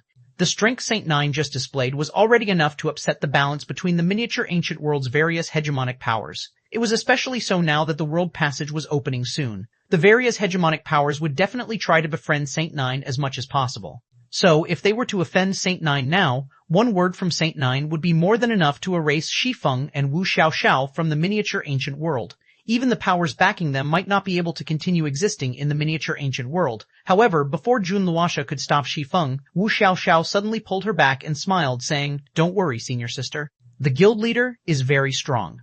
When Junluosha saw Shi Feng moving closer and closer to Saint Nine, she started to grow even more anxious. Even if Shi Feng was strong, he shouldn't be confronting Saint Nine to prove his strength. Just when Junluosha thought of shaking off Wu Xiaoxiao's hand, she suddenly discovered that she, a swordsman, couldn't shake off Wu Xiaoxiao, an elementalist. Moreover, the flow of mana in her body had stagnated, and her body felt incredibly heavy. Xiao Xiao, you, after taking another look at Wu Xiao Xiao, Jun Luosha couldn't help but feel as if she was looking at a completely different person. How was this supposed to be her cute junior sister? The other party felt more like a legendary monster than a player right now. While Wu Xiao Xiao was holding Jun Luosha back, Shi Feng continued making his way over to Saint Nine. He was aware that Wu Xiao Xiao wasn't misbehaving just because she wanted to protect Jun Luosha. He knew that she was also trying to recruit Jun Luosha. Geniuses nurtured by the Green God Corporation might be affiliated with the corporation, but the corporation did not restrict its talents from joining God's domain's various powers. On the contrary, the corporation strongly encouraged such behavior. This was also why Jun Lusoha was not against Franz's attempt at recruiting her. As for Wu Xiaoxiao's unilateral decision to recruit Jun Luosha, Shi Feng wasn't against it. Honestly, even if Wu Xiaoxiao didn't take the initiative to provoke Saint Nine, Shi Feng had planned to intervene in this affair. After all, the Desolate Star Corporation and Zero Wing were partners. Zero Wing had already earned a significant sum of star coins thanks to the Desolate Star Corporation's trade center. So, even if Shi Feng didn't have goodwill toward Franz, he still felt obligated to save Maria's Aunt Favre. On the other side, Franz hurriedly ran over to Favre's side, took out a healing crystal, and shattered it above Favre. Then, streams of light green mist flowed into Favre and quickly healed her back to peak condition. "Do we have any chance of escaping, Auntie?" Franz quietly asked Favre, fear evident in his eyes when he looked at Saint Nine. Saint Nine's strength had completely exceeded Franz's imagination. Although he had long since known that geniuses capable of being regarded as paragons were much stronger than the average titled expert, he didn't think Saint Nine would be strong enough to defeat a veteran titled expert in one move. Even a dozen titled experts working together might not be enough to take down an expert like Saint Nine. However, titled experts were not cabbages that could be found everywhere. They were considered peak combatants even among the various hegemonic powers. In the Desolate Star Corporation's case, despite how much importance the corporation had placed on the miniature ancient world, the corporation could only afford to dispatch 6 titled experts here to get a share of the World Passage's opening rewards. If he and his Aunt Favre were to get killed here, it would be even more difficult for the Desolate Star Corporation to get a share of the opening rewards.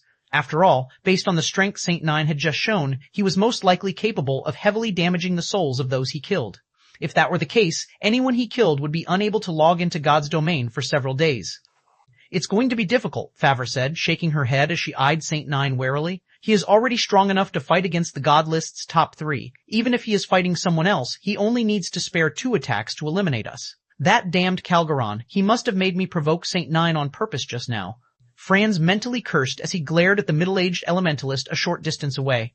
The Desolate Star Corporation and the Divine Will Corporation had fiercely competed with each other over the years, so it wasn't out of the question for Calgaron to have planned such a trap. "Franz, don't even think of getting away today," Calgaron said, smiling when he saw the strong resentment in Franz's eyes.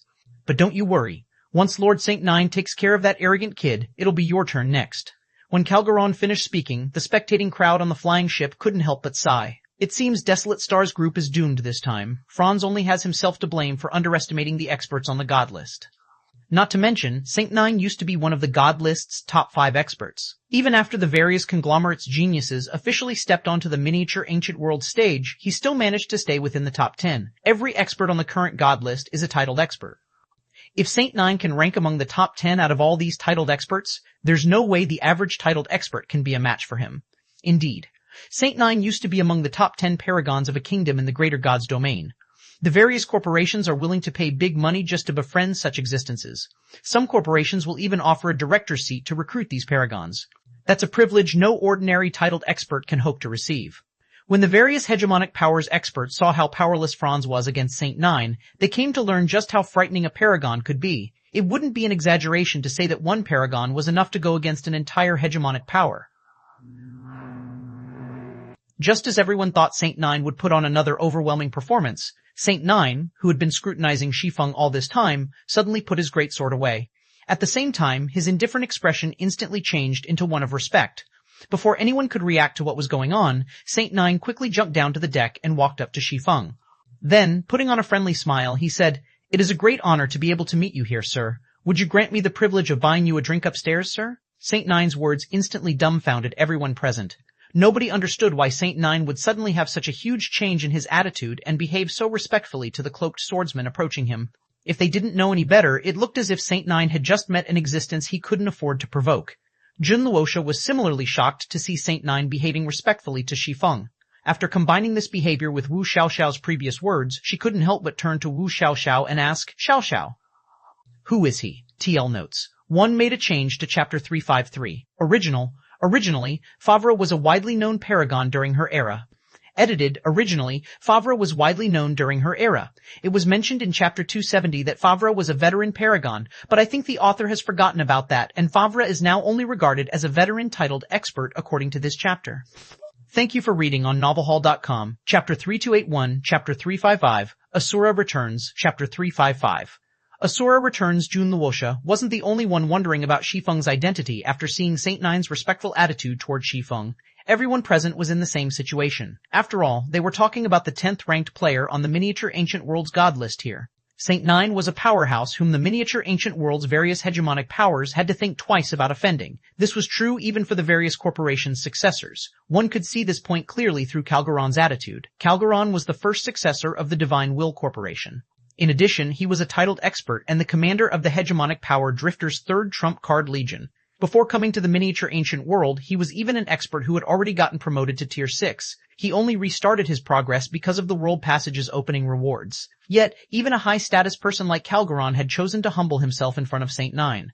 Although Saint Nine had never gone beyond Tier 4 in either the Miniature Ancient World or the Greater God's domain, should he join a hegemonic power, he would be given the treatment of a vice guild leader, no questions asked. He would even be given a seat among the hegemonic power's board of directors and made a potential candidate for the guild leader or grand elder position. With Saint Nine's current strength, the only people who could possibly get Saint Nine to behave respectfully to them would be the guild leader of a hegemonic power or the helmsman of a corporation. Everyone else was unworthy of his respect. However, even the various hegemonic powers' vice guild leaders would rarely be willing to enter the Miniature Ancient World, let alone guild leaders.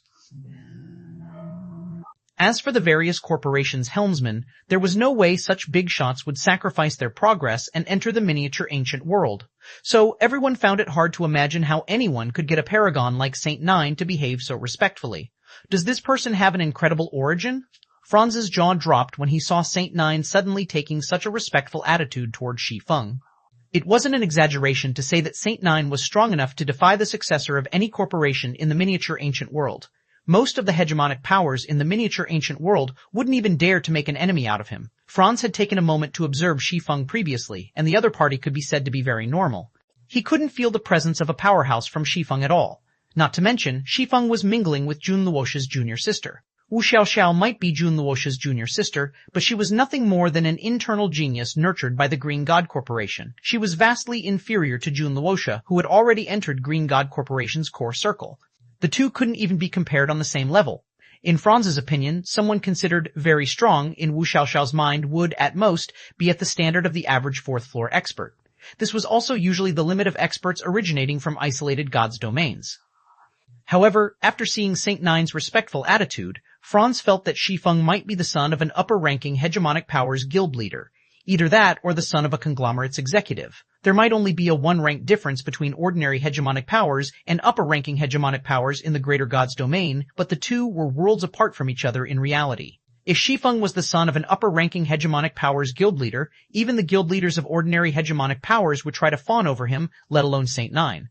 A World Passage's opening was a huge opportunity for most players. So, it wasn't out of the question for the children of an upper-ranking hegemonic powers guild leader or the children of a conglomerate's executive to enter the Miniature Ancient World. While everyone was secretly speculating on Shi Feng's identity, Wu Xiaoxiao smiled at Jun Luosha and said, "Black Flame. He is Zero Wing's guild leader, Black Flame."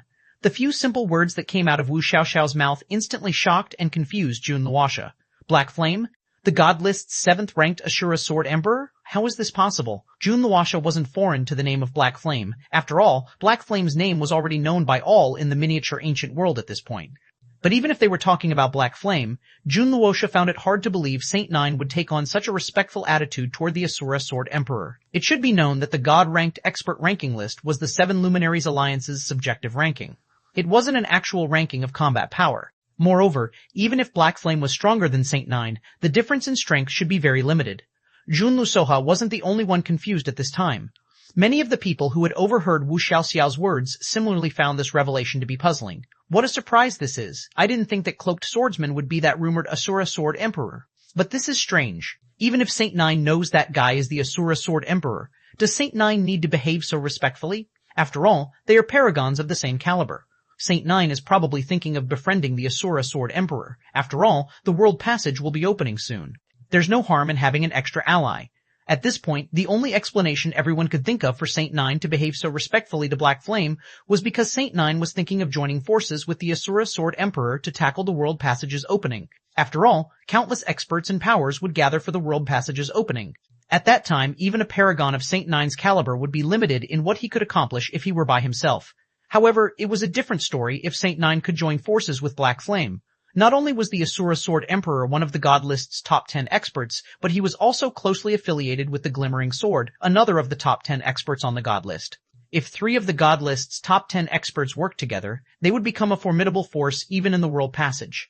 While everyone was busy speculating Saint 9's motives, Shi Feng looked at Saint 9 and nonchalantly said, "I'll pass on the drink, but it seems you have learned quite the incredible identification skill if you can see through my Black Cloak's effects." Basic identification skills were useless against the Black Cloak's concealment effect.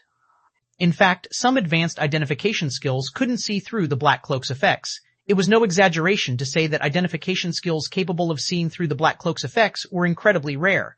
It was for this reason the Black Cloak had become the first choice for experts and dark players wanting to hide their information. "You overpraise me, Mr. Black Flame," Saint 9 said respectfully. "It is only an insignificant skill." "I wouldn't call it an insignificant skill," Shi Feng said, smiling as he looked at the divine runes marking Saint 9's eyes. "The magic eyes of time have the effect of master identification skills. Very few people have them, even among the various hegemonic powers." Saint 9 wasn't surprised that Shi Feng had seen through his magic eyes of time. Instead, he started to respect Shi Feng even more. Done with the pleasantries, Shi Feng got straight to the point and calmly said, "The Tower Alliance is partnered with Zero Wing, so let's end this matter here. If that is what you want, I naturally don't have any problems with it, Mr. Black Flame," Saint 9 said, nodding. He showed no intention of going against Shi Feng's decision at all. Meanwhile, Saint 9's respectful and accommodating behavior caused everyone's jaws to drop. No matter how they looked at it, this wasn't a conversation between equals. The tone Shi Feng took didn't sound like he was making a suggestion at all. Instead, it sounded like he was giving a command. Yet Saint 9 had chosen to follow Shi Feng's command without question for some inexplicable reason. For a time, everyone wondered if the Saint 9 they were looking at was even the same person who had just heavily injured the silver-eyed witch Favre in one hit. "Lord Saint 9, this is different from what we disc." When Calgaron heard Saint 9's words, he couldn't help but want to say something about Saint 9's decision. However, he promptly shut up when he received a glare from Saint 9. This was because Saint 9's glare gave him the feeling that should he speak another word, Saint 9 would kill him on the spot. It wasn't until Shi Feng left into the distance that Calgaron finally found the courage to speak again. Even so, he still chose to speak in a whisper. "Are we really going to let the Desolate Star Corporation go so easily, Lord Saint 9? Calgaron was very confused by Saint 9's behavior. This was the perfect opportunity to deal a heavy blow to the Desolate Star Corporation. If they let this opportunity get away, it'd be difficult to find another opportunity like this in the future. "Since Mr. Black Flame has already said so, then this matter will end here," Saint 9 sternly said as he glanced at Calgaron. "If you don't plan on giving up, don't say I didn't warn you if you and your men get annihilated." "I don't understand, Lord Saint 9. Black Flame might be ranked 7th on the God List, but with your current strength, is there a need for you to humble yourself so much in front of him?" Calgaron asked in confusion. Calgaron had a good understanding of Saint 9's personality. If given the opportunity, he'd fight the God List's top 3 experts on the spot without hesitation. Respect? That was nothing but a joke. "I wouldn't even spare him a second glance if he truly was only 7th on the God List," Saint 9 said as he looked at Calgaron. Then he turned to look at Shi Feng's departing figure and continued respectfully, "But he isn't just the God List's 7th-ranked player. He is also the Ancient River Kingdom's first paragon, someone who has won against both Empress Blood Arrow and the undefeated Battle Maniac." "What? He won against the Empress Blood Arrow and the undefeated Battle Maniac?" Calgaron gasped when he heard Saint 9's words, his mind subconsciously thinking that Saint 9 was playing a joke on him. Thank you for reading on novelhall.com, Chapter 3282, Chapter 356, The Zero Wing of Today, Chapter 356, The Zero Wing of Today Empress Blood Arrow. Undefeated Battle Maniac. Both were titles known by many in the Greater Gods Domain's Starlight Realm, as the owners of these titles had shaken dozens of kingdoms and multiple empires in the past. Meanwhile, as someone much older than LaRoja and Cross, Calgaron had the opportunity to bear witness to the history these two people created. When LaRoja and Cross were still actively competing among the Starlight Realm's younger generation, they were known to be invincible among Tier 4 players. They had challenged many paragons across several dozen kingdoms to an official duel, yet not once did they suffer defeat. If they hadn't defended a conglomerate, they would have become even more famous in the Starlight Realm. According to rumors, a conglomerate had extended an olive branch to LaRoja and Cross. However, because the conglomerate required them to withdraw from the corporations they were affiliated with, The two eventually chose to give up on joining the conglomerate. Their decision ended up displeasing the conglomerate. As a result, the corporations they belonged to had no choice but to drastically restrict their appearances in public. Otherwise, they would have long since become top celebrities in the Starlight realm. Although Saint Nine was powerful, he was far from standing on the same level as La Roja and Cross. It was also why Saint Nine dared to challenge the God list's current top 3 players but did not have confidence in securing first place. It was because the player currently occupying the number 1 position on the miniature ancient world's God list was Trecht, an existence known as one of the 3 invincibles alongside La Roja and Cross. So, when Calgaron heard that Black Flame had triumphed over La Roja and Cross, he couldn't help but be dumbfounded. While Calgaron was in shock, Franz similarly revealed a dazed expression on his face. Is what you just said true, Auntie? Franz couldn't help but doubt his ears when he heard what his Aunt Favre had just said. That's Empress Blood Arrow and the undefeated battle maniac we are talking about. How can Black Flame possibly win against those 2 legendary individuals? It's not strange for you to be unaware of this matter since you've been focused on the miniature ancient world. The Desolate Star Corporation doesn't have any dealings in the ancient River Kingdom either, Favre said, nodding in response to her nephew's doubts. Then, she revealed a wry smile as she explained. According to my sources, Black Flame won the ancient River Kingdom's rookie competition yesterday and became the kingdom's first paragon. Although Empress Blood Arrow and the undefeated Battle Maniac had participated in the rookie competition, they concluded the competition in 2nd and 3rd place. At this point, everyone in and around the ancient River Kingdom already knows about this matter. But what really surprises me is that Black Flame can actually return to the miniature ancient world. Honestly, Favre would have never paid attention to the man named Black Flame if it weren't for her niece Maria. She also wouldn't have bothered to keep an eye on the ancient River Kingdom situation. After all, the Starlight Realm was a massive place with over 1,000 kingdoms and thousands of freely accessible gods' domains. Even if she was a 3-star mental strength grandmaster, she couldn't possibly pay attention to all these different worlds 24/7. Meanwhile, Black Flame's return to the miniature ancient world truly surprised her. Even if she ignored Black Flame's achievement of winning against Empress Blood Arrow and the undefeated Battle Maniac, his ability to freely travel between the greater god's domain and miniature ancient world was more than enough for her to label him as incredible. Damn it, Franz couldn't help but have the urge to slap himself when he finished listening to his aunt's explanation. He might not know what had happened in the ancient River Kingdom, but he did know about the Galaxy Conglomerate's invitational competition. To avoid taking up their respective countries' slots, it wouldn't be strange for Empress Blood Arrow and the undefeated Battle Maniac to participate in the ancient River Kingdom's rookie competition.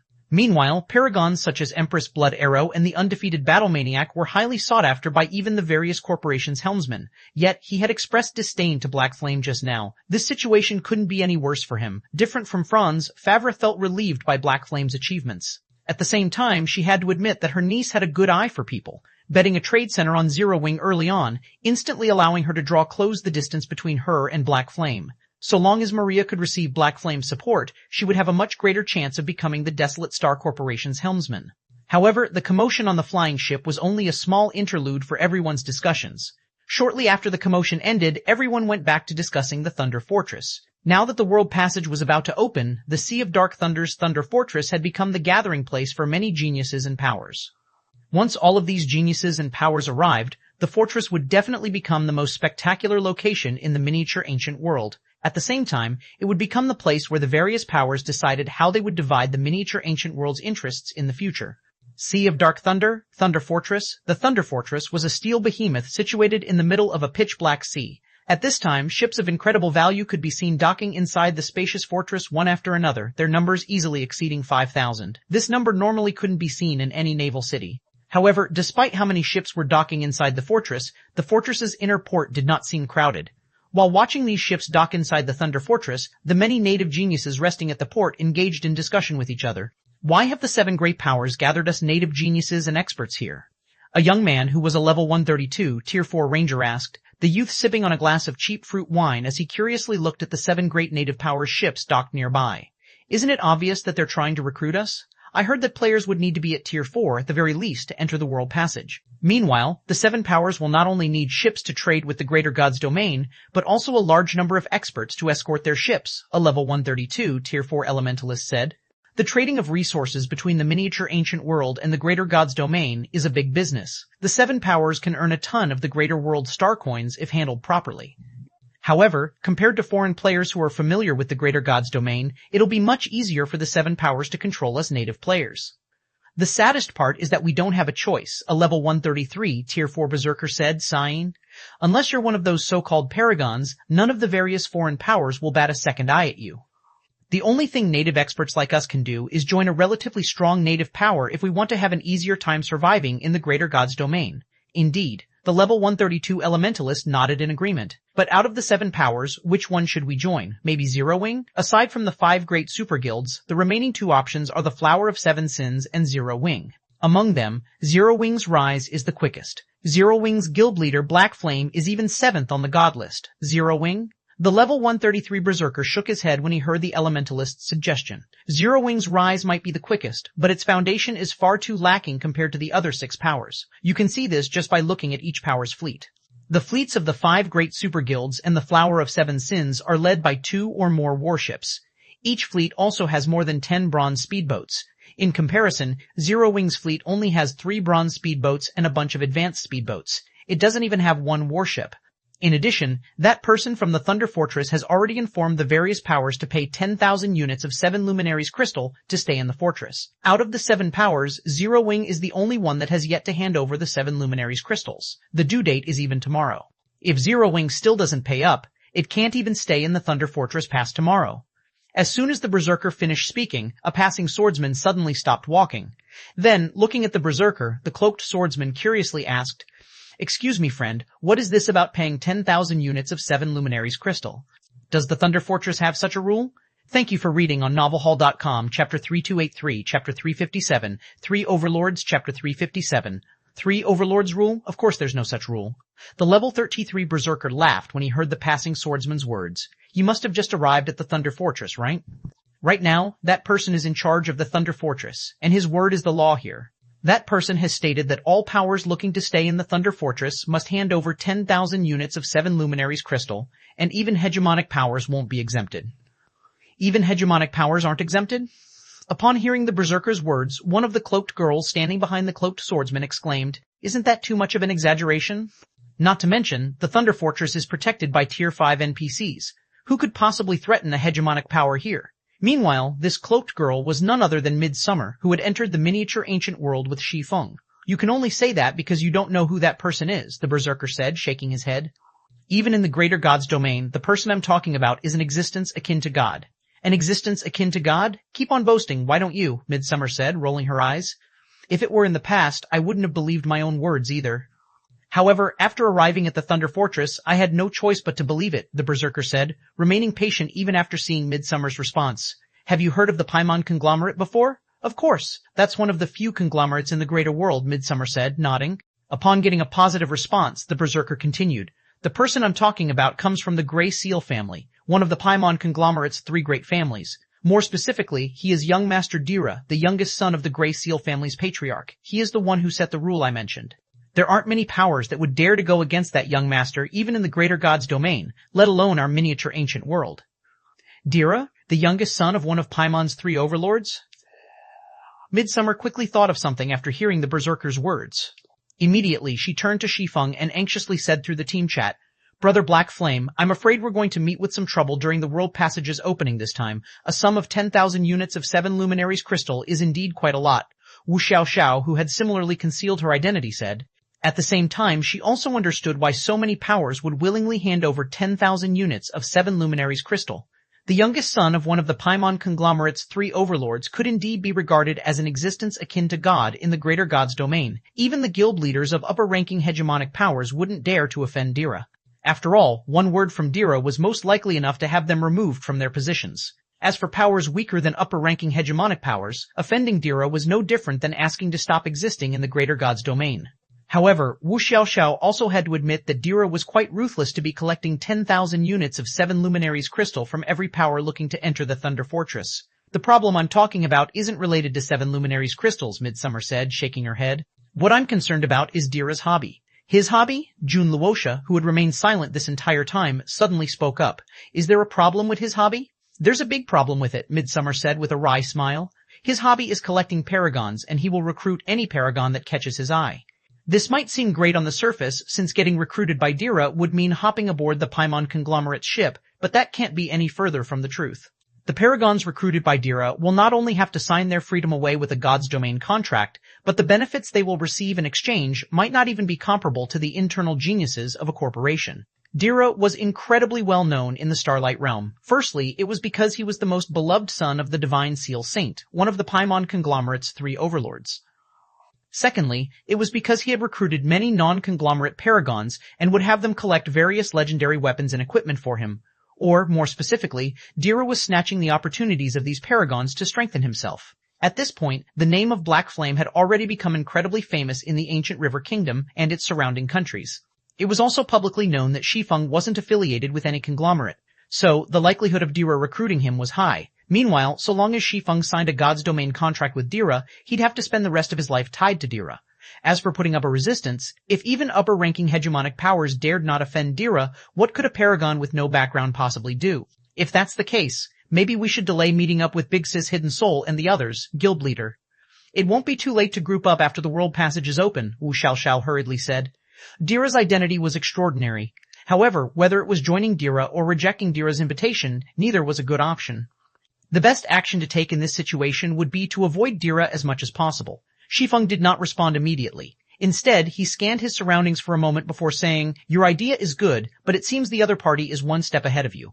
As soon as Shi Feng finished speaking, Midsummer, Wu Xiaoxiao, and Jun Luosha immediately sensed a person appearing next to their party. The other party was a level 136, tier 4 assassin, and he looked like he was, at most, 17 or 18 years old. Yet, despite how young he looked, he gave off an incredibly dangerous feeling comparable to what they felt from Saint Nine.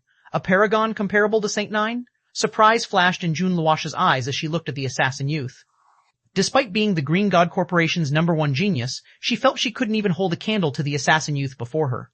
Currently, she was still at the standard of ordinary 4th floor experts, and she would need to make significant improvements before she could reach the standard of titled expert. Yet, the assassin youth already had strength close to rivaling Saint Nine. After making a sudden appearance next to Shi Feng's party, the assassin youth, with a wooden expression, quietly looked at Shi Feng, showing no intentions of launching a sneak attack. "Greetings, Guild Leader Black Flame," the assassin youth said emotionlessly like a robot. "Young Master Dira has heard about your arrival at the Thunder Fortress, so he has gone out of his way to invite you to the Thunder Restaurant for a meeting. How did you find us so quickly?" Wu Xiaoxiao was a little astonished by the assassin youth's words. It hadn't been more than half an hour since they got off the flying ship. They had even worn black cloaks to hide their identities.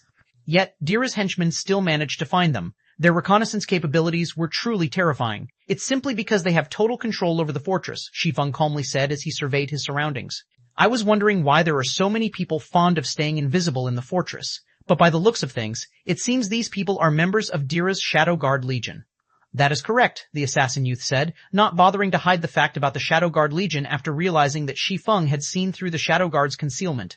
"We are the young master's Shadow Guards, and we currently have the entire Thunder Fortress under our surveillance.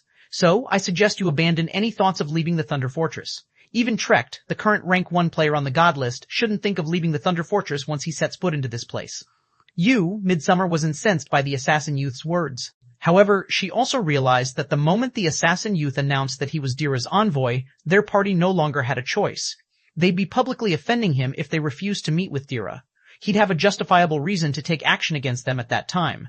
Yet, if they chose to meet with Dira, there would likely be only one outcome. "Since young Master Dira is inviting me with such sincerity, lead the way then," Shi Feng calmly said.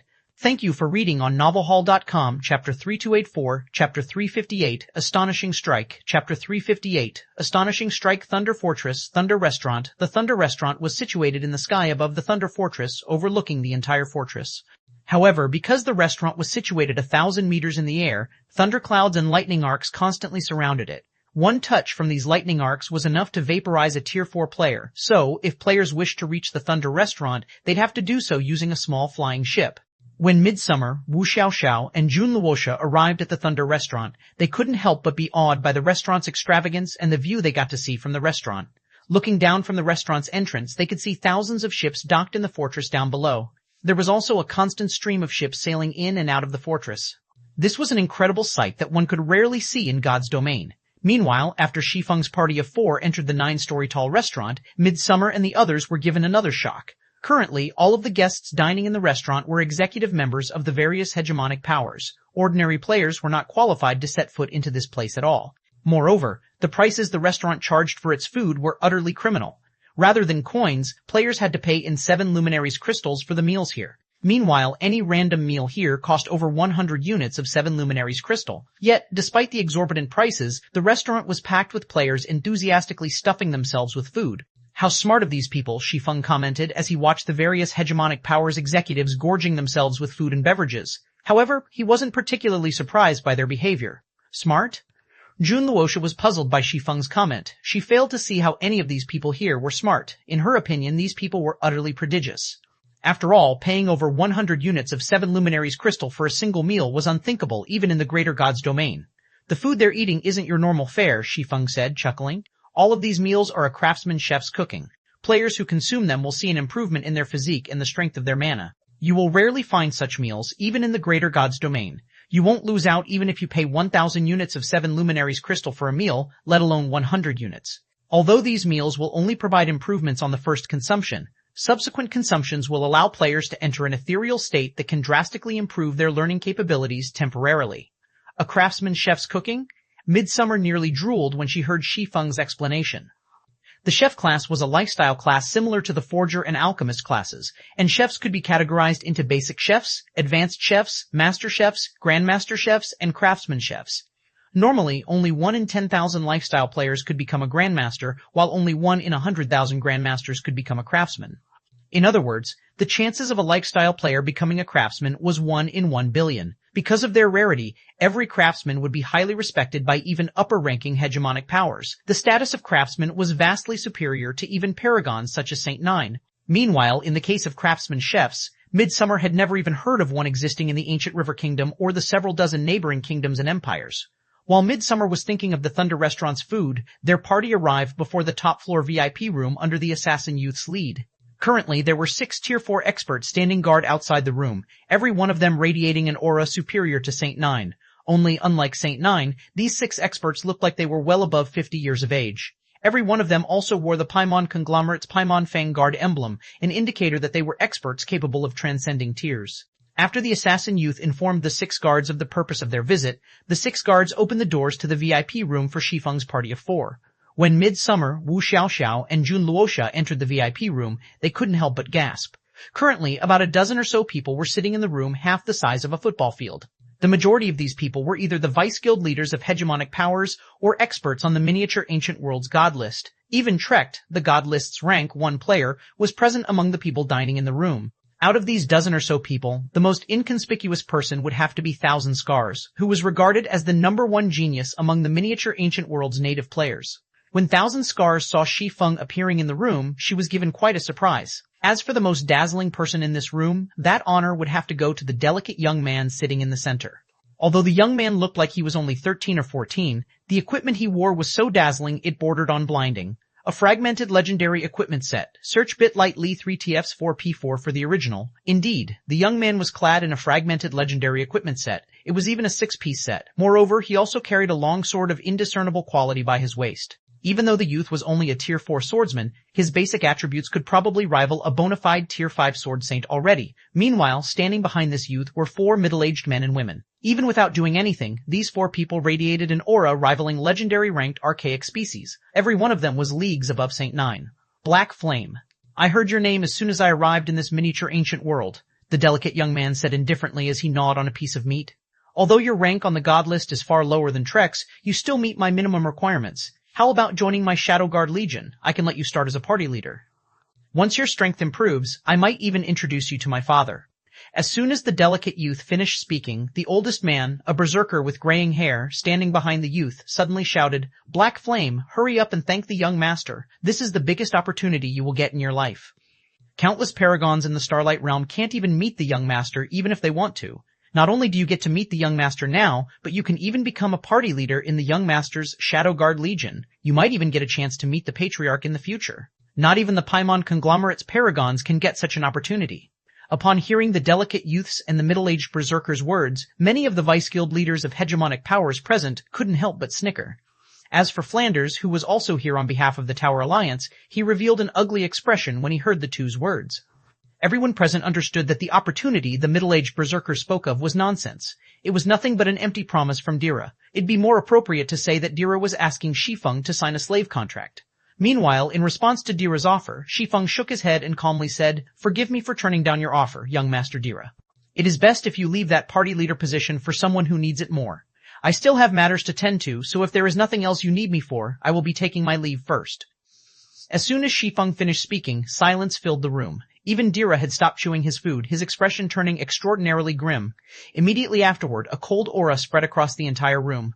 Black flame. "How dare you refuse the young master's kindness?" the middle-aged berserker bellowed at Shi Feng. "I'll teach you a lesson in humility on behalf of the young master." After saying so, the middle-aged berserker reached for the battle axe on his back and swung the weapon at Shi Feng, the terrifying aura he emitted causing not just the VIP room but also the entire Thunder restaurant to tremble. Humility? Is he even worthy of that? After glancing at the oncoming axe, Shi Feng unsheathed the Winter of Eternal Night and swung it. Thank you for reading on novelhall.com, Chapter 3285, Chapter 359, Becoming Enemies with an Overlord, Chapter 359, Becoming Enemies with an Overlord. TL Notes, made a change to Chapter 358, original, currently, about a dozen or so people were sitting in the room, changed to, currently, several dozen people were sitting in the room, whole Thunder restaurant, top floor VIP room. As soon as Shi Feng finished speaking, silence enveloped the entire room. At the same time, the several dozen guests dining in the room couldn't help but shudder. How dare he? Thousand Scars, clad in silver-gray leather armor, was also greatly surprised by Shi Feng's response. For a moment, she even suspected that Shi Feng might not know Dira's identity. Otherwise, there was no way he'd dare to turn down Dira's offer without hesitation and in such a blatant manner. The Paimon conglomerate might not be as powerful as the Galaxy conglomerate, but it was still a bona fide conglomerate in the greater world. Meanwhile, Dira was the youngest and most favored son of the Divine Seal Saint, one of the Paimon conglomerate's 3 overlords. Because of Dira's identity, many of the Paimon conglomerate's successors sought to befriend Dira to gain the Divine Seal Saint's support. After all, not only was the Divine Seal Saint one of Paimon's 3 overlords, but he was also in control of many of the conglomerate's cities and a strong contender for the position of the conglomerate's #1 expert.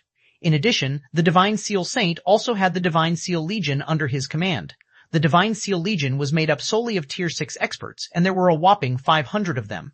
Just the number of Tier 6 experts, the Legion had already surpassed what hegemonic powers had by a large margin. Moreover, every one of these Tier 6 experts was in possession of 2 or 3 pieces of legendary equipment, with some even having legendary weapons. Outside of the Paimon conglomerate, though, Dira was an existence feared by everyone. This was because the Divine Seal Saint had proven that he was willing to destroy an upper-ranking hegemonic power simply because his youngest son received poor treatment from the power. The war the Divine Seal Saint waged back then had shaken the entire Starlight Realm and struck fear into the various upper-ranking hegemonic powers. After the incident, everyone came to understand just how much the Divine Seal Saint favored his youngest son. It was so much that even the Paimon conglomerate's successors couldn't help but grow envious of Dira. It was also for this reason that the various upper-ranking hegemonic powers' guild leaders would have a huge headache whenever they encountered Dira. Although the power the Divine Seal Saint destroyed was only a budding upper-ranking hegemonic power that didn't have the backing of a conglomerate, it should still be a very difficult task to destroy it completely. Yet, the Divine Seal Saint and his Divine Seal Legion had accomplished this feat, which was enough to showcase the Legion's tremendous strength. Meanwhile, Shi Feng had essentially humiliated Dira in public by unceremoniously refusing Dira's invitation in front of everyone. Not even the Green God Corporation's helmsman wouldn't dare to do such a thing. It seems he might not even be leaving this room alive, a young male assassin with pure elven blood said, a look of interest appearing on his face as he looked at Shi Feng. I wonder how long he'll last against the 4 beast warriors. Meteor was seated next to the elven assassin. When the Crimson Sword Emperor heard the elven assassin's words, he turned to look at the 4 middle-aged men and women standing behind Dira. Then he said, "What nonsense are you talking about, Trecht? The 4 beast warriors are guards sent by the Divine Seal Saint to protect Dira. Even though they don't currently have the fragmented legendary equipment sets they normally use, I doubt you and I can take them on even if we get promoted to Tier 5. Not to mention, Black Flame is still at Tier 4. Black Flame is still too young, Trecht, the pure-blooded elf said as he shook his head. He might have surpassed La Roja and Cross, but a genius is nothing more than a genius at the end of the day. In front of individuals like Dira, even the 100 Nations Paragon battle's first Paragon won't amount to anything, let alone a measly kingdom's first Paragon. The Ancient River Kingdom's first Paragon, invincible among Tier 4? These statuses might be enough to deter the various hegemonic powers, but they were nothing to Dira. Dira stood at the apex of the greater god's domain. For him, geniuses and paragons like Shi Feng were but a common sight. Thus, if Shi Feng refused to comply, Dira could simply crush him. It wasn't an exaggeration to say that a genius like Shi Feng had no qualifications to be arrogant in front of Dira. It was only because of Dira's fondness for collecting geniuses that he had gone out of his way to recruit Shi Feng.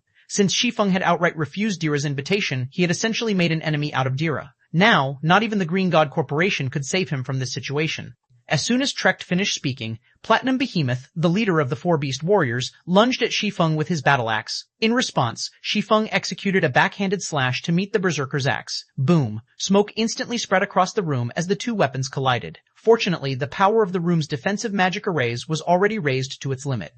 So, even though the power of the shockwaves generated by the collision reached the Tier 5 standard already, they failed to affect the room in the slightest. Nobody present was surprised by the room's robustness. Every structure within the Thunder Fortress was extraordinary. Not even Tier 5 players should think of causing any damage to the Thunder Fortress, let alone Tier 4 players. However, when the dust settled, the spectating crowd couldn't help but be surprised by what they saw. Contrary to everyone's expectations, Shi Feng did not get killed or injured by Platinum Behemoth's axe. Instead, he had come out of the Berserker's attack completely unscathed.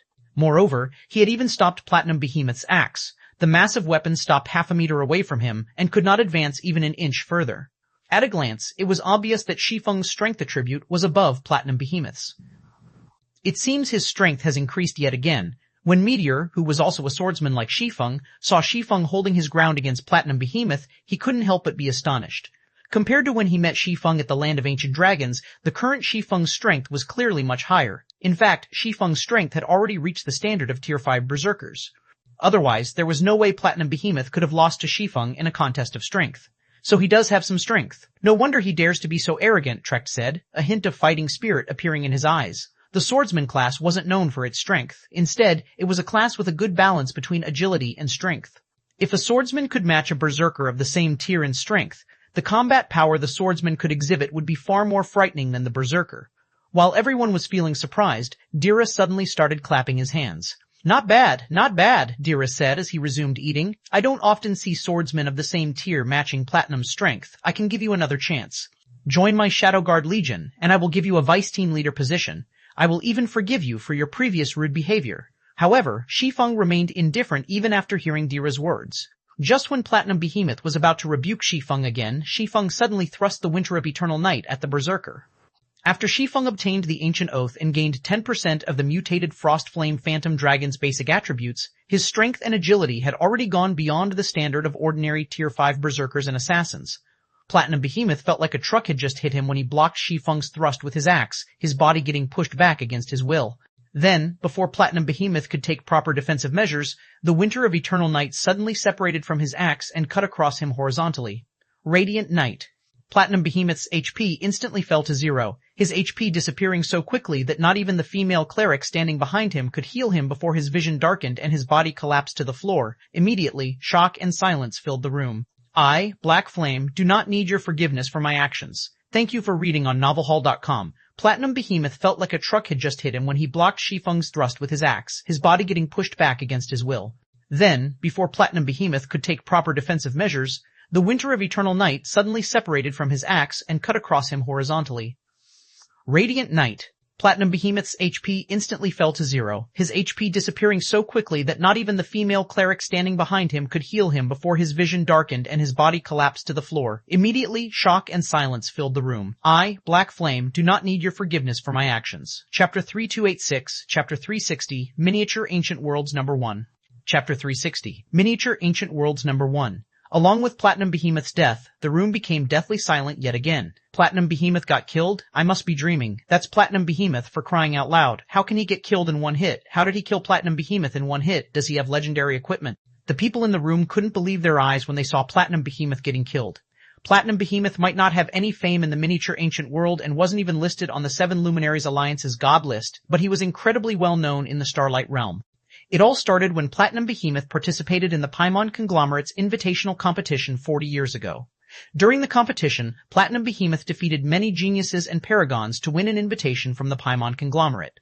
Afterward, he got recruited by the Paimon Conglomerate and joined the Divine Seal Legion after getting promoted to Tier 6. Currently, although Platinum Behemoth was no longer part of the Divine Seal Legion due to his growing age, the fact that the Divine Seal Saint had entrusted Dira's safety to him showed just how much faith the Divine Seal Saint had put in his strength. It was true that players could get resurrected from death in God's domain. However, if a player's immortal soul got extinguished completely, it would be the end of their career in God's domain. It would be extraordinarily difficult for them to set foot into God's domain again in their lifetime. God's domain was a place with countless opportunities. Whether a person was looking to improve their mental strength, extend their lifespan, or seek status and wealth, the best way to do so would be to enter and grow in God's domain. While players might not have the ability to completely extinguish immortal souls at Tier 3 and Tier 4, they would gain the ability to do so at Tier 5 and Tier 6. Although the various kingdoms and countries had created rules forbidding higher-tier players from attacking lower-tier players, the Divine Seal Saint naturally wouldn't trust such rules to ensure his son's safety. Hence, he had tasked Tier 6 experts to become Dira's bodyguards. Only, due to Dira entering the miniature ancient world's restrictions, Tier 6 experts such as Platinum Beast had no choice but to lower their tiers to follow him. Legendary equipment? When Trekt looked at Shi Feng again, he suddenly felt immense pressure coming from the other party. It should be known that Platinum Behemoth was currently equipped with 2 or 3 pieces of fragmented legendary equipment and 1 fragmented legendary weapon. Logically, it should be impossible for another Tier 4 player to kill him in one hit. The only explanation for this unbelievable situation was that Shi Feng was in possession of a piece of legendary equipment, which gave him a massive advantage in basic attributes over Platinum Behemoth. How does he have legendary equipment? In Meteor's case, he couldn't help but grow envious and confused as he looked at Shi Feng. After all, this was the miniature ancient world they were talking about. Thus far, even the Paimon conglomerate had only managed to secure a few clues pertaining to legendary equipment right now, and it would take at least another 2 or 3 months before the conglomerate could actually get its hands on any legendary equipment. So, how did Shi Feng get his hands on one so soon? It should be known that for experts of their caliber, obtaining a piece of legendary equipment at this point in time would instantly make them the strongest expert in the miniature ancient world. Once they entered the greater god's domain, the legendary equipment would also be of great help to their growth. While everyone was feeling envious over Shi Feng's ownership of a piece of legendary equipment, Flanders looked at the situation with a grim expression. It's truly over now, Flanders thought, his heart growing cold when he saw Shi Feng killing Platinum Behemoth. Flanders was more or less acquainted with Shi Feng, so he was very optimistic about the other party's future. However, as the Vice Guild leader of the Tower Alliance, Flanders knew just how frightening the greater world's conglomerates could be when provoked. Even if they were currently in the miniature ancient world, having a piece of legendary equipment wouldn't be enough for Shi Feng to go up against Dira's guards. Shi Feng's act of killing Platinum Behemoth wouldn't deter Dira either. On the contrary, all Shi Feng had done was further anger Dira. Legendary equipment? When Dira saw Platinum Behemoth getting killed, not only did he not react in panic, but he even revealed a smile. So this is why you have refused my offer so confidently. It just so happens that I'm in need of legendary equipment, so I'll be borrowing yours for the time being. After saying so, Dira turned to the 3 remaining beast warriors behind him and said, I want him alive. I will take my time playing with him once we return to the greater god's domain. Understood. Upon receiving Dira's command, the 3 remaining beast warriors each took out a purple gold potion and drank it. Immediately afterward, their auras exploded, and their life ratings underwent a qualitative transformation. If someone were to use an advanced identification skill on the 3 right now, they would find that the 3 beast warriors were no longer Tier 4 players but bona fide Tier 5 players instead. A level 137, Tier 5 Grand Wizard. A level 136, Tier 5 Sacred Sky Knight. A level 136, Tier 5 Brilliant Cleric Saint. This is Life Transition, a lost potion. Moreover, 3 of them? The legendary potion that's rumored to be able to promote its user by 1 tier. The peanut gallery gasped when they saw the display of wealth before them. None of them had expected to see the rumored life transition potion in the miniature ancient world. They also didn't expect the Paimon conglomerate to give each of the 4 beast warriors a bottle. Thousand Scars, in particular, gaped in shock at this scene. The life transition potion. Thousand Scars had only ever seen the life transition potion in ancient texts. Meanwhile, from what she read, the potion could forcibly increase a player's tier by 1, up to a maximum of tier 5. However, unlike other potions, the life transition potion's effects were permanent. The life transition potion was basically a free pass for players to get promoted. They wouldn't need to try to improve their mana body or create their own mana body. If players consumed the potion to reach tier 3, they would automatically receive a gold mana body based on the available templates. If consumed to reach Tier 5, players would be given a tailor-made Tier 5 mana body that reached the gold standard. For players incapable of securing a high-ranking mana body, the Life Transition Potion was something they dreamed of obtaining. Because of the Life Transition Potion's benefits, the value of 1 bottle was equivalent to 1 piece of legendary equipment. Yet now, 3 Life Transition Potions were used in the blink of an eye. Meanwhile, when Midsummer, Wu Xiaoxiao, and Jun Luosha saw this unexpected development, they couldn't help but grow a little flustered. They never thought the Paimon conglomerate would have such a trump card prepared. Compared to Tier 4 players with Tier 5 strength, real Tier 5 players not only possess Tier 5 basic attributes and physique, but also Tier 5 skills and spells. At the same time, Tier 5 players would also gain greater effects from their weapons and equipment than Tier 4 players due to them having higher base values for their basic attributes. Usually, the base values of a Tier 5 player would be twice as high as a Tier 4 player. In other words, if the base values of a Tier 4 player's basic attributes were uniformly at 1000, the base values of a Tier 5 player's basic attributes would be at 2000. In this situation, if these two players were to put on a piece of equipment that offered a 100% bonus to basic attributes, the Tier 4 player's basic attributes would go from 1000 to 2000, while the Tier 5 player's basic attributes would go from 2000 to 4000. In the blink of an eye, the initial difference of 1000 points had turned into a difference of 2000 points. Needless to say, the difference in basic attributes between Tier 4 and Tier 5 players would only increase even further as more percentage-based bonuses were added into the calculation. This was why it was incredibly difficult for players to transcend tiers. It might be commonly known that Tier 4 players could transcend tiers if they had a piece of legendary equipment equipped, but that was only enough for them to hold their ground against a Tier 5 player. It wasn't enough for them to defeat a Tier 5 player. Shi Feng might possess powerful basic attributes, but even he would be powerless against 3 Tier 5 players on the 4 Beast Warriors standard. "You've been quite arrogant just now, kid," the Tier 5 Sacred Sky Knight said, sneering as he walked up to Shi Feng. "How about showing that arrogance to us again? Thank you for reading on novelhall.com, Chapter 3287, Chapter 361, Tier 5, Chapter 361. Tier 5, the Tier 5 Sacred Sky Knight's mockery of Shi Feng caused the silent crowd to laugh. A Tier 4 player would have to be ignorant of the word death to act arrogantly in front of a Tier 5 player. Shi Feng might have a piece of legendary equipment, but that would only put him on the same level as ordinary Tier 5 players who didn't have decent equipment and couldn't even conquer the World Tower's 4th floor. If Shi Feng were to go up against a Tier 5 4th floor expert, he'd have an incredibly tough time. This was because players of this standard no longer had any shortcomings. The degree of control they had over their bodies and their surroundings would also be at the domain realm standard at the very least, with some having even reached the beyond domain realm. They could even exhibit the power of silver combat techniques with their every action. Unless Shi Feng was extremely outstanding in one aspect, he'd have no chance of turning the tides against a Tier 5 4th floor expert. For example, if Shi Feng had grasped a gold combat technique, it wouldn't matter even if he went up against an opponent with superior basic attributes and could exhibit the power of silver combat techniques through their every action. The effects of a gold combat technique would give him enough of an advantage that he could have a chance at victory. But grasping a gold combat technique was easier said than done. Experts who had successfully grasped a gold combat technique were exceedingly rare, even in the Greater Gods domain. For this reason, once an expert reached the 4th floor standard, it was nigh impossible for them to lose to players of a lower tier. Not to mention, Shi Feng's current opponent wasn't just a 4th floor expert, but a paragon. "Don't get ahead of yourself, Croc," the female brilliant cleric saint standing nearby said, chuckling.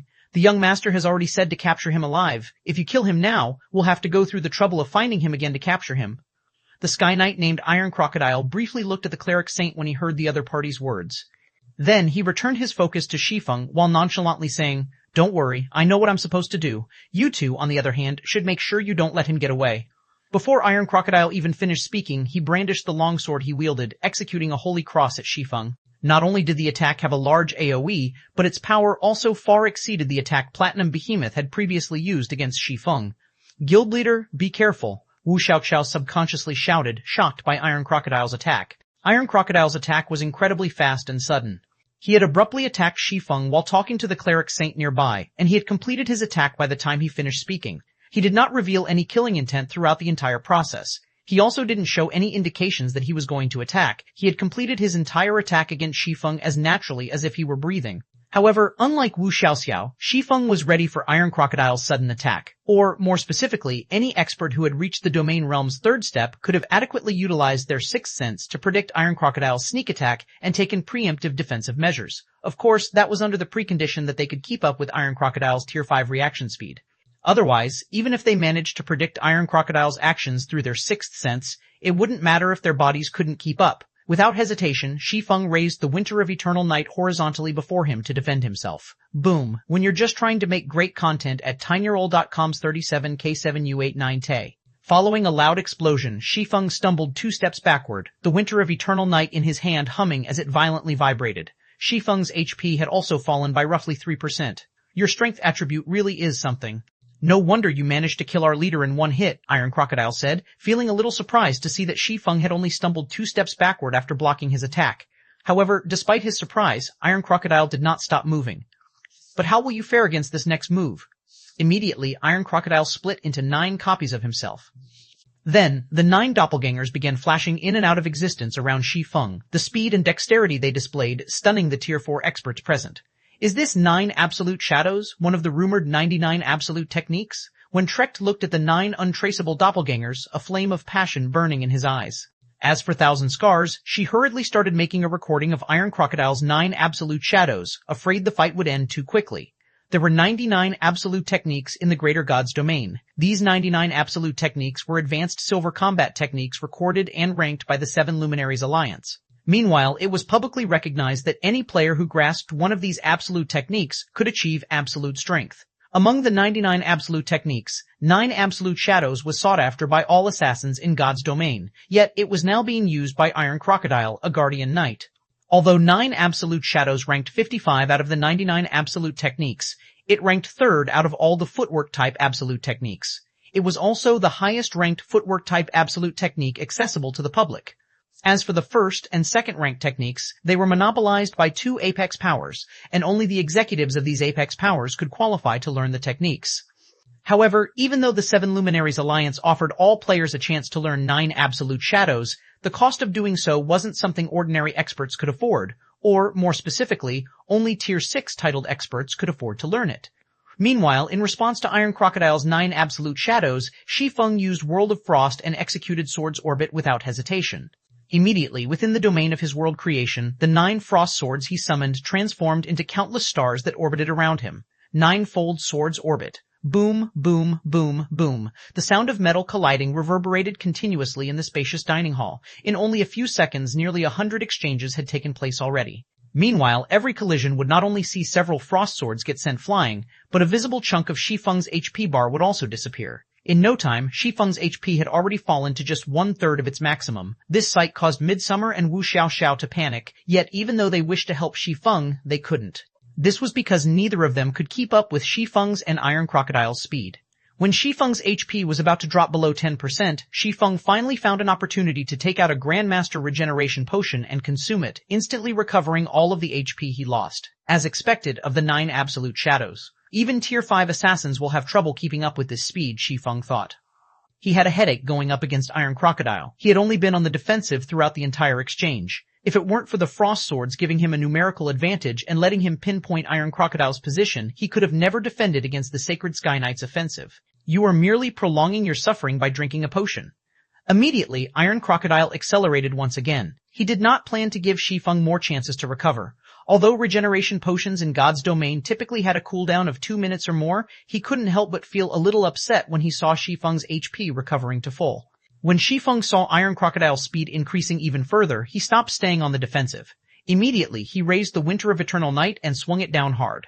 Third Sword, Holy Annihilation. Thank you for reading on novelhall.com, Chapter 3288, Chapter 362, Asora's Sword, Chapter 362, Asora's Sword. Boom. A dazzling light flooded the room. At the same time, everyone in the room felt as if space within the room was being compressed. Even experts like Meteor and Trecht felt their bodies becoming cumbersome, so much so that an ordinary Tier 4 player could kill them. As for Thousand Scars, she couldn't even move her body, feeling as if she was frozen solid. A quick look at tinyroll.com's 37K7U89T will leave you more fulfilled. Is this guild leader Black Flame's true strength? Jun Luosha, standing by the room's entrance, couldn't help but be fascinated by the small glimpse of the attack her eyes had just caught. Although the incident on the flying ship already gave her an indicator of Shi Feng's strength, what she saw in this room made her strongly reevaluate her opinion of Shi Feng. First, Shi Feng killed Platinum Beast, an expert superior to Saint 9, in one hit. Now, he had even executed an attack of unimaginable power. Sensing the effects Shi Feng's attack had on the surrounding environment, Jun Luosha did not doubt even for a moment that this attack could heavily injure a Tier 5 legendary monster of the same level. And if a Tier 5 player were struck by this attack, it was unlikely they would survive. Shi Feng's attack was a combination of the spatial imprisonment effect and unbelievable speed. Even if she got promoted into a Tier 5 Sword Saint, she doubted she could survive such an attack. When the smoke in the room dissipated, Iron Crocodile remained standing in his original position, his sword and shield raised. His HP, though, had fallen for the first time. Although it was only a meager 2%, it was a fact that Shi Feng had successfully damaged the Tier 5 Sacred Sky Knight. Incredible. No wonder you can beat La Roja and Cross. With that strike just now, you can even get into the top 500 of the Galaxy Conglomerate's invitational competition. Iron Crocodile said as he used his longsword to tape the white mark left by Shi Feng's attack on his shield. Then, he sneered and continued, It's a pity you won't get the chance to participate in the invitational competition and receive the Galaxy Conglomerate's attention. Immediately, an invisible pressure descended upon the hall. The feeling Iron Crocodile gave off also underwent a tremendous change, his current aura causing even the likes of Thousand Scars and Midsummer to feel suffocated. He's finally getting serious. When Trekt sensed the change in Iron Crocodile's aura, he didn't react in surprise. Instead, he simply revealed a wry smile. He hasn't been serious all this time? Thousand Scars turned to look at Trekt, shocked by the latter's words. She had met with many Tier 5 players before. Although they were admittedly much weaker than Iron Crocodile, she found it hard to imagine that Iron Crocodile's performance thus far was him taking it easy. Of course he hasn't, Trekt said, rolling his eyes at Thousand Scars. Did you not notice that apart from 9 absolute shadows, he hasn't used any other combat techniques or skills? He's been relying mainly on his basic attributes this entire time. Realization dawned on Thousand Scars when she heard Trekt's words, and she couldn't help but gasp. Indeed, Iron Crocodile hadn't used any other combat techniques apart from 9 absolute shadows this entire time. He hadn't even been using any skills or spells. Yet, even though he was mostly relying on his basic attributes, he still perfectly suppressed Shi Feng. If Iron Crocodile was already capable of this much simply by relying on his basic attributes and one footwork-type combat technique, she couldn't even begin to imagine how strong he would be if he combined offensive silver combat techniques into his every attack. While Thousand Scars was letting her imagination run wild, the previously spectating Tier 5 Grand Wizard and brilliant Cleric Saint suddenly appeared next to Shi Feng.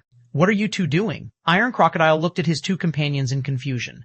The three of them had previously agreed that he would be the main attacker while the other two would keep watch from beside to prevent Shi Feng from escaping. After all, Shi Feng was a Tier 4 player who had already reached the Tier 4 standard. While it might be easy for them to kill him, it was a different story if they wanted to capture him. They'd have great difficulty capturing him if he focused solely on escaping. The young master doesn't want to wait any longer and wants us to finish things up quickly, the Cleric Saint calmly answered. Fine then. If that's what the young master wants, turning to Shi Feng, Iron Crocodile said, you should feel fortunate, Black Flame. We've never gone to such great lengths, even when we captured a Tier 6 expert. To have the three of us come after you together is a great honor. However, you only have your own arrogance to blame for this outcome. When Iron Crocodile finished speaking, the Grand Wizard and brilliant Cleric Saint had also finished chanting their respective incantations. Immediately, over a dozen magic arrays appeared in the air. With this, Black Flame will finally be gone. Thousand Scars inwardly sighed in relief when she saw the three remaining beast warriors taking action together. She had made it her goal to catch up to Black Flame ever since the man became the ancient River Kingdom's first paragon. However, after seeing Black Flame defeat not only Markless Blade, but also living legends like La Roja and Cross, she couldn't help but feel a sense of hopelessness. After all, with such achievements under his belt, Black Flame's fame was bound to spread across the entire Starlight Realm sooner or later. This realization made her think that she would never be able to catch up to Black Flame's footsteps. But now, so what if Black Flame was an incredible genius? So what if Black Flame was the strongest player in the miniature ancient world? In front of Dira, Black Flame was no different than an ant. Just a few words from Dira were enough to end Black Flame's career in God's domain, and there was nothing Black Flame could do about it. However, despite seeing Iron Crocodile's group of three attacking him seriously, Shi Feng reacted surprisingly calmly. Arrogance? I'm afraid you're still not worthy enough for me to get arrogant. After glancing at the three Tier 5 players around him, Shi Feng took out a god crystal he had obtained from the mutated heroic spirit. Then, he used it to activate the ancient dragon's power he had received from Dragon Princess Kalisha, selecting the Winter of Eternal Night as the ability's target. This would also be the first time he had used Ancient Dragon's power after achieving a 120% legendary mana body and becoming a special life form. Shi Feng had heard of Dira's name many times during his previous life, as the other party was considerably famous in the Starlight Realm. And although he had never clashed with the Paimon conglomerate before, he had a good understanding of the conglomerate's strength. If they were in the Greater God's domain right now, he would have fled without hesitation. However, in the current miniature ancient world, there existed no person or power that could make him feel fear. This was also why he dared to come to this banquet, even though he knew it was a trap. After Shi Feng finished speaking, silver flames suddenly rose around the Winter of Eternal Night. Although these flames were small, they radiated a bone-piercing chill that froze the entire room. As for Shi Feng himself, he had seemingly undergone a complete transformation. Not only did his body exude soul-shuddering power, but he also radiated mana so powerful that it distorted the surrounding space. Subsequently, Shi Feng raised the Winter of Eternal Night and pointed it at Iron Crocodile. Let's begin the second round then. Thank you for reading on novelhall.com, Chapter 3289, Chapter 363, Legendary Weapons Hidden Effect, Chapter 36363, Legendary Weapons Hidden Effect, Tier 5. He became Tier 5 as well. Shi Feng's astonishing transformation caused everyone present to mistakenly assume that he had similarly used some special means to promote himself into a Tier 5 sword saint. Or more specifically, aside from Shi Feng becoming Tier 5, they couldn't think of any other reason that could allow Shi Feng to undergo such a massive transformation. Guild leader Wu Xiaoxiao and Midsummer grew ecstatic when they saw Shi Feng's mana seething. Shi Feng might have had a hard time going up against 3 Tier 5 players as a Tier 4 player with Tier 5 standards, but it was a different story now if he had similarly become Tier 5. Now, he would have a fighting chance. So what if you got promoted to Tier 5, Iron Crocodile said. Although he didn't expect Shi Feng's sudden transformation, he remained calm even when he realized Shi Feng might have gotten promoted to Tier 5. Do you think you can defend against all 3 of us together? The Grand Wizard and Brilliant Cleric Saint nodded in agreement. Shi Feng's strength might have exceeded their expectations, but they still outnumbered him by 3-1. Moreover, they had an MT, a healer, and a DPS on their side. They could tank, heal, and do damage. They could even take down a Tier 5 legendary boss if they wanted to, let alone a Tier 5 player. While Iron Crocodile was buying time for the magic arrays in the air to finish forming, Shi Feng suddenly swung the Winter of Eternal Night at the magic arrays. Bang, bang, bang. Immediately, the mana in the several dozen magic arrays froze, leading to the magic arrays crumbling apart one after another. A silencing effect? When Iron Crocodile saw the magic arrays breaking apart, he started eyeing Shi Feng with more wariness. The silencing effect was a powerful weapon in God's domain. Not only could it put magical classes into despair, but also physical classes. This was because players subjected to a silencing effect would be prohibited from using skills and spells, putting them at a considerable disadvantage in battle. No, this isn't a silencing effect, the Grand Wizard denied, shaking her head. Then, with a fearful look, she said, "This is mana freezing." Mana freezing? When Iron Crocodile heard the Grand Wizard's statement, he couldn't help but ask, "Are you sure you're not mistaken?" In God's domain, the silence and mana freezing effects might look similar on the surface, but the two's power was worlds apart. Silence only prevented players from using skills and spells, but mana freezing not only prevented players from using skills and spells normally, but also combat techniques and mana techniques. "I won't be mistaken," the Grand Wizard said definitively. "Mana will stop flowing under the mana freezing effect.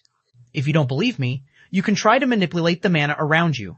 However, before Iron Crocodile could try what the Grand Wizard suggested, Shi Feng suddenly appeared before Iron Crocodile and swung the Winter of Eternal Night at him, the slash creating a huge tear in space. Iron Crocodile reacted to the attack extremely quickly, his hand spontaneously lifting his shield to defend himself. Boom. A loud explosion shook the entire Thunder Restaurant, followed by Iron Crocodile getting sent flying into a wall. Then, before anyone could react to the situation, Iron Crocodile suddenly shouted, "Retreat!" It was a word that shouldn't have emerged from Iron Crocodile's mouth. Yet, not only did it come out of the Sacred Sky Knight's mouth, but it had also echoed loudly throughout the room and in everyone's ears. Meanwhile, upon hearing these words, the eyes of the spectators in the room nearly bulged. This must be a lie. Thousand Scars couldn't believe her eyes as she stared at Iron Crocodile, who was embedded in the distant wall. Or, more specifically, the bisected shield in Iron Crocodile's left hand. One strike. With just one simple strike that didn't employ any techniques, Shi Feng had cut apart Iron Crocodile's epic shield. Not even legendary world bosses of the same level could accomplish such a feat, especially not when the person wielding the epic shield was a Tier 5 Sacred Sky Knight. Even though Shi Feng's attack had taken less than 10% of Iron Crocodile's HP, an indescribable sense of fear still assaulted the hearts of everyone present. At this moment, even Dira, who had remained calm and composed all this time, started to waver a little. So this is the case. No wonder LaRoja and Cross lost to him. When Trecht saw the clean cut through Iron Crocodile's bisected shield, bitterness and jealousy instantly colored his face. Only one thing could cut apart an epic shield so cleanly and effortlessly. It was also why Iron Crocodile and the others reacted so fearfully: a legendary weapon. Only weapons at the legendary rank or above could destroy an epic shield in one hit. Every legendary weapon possessed devastating might. With the help of a legendary weapon, even challenging Tier 6 players as a Tier 5 player would be possible, let alone challenging Tier 5 players as a Tier 4 player. It should be known that the gap between Tier 5 and Tier 6 was vastly bigger than between Tier 4 and Tier 5. It was so big that even a piece of legendary equipment couldn't mitigate the difference. Yet, legendary weapons could do so, which was also what made legendary weapons so frightening and precious. Because of how powerful legendary weapons were, it was publicly acknowledged in the greater God's domain that so long as a Tier 4 player wielded a legendary weapon, this player would be nigh invincible even among Tier 5 players. Unless a Tier 5 player was clad in a fragmented legendary equipment set and wielded a fragmented legendary weapon, they couldn't even hold their ground against such a Tier 4 player.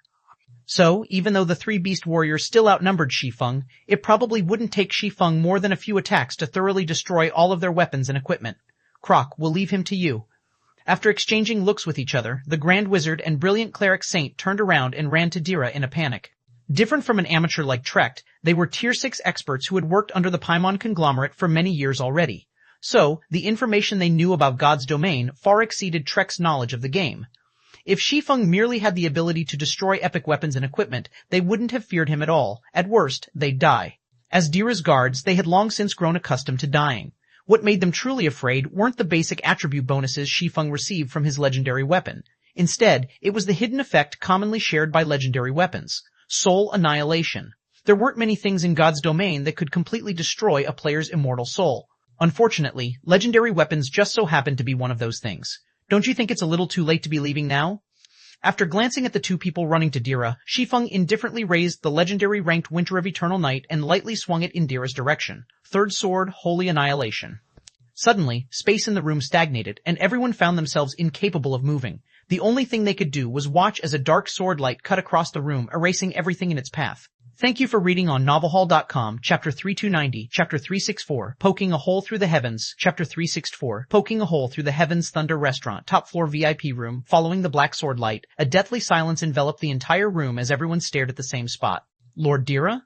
Thousand Scars fell into a daze as she looked at the shattered space and two scattered items in the middle of the room, her mind unable to believe what she was seeing was true. Dira, the most favored son of the Divine Seal Saint, one of the Paimon conglomerate's 3 overlords, was killed. Crazy. He is absolutely crazy. Meteor shot up from his seat when he saw Dira getting erased from the room. Then, he turned to look at the culprit behind Dira's death, his eyes full of fear. However, Meteor's fear didn't result from seeing Shi Feng's space-shattering slash but Dira's death instead. In Meteor's opinion, Shi Feng was already plenty crazy for refusing Dira's invitation and attacking Dira's bodyguards. After all, Dira was an existence whom even the guild leaders of the Starlight Realm's upper-ranking hegemonic powers had a headache dealing with. Dira simply wasn't an existence geniuses like them could afford to provoke. Yet now, Shi Feng had made things infinitely worse by killing Dira. The degree of insanity needed to do such a thing was through the heavens. For a time, Meteor couldn't help but wonder if Shi Feng even knew fear. At this moment, Meteor, an internal genius of the Paimon conglomerate, wasn't the only one horrified by this situation. Everyone who had come to attend Dira's banquet was equally petrified. It's over. Things are truly over now. Flanders, the Tower Alliance's vice-guild leader, revealed a wry smile when he saw that Dira was no more. If Shi Feng's previous act of defying Dira was considered only a minor transgression that could be remedied so long as Shi Feng paid the appropriate price, then what Shi Feng just did was no different than poking a hole through the heavens. Now, not just Shi Feng but even Zero Wing and all powers affiliated with Zero Wing were going to suffer. Everybody knew how much the Divine Seal Saint loved his youngest son. Simply because an upper-ranking hegemonic power had treated Dira poorly, the Divine Seal Saint had led his Divine Seal Legion to erase the upper-ranking hegemonic power's existence, shocking the entire Starlight Realm. What Shi Feng just did was infinitely worse than what the upper-ranking hegemonic power did, so it didn't take a genius to figure out how the Divine Seal Saint would react.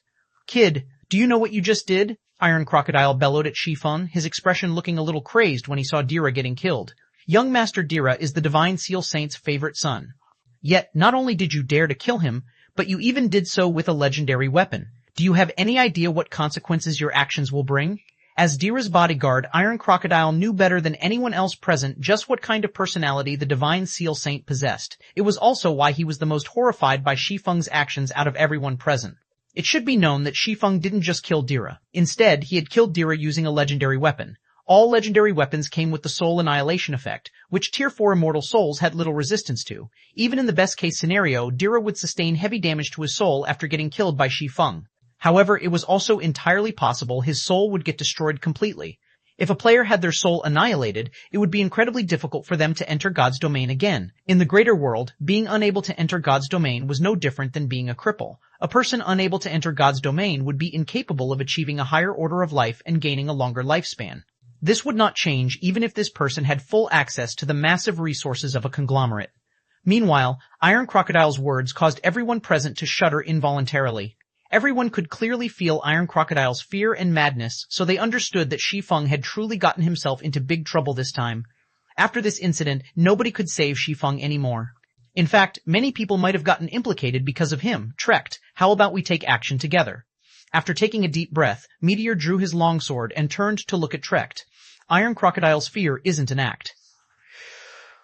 We have most likely been dragged into a huge problem, and our only hope of surviving this ordeal is to capture Black Flame. They had watched Dira getting killed before their very eyes. With the Divine Seal Saint's temper, he was almost certain to deal with them together with Black Flame. If they wanted to avoid the Divine Seal Saint's wrath, their only option was to capture Black Flame and hand him over to the Divine Seal Saint. I want to, but, looking at the Winter of Eternal Night in Shi Feng's hand, Trek shrugged and said, even if all of us here work together, we still won't be his match. I'm sure Iron Crocodile is also aware of this. Trek naturally understood Meteor's concerns. However, compared to Meteor, Utrecht had a better understanding of what it meant to own a legendary weapon in the miniature ancient world. Even Tier 5 players like Iron Crocodile would have difficulty holding Shi Feng back, let alone Tier 4 players like themselves. Upon hearing Trek's words, the various hegemonic powers executives, who had been thinking of attacking Shi Feng together, promptly snapped out of their dazes and looked at Shi Feng's Winter of Eternal Night fearfully. They had been so horrified by Shi Feng's act of killing Dira that they had nearly forgotten Shi Feng wielded a legendary weapon. With a legendary weapon in hand, even if Shi Feng wasn't a Tier 5 player, he was still superior to Tier 5 players. Apart from the 3 Beast Warriors, everyone else in this room was unlikely to last more than one hit against Shi Feng. It was also because of this that Iron Crocodile and the other Beast Warriors did not take action against Shi Feng, choosing to only glare at him angrily. Otherwise, with how crazed the 3 of them were right now, they would have long since ripped Shi Feng into shreds. In the meantime, Shi Feng behaved as if he didn't hear Iron Crocodile's angry bellowing as he slowly walked up to the shattered space. Then, under everyone's gaze, he collected the 2 items Dira dropped and put them into his bag. How dare he? Thousand Scars gaped in shock at this scene. To not only kill Dira but also take the items he dropped, Thousand Scars couldn't even imagine how much courage Shi Feng possessed to do such a thing. Was Shi Feng trying to see how much he could provoke the Paimon conglomerate? This scene similarly stupefied everyone else in the room, yet there was nothing they could do but watch as Shi Feng did this. Or, more specifically, they wouldn't accomplish anything even if they tried to stop him. If they took action against Shi Feng, they would simply be met with the same fate as Dira. At this point, even if most of the people present didn't know about the hidden effects of legendary weapons, they still knew that Shi Feng's previous attack was already capable of heavily damaging Tier 4 immortal souls. Meanwhile, if a player's soul was heavily damaged, they would be prohibited from logging into the game anywhere from a few days to half a month. Moreover, they would be put in a weakened state even after they could log back into the game again. The world passage was set to open soon. If they suddenly lost the ability to log into God's domain for half a month, they might as well kiss the world passage's opening benefits goodbye. Meanwhile, after collecting the 2 dropped items, Shi Feng turned around to look at Midsummer, Wu Xiaoxiao, and Jun Luosha, saying, "Let's go." The 3 girls remained in a daze even until now, so they only instinctively nodded to Shi Feng's words before following Shi Feng out of the room. When Shi Feng's group of 4 walked out of the room, whether it was the people in the room or the Shadow Guard Legion members outside the room, they all did nothing but watch as the 4 left the Thunder restaurant. From beginning to end, nobody dared to attack Shi Feng's group. "What should we do now, Croc?" the Tier 5 Grand Wizard asked Iron Crocodile after seeing Shi Feng leaving. "What else can we do?" With a gloomy expression, Iron Crocodile said, "All we can do now is check on the young master's situation and wait for Lord Divine Seal's arrangement." The Grand Wizard and Brilliant Cleric Saint involuntarily shuddered when they heard the mention of the Divine Seal Saint. Meanwhile, shortly after Shi Feng's group left the Thunder restaurant, news of Shi Feng killing Dira quickly spread across the entire miniature ancient world, greatly shocking the various powers. Thank you for reading on novelhall.com, Chapter 3291, Chapter 365, Miniature Ancient World. Shaken Chapter 365, Miniature Ancient World Shaken Thunder Fortress, Windbell Hotel. The Windbell Hotel was one of the few advanced hotels in the Thunder Fortress. Even though the hotel charged an exorbitant accommodation fee of 10 units of 7 luminaries crystal per day for its cheapest room, its rooms were still highly coveted by the various hegemonic powers. This was because it could not only allow players to recover from the corrosion of hostile energies, but it could also temporarily improve players' physique. More specifically, players could gain a 5% increase in their physique for up to 48 hours if they rested in the hotel for 8 hours. Currently, though, the Windbell Hotel was surrounded by over 100 Tier 4 experts. Moreover, when the various hegemonic powers Tier 4 titled experts saw these players' guild emblem, none dared to force their way into the hotel. Instead, they chose to look for other hotels to stay at. Lord St. Nine, I really have to thank you for your reminder on the flying ship. Otherwise, I would have most certainly died a tragic death, Calgaron said, shuddering a little when he recalled the news his subordinates had just sent him. I can't believe Black Flame would dare to kill even that Dira. He truly is insane. Any executive member of the Starlight Realm's various hegemonic powers and corporations would know about Dira. He was in existence even the helmsman of corporations greatly feared. Yet now Black Flame had slain Dira. Once this news spread across the Starlight Realm, it would definitely shake the entire realm. Saint Nine, who currently sat cross-legged in the middle of the lounge, also couldn't help but be taken aback when he finished reading the message Calgaron shared with him. Although I've long guessed that Black Flame isn't some small-time character, I didn't think he had kept so much hidden. A legendary weapon, with this thing in hand, I doubt anybody in the miniature ancient world can survive more than one attack from him. Meanwhile, in another advanced hotel in the Thunder Fortress, Dira died. Franz fell into a daze when he read the message he had just received. Is Black Flame insane? Even the Starlight Realm's various upper-ranking hegemonic powers would have to treat Dira like he was their ancestor. After all, even disrespecting Dira was enough to lead to the elimination of their entire organization from God's domain, let alone harming Dira. As for the act of killing Dira, this was something nobody in the Starlight Realm dared to think about. It seems an unprecedented storm is going to sweep across this miniature world soon, Favre said, sighing when she finished reading the report. All of a sudden, she wasn't sure whether her niece Maria had a good eye for people or not anymore. Not only did Black Flame become the ancient River Kingdom's first paragon, but he even possessed a legendary weapon. With such strength, Black Flame would be invincible in the miniature ancient world. Originally, Black Flame could have accomplished great things in the miniature ancient world. Under his lead, Zero Wing could also develop its abyssal star primordial city into the miniature ancient world's #1 city. Zero Wing might even be able to secure itself a position in the Thunder Fortress, gaining hold of a portion of the wealth that would eventually come through the world passage. Now, though, all that had become nothing more than a dream. Even the miniature ancient world in its entirety was incapable of withstanding the Divine Seal Saint's wrath, let alone an individual like Black Flame. Meanwhile, after the miniature ancient world's various powers received news of Dira's death, apart from feeling shocked, they also felt delighted. I have to admit that Black Flame is indeed strong. If he can kill even Dira, he is undoubtedly the strongest player in the current miniature ancient world. Originally, I thought Zero Wing would make a comeback in the World Passage's opening this time. Now, though, Zero Wing is finished. The moment the World Passage opens will also be the moment of Black Flame's and Zero Wing's elimination. There was only a limited amount of reward points to go around during the World Passage's opening. Originally, Zero Wing could have relied on Black Flame's fame and strength to secure a share of the World Passage's opening benefits. So, Black Flame's and Zero Wing's elimination would naturally be good news for the various powers. Brother Black Flame, now that you've killed Dira, the Divine Seal Saint definitely won't rest until you're gone, Midsummer worriedly said as she looked at Shi Feng. The Paimon conglomerate might not have much strength in the current miniature ancient world, but once the World Passage opens, this world will no longer be safe.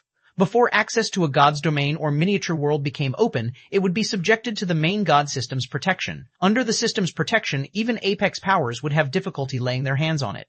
However, it was a different story once a god's domains or miniature world's World Passage opened. While foreign players entering through the World Passage would be subjected to the suppression of the world's power, it still wasn't a difficult task for a conglomerate to destroy an entire god's domain, let alone a miniature world. Jun Luosha also nodded in agreement with Midsummer's words. She felt that Shi Feng was truly crazy. She had even started to regret accepting Wu Xiaoxiao's invitation. This is indeed going to be a problem. Shi Feng did not refute Midsummer's concerns. Instead, he calmly said, "But so long as we are talking about this miniature world, even after the World Passage opens, the Paimon conglomerate won't have an easy time targeting me or Zero Wing. The World Passage wouldn't become fully opened all at once. Instead, it was a gradual process. In a certain sense, it could be considered a protection mechanism for the affected world's players, giving them time to adapt to the greater god's domain. Although the opening of the miniature ancient world's World Passage would immediately allow players from other worlds to enter, only Tier 4 players could enter the miniature ancient world at the beginning. Only after some time had passed would Tier 5 and Tier 6 players be allowed to enter directly. Hence, so long as Shi Feng had enough god crystals to temporarily upgrade the Winter of Eternal Night to the legendary rank, he had no reason to fear Tier 4 players. Any number of Tier 4 players the Paimon conglomerate sent at him would merely be cannon fodder. This was also why he dared to kill Dira. However, a larger part of why Shi Feng had chosen to kill Dira was because of his contract with the Dragon Princess. So long as he could collect 300 god crystals to help the Dragon Princess recover her strength, he would not have to fear any power in the miniature ancient world. After all, the Dragon Princess's strength was no joke. After Shi Feng finished speaking, the group of 4 also arrived at Zero Wing's gathering point in the Thunder Fortress, the Blood Rabbit Hotel. Thank you for reading on novelhall.com, Chapter 3292, Chapter 366, Astonishing Zero Wing, Chapter 366, Astonishing Zero Wing Thunder Fortress, Blood Rabbit Hotel. The Blood Rabbit Hotel was a basic hotel located on the edge of the Thunder Fortress. Its location in the Thunder Fortress was far from ideal. Not only was it far from the port, but it was also a considerable distance from the Adventurers Association. As a result, not even independent players would choose to rest here. The Blood Rabbit Hotel's only advantages over other hotels were its price and size. It only cost 5 magic crystals a day to rent a room in the hotel. The hotel was also on the larger side of basic hotels, with well over 1,000 rooms. Currently, many players were crowded outside the 6-story tall Blood Rabbit Hotel.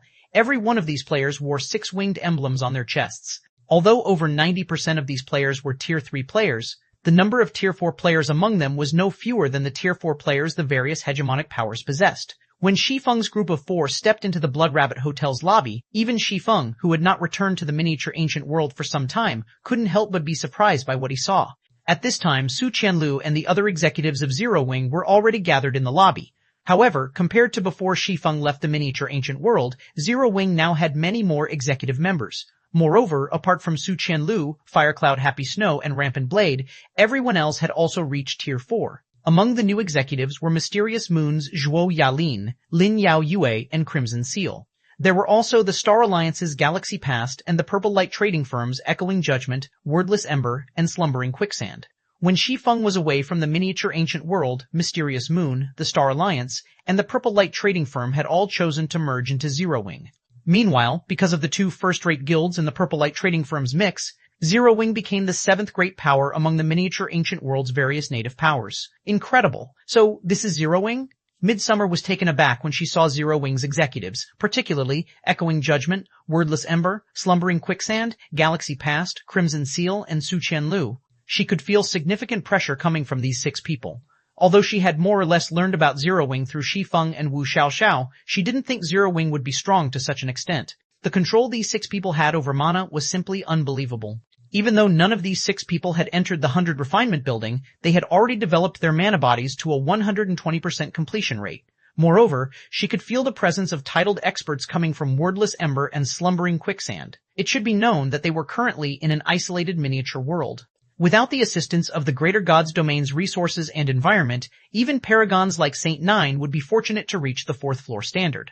Normally, even 3rd floor experts were incredibly rare in isolated gods domains and miniature worlds. Moreover, most of these 3rd floor experts would be Tier 6 players in their respective worlds. Meanwhile, after entering the Greater Gods Domain, these 3rd floor experts would quickly grow to the 4th floor standard, with some even becoming titled experts. Although many of the Starlight Realm's hegemonic powers had invested in the miniature ancient world, the assistance these powers could provide to the miniature ancient world's natives was extremely limited. It was nowhere near the assistance players could obtain in the Greater Gods Domain. If Su Qianlu and the others were to enter the Greater Gods Domain, their future would be limitless, as expected of the guild chosen by Vice President Xia. With Zero Wing's current strength, it can already compete with the various hegemonic powers. Jun Luosha and Wu Xiaoxiao were similarly surprised when they saw Su Qianlu and the others. Unlike Midsummer, Jun Luosha and Wu Xiaoxiao were native to the miniature ancient world. It wasn't an exaggeration to say that they had watched Zero Wing grow from nothing to its current state in the miniature ancient world. However, compared to the information they learned through the Green God Corporation's reports, the current strength of Zero Wing's executives was like night and day. The rumors about Zero Wing having only Black Flame to support it couldn't be any further from the truth. At the very least, when it came to 4th floor experts, the number Zero Wing had was hardly any inferior to the number the various hegemonic powers had committed to the miniature ancient world. Out of Shi Feng's group of 4, only Shi Feng knew that it was normal for Su Qianlu and the others to have their current strength. After all, mana was the foundation of everything in God's domain, and the Tower of Transcendence 1 improved all aspects of mana. Hence, training in the Tower of Transcendence yielded extraordinary results. On top of that, Su Qianlu and the others also had the assistance of the Holy Annihilation mana technique and the Hypersensitivity potion. These were all resources that even the Greater Gods Domain's various hegemonic powers did not possess. "What do you think, guild leader?" Su Qianlu asked when she saw Shi Feng walking over, a hint of pride in her voice. "Zero Wing is very strong now, right?" Even without including the Ashura Mercenary Alliance's Tier 4 experts, Zero Wing already had 155 Tier 4 experts. This was more than what most hegemonic powers in the miniature ancient world possessed. If they factored in the use of magic tactical vehicles, Zero Wing could have even more Tier 4 combatants. In a frontal confrontation, Su Qianlu could confidently say that Zero Wing would not lose to any hegemonic power in the miniature ancient world. Though, after boasting Zero Wing's achievements to Shi Feng, Su Qianlu couldn't help but look at Wu Xiaoxiao and Jun Luosha in surprise. Or, more specifically, she was taken aback by the Zero Wing emblem they wore. She didn't think that Jinhai City's famous genius Wu Xiaoxiao would actually join Zero Wing, much less Jun Luosha, the Green God Corporation's #1 genius. This was definitely big news. After all, Jun Luosha was highly coveted by even the various hegemonic powers. The guild has indeed grown a lot stronger while I was away, Shi Feng said, nodding. The current Zero Wing might not be a match for the Greater Gods Domain's various hegemonic powers, but it was undoubtedly stronger than the detached forces the various hegemonic powers had sent to the miniature ancient world. We've already heard about the matter regarding Dira, guild leader, Su Qianlu said. We'll definitely have to teach the Paimon conglomerate a good lesson once the world passage opens. Commander Laura has also said that her party will come to our aid as soon as possible. We'll make sure the Paimon conglomerate's entry into the world passage will be a one-way trip. Other powers might be able to tolerate their guild leaders signing a slave contract, but that was not something Zero Wing could tolerate. Had she been at the banquet, she would have definitely taught Dira a lesson without hesitation. If Commander Laura's party can come, that is indeed good news. Shi Feng was surprised. Laura Crater and her companions were very mysterious in their actions. Ever since they arrived in the miniature ancient world, they would hardly ever show themselves. Yet every member of their party was incredibly strong, much stronger than even the likes of Wordless Ember and Slumbering Quicksand. But even with their help, we still need a little something else to go up against the Paimon conglomerate. Have you prepared the materials I asked you to gather? After returning to the miniature ancient world, Shi Feng immediately contacted Su Qianlu and asked her to prepare the materials needed for the primordial divine dragon summoning. Although these materials were scarce in the miniature ancient world, preparing 1 or 2 sets should still be possible. And because the primordial divine dragon summoning's magic array scrolls had a 100% production success rate, every set of material collected would equal 1 complete set of magic array scrolls. Meanwhile, a Tier 5 primordial divine dragon's phantom was a weapon of mass destruction. It could be used to great effect even in a war between kingdoms in the Greater Gods Domain, let alone the miniature ancient world.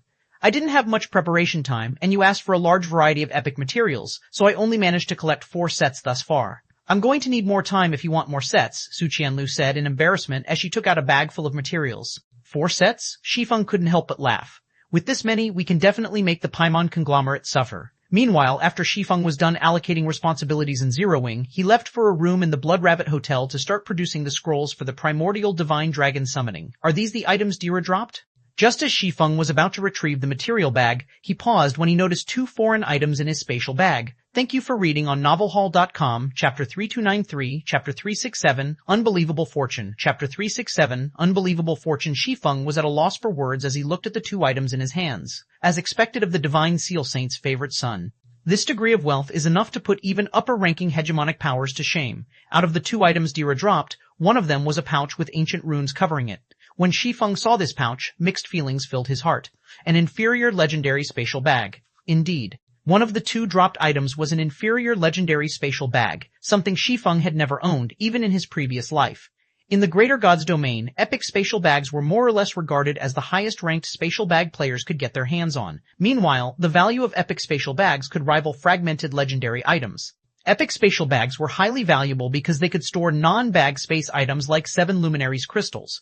So long as players had an epic spatial bag, they could carry these non-bag space items through teleportation arrays, drastically improving the efficiency of transporting these items. Even so, epic spatial bags had limited storage space. Generally, an epic spatial bag could only hold up to 100 non-bag space items. If all this space was used to store 7 Luminaries crystals, an epic spatial bag could carry 1 million units. Because of this, players couldn't transport a large amount of non-bag space items like merchant caravans simply by relying on one, or even several, epic spatial bags. However, it was a different story for inferior legendary spatial bags. The capacity of one was on par with a medium-sized guild warehouse. In other words, it could store up to 1,000 non-bag space items or 10 million ints of 7 Luminaries crystal.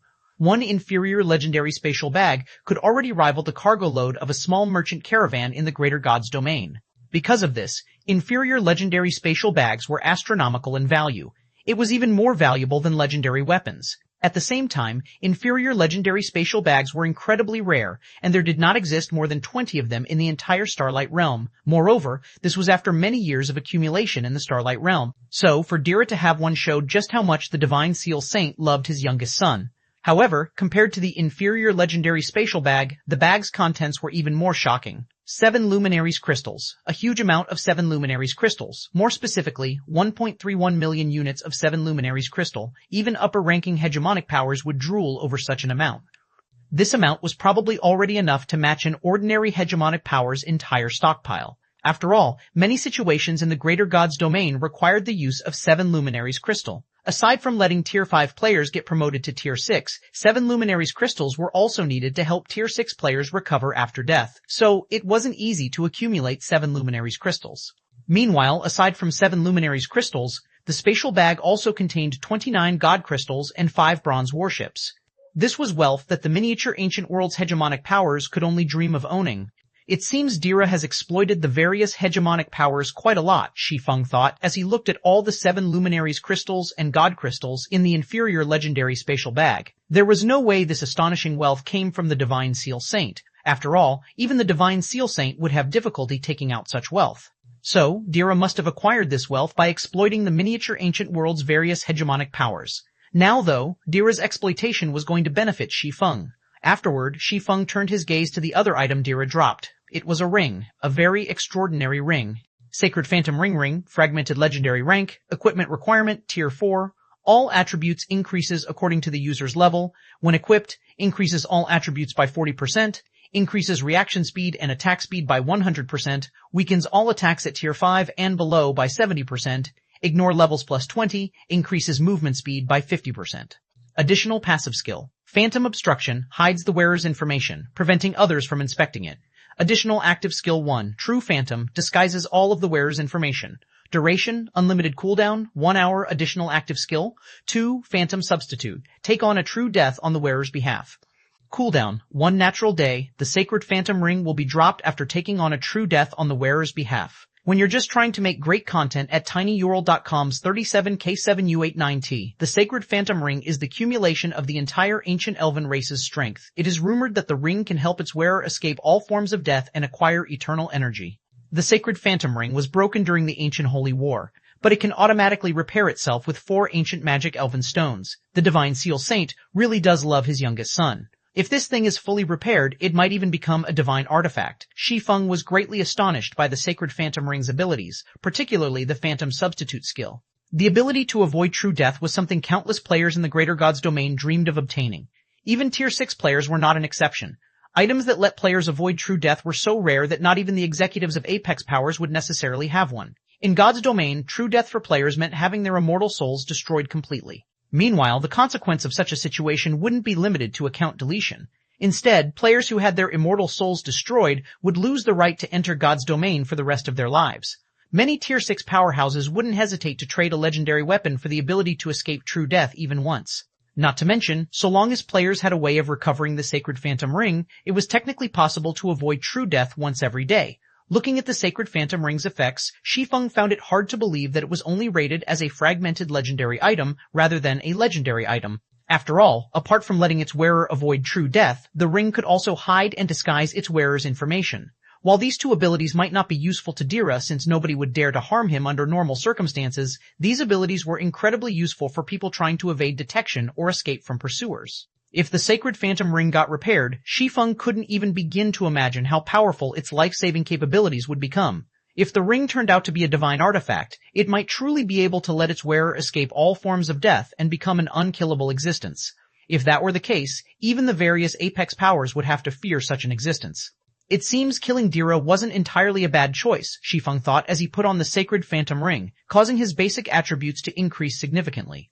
At this point, he could even rival Iron Crocodile, a level 136 Tier 5 Sacred Sky Knight. Subsequently, Shi Feng turned his gaze to a tattered tablet in his spatial bag, a flash of excitement appearing in his eyes. Now that I have 34 God Crystals, I can use some to repair the Abyss Workshop certification. The Abyss Workshop certification. Even while damaged, the Abyss Workshop certification was already of great help to him, allowing him to recruit geniuses from the stratified abyssal realm and travel between worlds easily.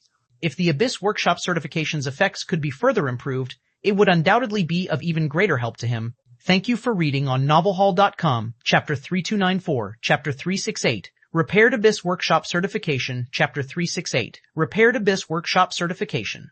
After deciding to repair the Abyss Workshop certification, Shi Feng began taking out sparkling fist-sized crystals from his bag one after another.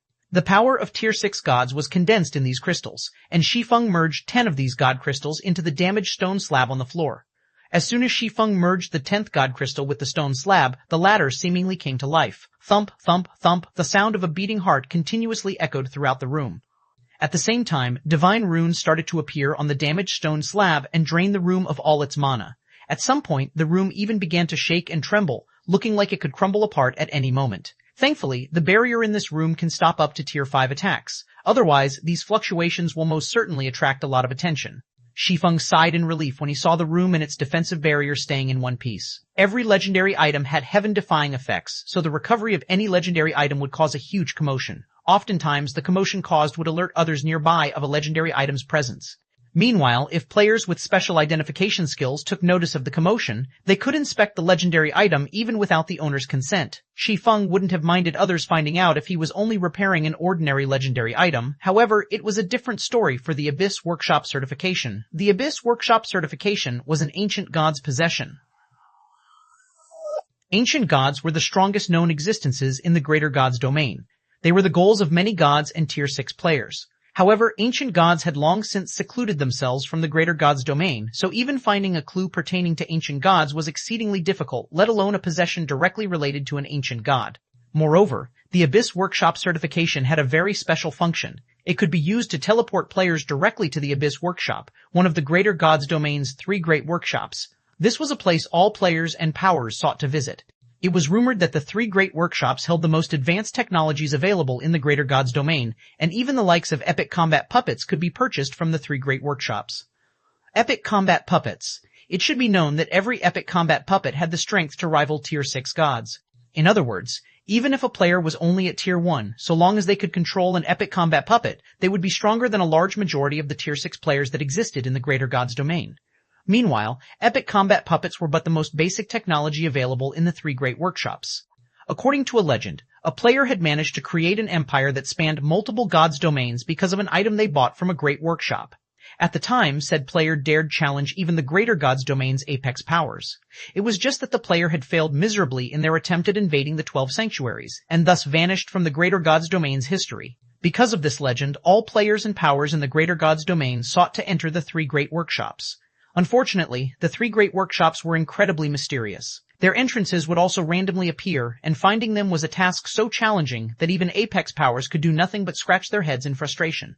So, if news spread that there was an item capable of letting players teleport to the Abyss Workshop, all players and powers in the Greater Gods domain would definitely try to obtain it, even if it meant destroying the entire miniature ancient world. Of course, even if the average player managed to enter one of the 3 great workshops, they couldn't do anything unless they had the necessary currencies to do business there. Currently, although Shi Feng could already travel to the Abyss Workshop, without the Abyss Workshop's currency, he would only be wasting his time and the Abyss Workshop certification's skill cooldown. However, this naturally wasn't a problem for the Greater Gods domain's various apex powers and conglomerates. They had long accumulated a significant sum of the 3 great workshops' currencies over the many years they had existed. They were only missing a method to enter the 3 great workshops. While Shi Feng was lost in his thoughts, the Abyss Workshop certification was completely repaired, and a stone slab covered in divine runes presented itself to Shi Feng. The divine might the stone slab radiated was so powerful that even Tier 4 players would have great difficulty getting close to it, let alone handling it. Abyss Workshop certification, legendary rank item. A certification of glory in the past. It can be used to teleport to the Abyss Workshop, cannot be traded. There is a 1% drop rate on death. Automatically disappears if stored in a warehouse for more than 90 natural days. Additional skill 1. Abyss Teleportation. Teleport to the Abyss Workshop from any location. Each teleportation will cost 100 dark crystals. Cooldown, 10 natural days. Additional skill 2. World-Breaking Teleportation. Forcibly opens a world-breaking gate at a pre-designated location. Up to 9 locations can be saved. Each gate can only transfer up to 20 people. Each gate activation costs 1,000 units of 7 luminaries crystals. Cooldown, 12 hours, as expected of an ancient god's possession. These effects are even more absurd than that sacred phantom ring, Shi Feng inwardly exclaimed when he finished reading the Abyss Workshop certification's updated information. The Abyss Workshop certification was already plenty incredible previously. After all, the world-breaking teleportation skill alone was enough to stir the desires of the Greater Gods domain's various powers, let alone the ability to teleport directly to the Abyss Workshop. Now, the Abyss Workshop certification had become even more astonishing, allowing him to save up to 9 locations with the world-breaking teleportation skill instead of just 3 locations. This meant that he could teleport between 9 worlds. This was an unbelievable ability for players and powers seeking to develop across multiple worlds. Moreover, the 9 locations didn't necessarily have to be in the same realm. In other words, it was possible to achieve cross-realm teleportation with the Abyss Workshop certification. It should be known that teleportation between realms was an exorbitant expense even to Tier 6 players. The average Tier 5 player couldn't even afford such an expense and could only choose the more time-consuming option of traveling with cross-realm merchant caravans. Yet, now, he only needed to spend 1,000 units of 7 Luminaries crystal to teleport up to 20 players between worlds or realms. If all 20 slots were filled, the teleportation fee for each person would only be 50 units of 7 Luminaries crystal. That was a ridiculously low price to pay. Most importantly, the cooldown for world-breaking teleportation had been reduced from 10 days to just 12 hours. This reduction made it possible to normalize teleportation between worlds or realms. He would no longer have to carefully weigh the use of each teleportation. It seems I won't have to miss the Galaxy Conglomerate's invitational competition now, Shi Feng thought. The Galaxy Conglomerate's invitational competition was related to one of the 6 great divine sets. Unless absolutely necessary, Shi Feng did not wish to give up on the invitational competition.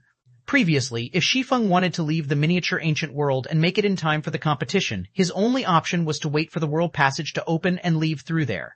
However, trying to leave through the world passage would be no different than suicide, since the Paimon conglomerate would definitely be waiting for him on the other side.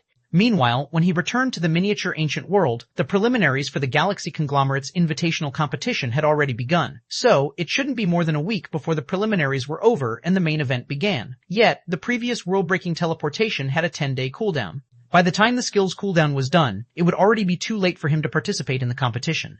Now, though, he no longer had to worry about missing the competition. Greater God's Domain, Starlight Realm, on a flying ship traveling across a vast galaxy, a level 205, Tier 6 assassin, clad in an 8-piece fragmented legendary equipment set, approached a blue-robed young man. Lord Divine Seal, a report just came in stating that young Master Dira nearly died a true death in a miniature world, the Tier 6 assassin anxiously said. Upon hearing the assassin's words, the blue-robed youth asked in a cold voice, "Who did it?" Black Flame. The culprit is a swordsman named Black Flame. Thank you for reading on novelhall.com. Chapter 3295, Chapter 369, Laura Crater Arrives. Chapter 369, Laura Crater Arrives. Thunder Fortress, Red Moon Harbor. One after another, ships continued to pour into the Thunder Fortress from the Sea of Dark Thunder. Apart from advanced ships, there were many bronze speedboats and even warships among these ships, their numbers far greater than the ships that had entered the Thunder Fortress the past few days. This scene shocked the players who had only recently arrived at the Thunder Fortress. However, their shock wasn't solely due to the great number of ships. Instead, it was also because of the strength of the players alighting from these ships. The majority of these new arrivals were independent players. These independent players arrived in teams, and there would be at least 2 or 3 Tier 4 players in every 20-man team. In addition, every one of these independent players was at level 134 and above, and was fully clad in epic weapons and equipment. The equipment standard of these independent teams was already comparable to the various powers' main forces. Sure enough, those guys came running here as well. A tall, middle-aged man who had just alighted from a bronze speedboat said, a wry smile appearing on his face when he saw the several dozen attention-grabbing teams at the harbor. At the same time as this middle-aged man stepped onto the harbor, the other independent teams at the harbor also turned their attention to him. The reason all these independent teams paid attention to the middle-aged man wasn't just because he was a level 135, Tier 4 shield warrior, or the 20-man team he led was fully composed of Tier 4 players. More than that, it was because of the adventurer team the middle-aged man represented. 5. Dragon's Fang. Apart from guilds, adventurer teams were also a formidable force in the Greater God's Domain. In fact, over 60% of the Greater God's Domains, the trade and transportation industries, were under the various adventurer teams' control. Meanwhile, out of the many adventurer teams in the Greater God's Domain, 5 Dragon's Fang was a considerably famous top adventurer team in the Starlight Realm, ranking among the top 100 of the Starlight Realm's adventurer teams. Although 5 Dragon's Fang had fewer than 100,000 members, which was nothing compared to hegemonic powers with tens or hundreds of millions of members, its overall strength and influence were enough to deter the various hegemonic powers from provoking it. It can't be helped, Commander. Any adventurer team worth their salt will know that it's impossible to continue staying in the miniature ancient world. Now, all we can do is earn some contribution points from the Adventurers Association before packing up and leaving, a level 136, Tier 4 female oracle said, sighing. Originally, the various adventurer teams were supposed to enter the World Passage on the second day after its opening to sweep the leftover void monsters that various hegemonic powers couldn't be bothered to take care of. After all, although the World Passage's opening rewards were tempting, most of the adventurer teams currently operating in the miniature ancient world had come here to do trade and sell transportation services. Firstly, plenty of precious resources were available in the miniature ancient world. While the various hegemonic powers would take control of most of these resources, a significant sum would still be available on the open market. If the various adventurer teams resold these leftover resources in the Greater God's Domain, a significant profit could still be made. Not to mention, they could also resell resources exclusive to the Greater Gods domain in the miniature ancient world, making an equally large profit. Secondly, even after an isolated world's world passage opened, traveling between said world and the Greater Gods domain wouldn't be easy. Even the various hegemonic powers' elite teams could face annihilation if they weren't careful. Moreover, the danger in a world passage wasn't constant. Instead, it would change depending on the world passage's activation degree and the standard of the world it was connected to. Because of this, many players lacking strength might never be able to travel between worlds unless they received outside help, and this was where the various adventurer teams came in. Unfortunately, now that Shi Feng had gone and killed Dira, the miniature ancient world had become an incredibly dangerous place, and any adventurer team worth its salt would know not to stay in this world for even a second longer. Indeed, the middle-aged man nodded. The Divine Seal Saint has gone crazy after learning about Dira's death, so much so that he has mobilized the Commander Wind Seal to block off the entire world passage. From what I heard, the Divine Seal Saint is planning to eliminate Black Flame and everyone related to him. The Divine Seal Saint had 4 mighty experts working under him, also known as the 4 Seals. Not only did the 4 Seals receive the Divine Seal legacy, but each of them also led a team of 100 Tier 6 experts, and just one of these teams was enough to obliterate an ordinary hegemonic power. Although the Divine Seal Saint was only targeting Black Flame and those related to him, who could say for certain others wouldn't be implicated? If any unlucky team or player got falsely accused of having ties to Black Flame, that would be the end of their careers in God's domain and their lives in the real world. Because of this, neither adventurer teams nor powers that had entered the miniature ancient world dared to continue staying in this world. While the people in the Thunder Fortress were in an uproar, the Blood Rabbit Hotel welcomed a group of guests. Although this group consisted of only 6 players, the sight of these 6 caused everyone in the hotel's lobby to gasp. Not only were all 6 of these players at level 140, but every one of them had upwards of 3 fragmented legendary items. With such equipment and level, these 6 players definitely ranked at the very top of the miniature ancient world in terms of strength. Yet, these 6 players did not belong to a guild. Instead, they only came from an adventurer team. The Glimmer Adventurer Team. Even Shi Feng was surprised when he saw Glimmer's party of 6. Apart from Laura, Crater, and Cassio, this was the first time Shi Feng was meeting with the 4 other players in Laura's party, but every one of these 4 new faces possessed strength at the standard of titled experts. This was a lineup not even the various hegemonic powers could put together in the miniature ancient world.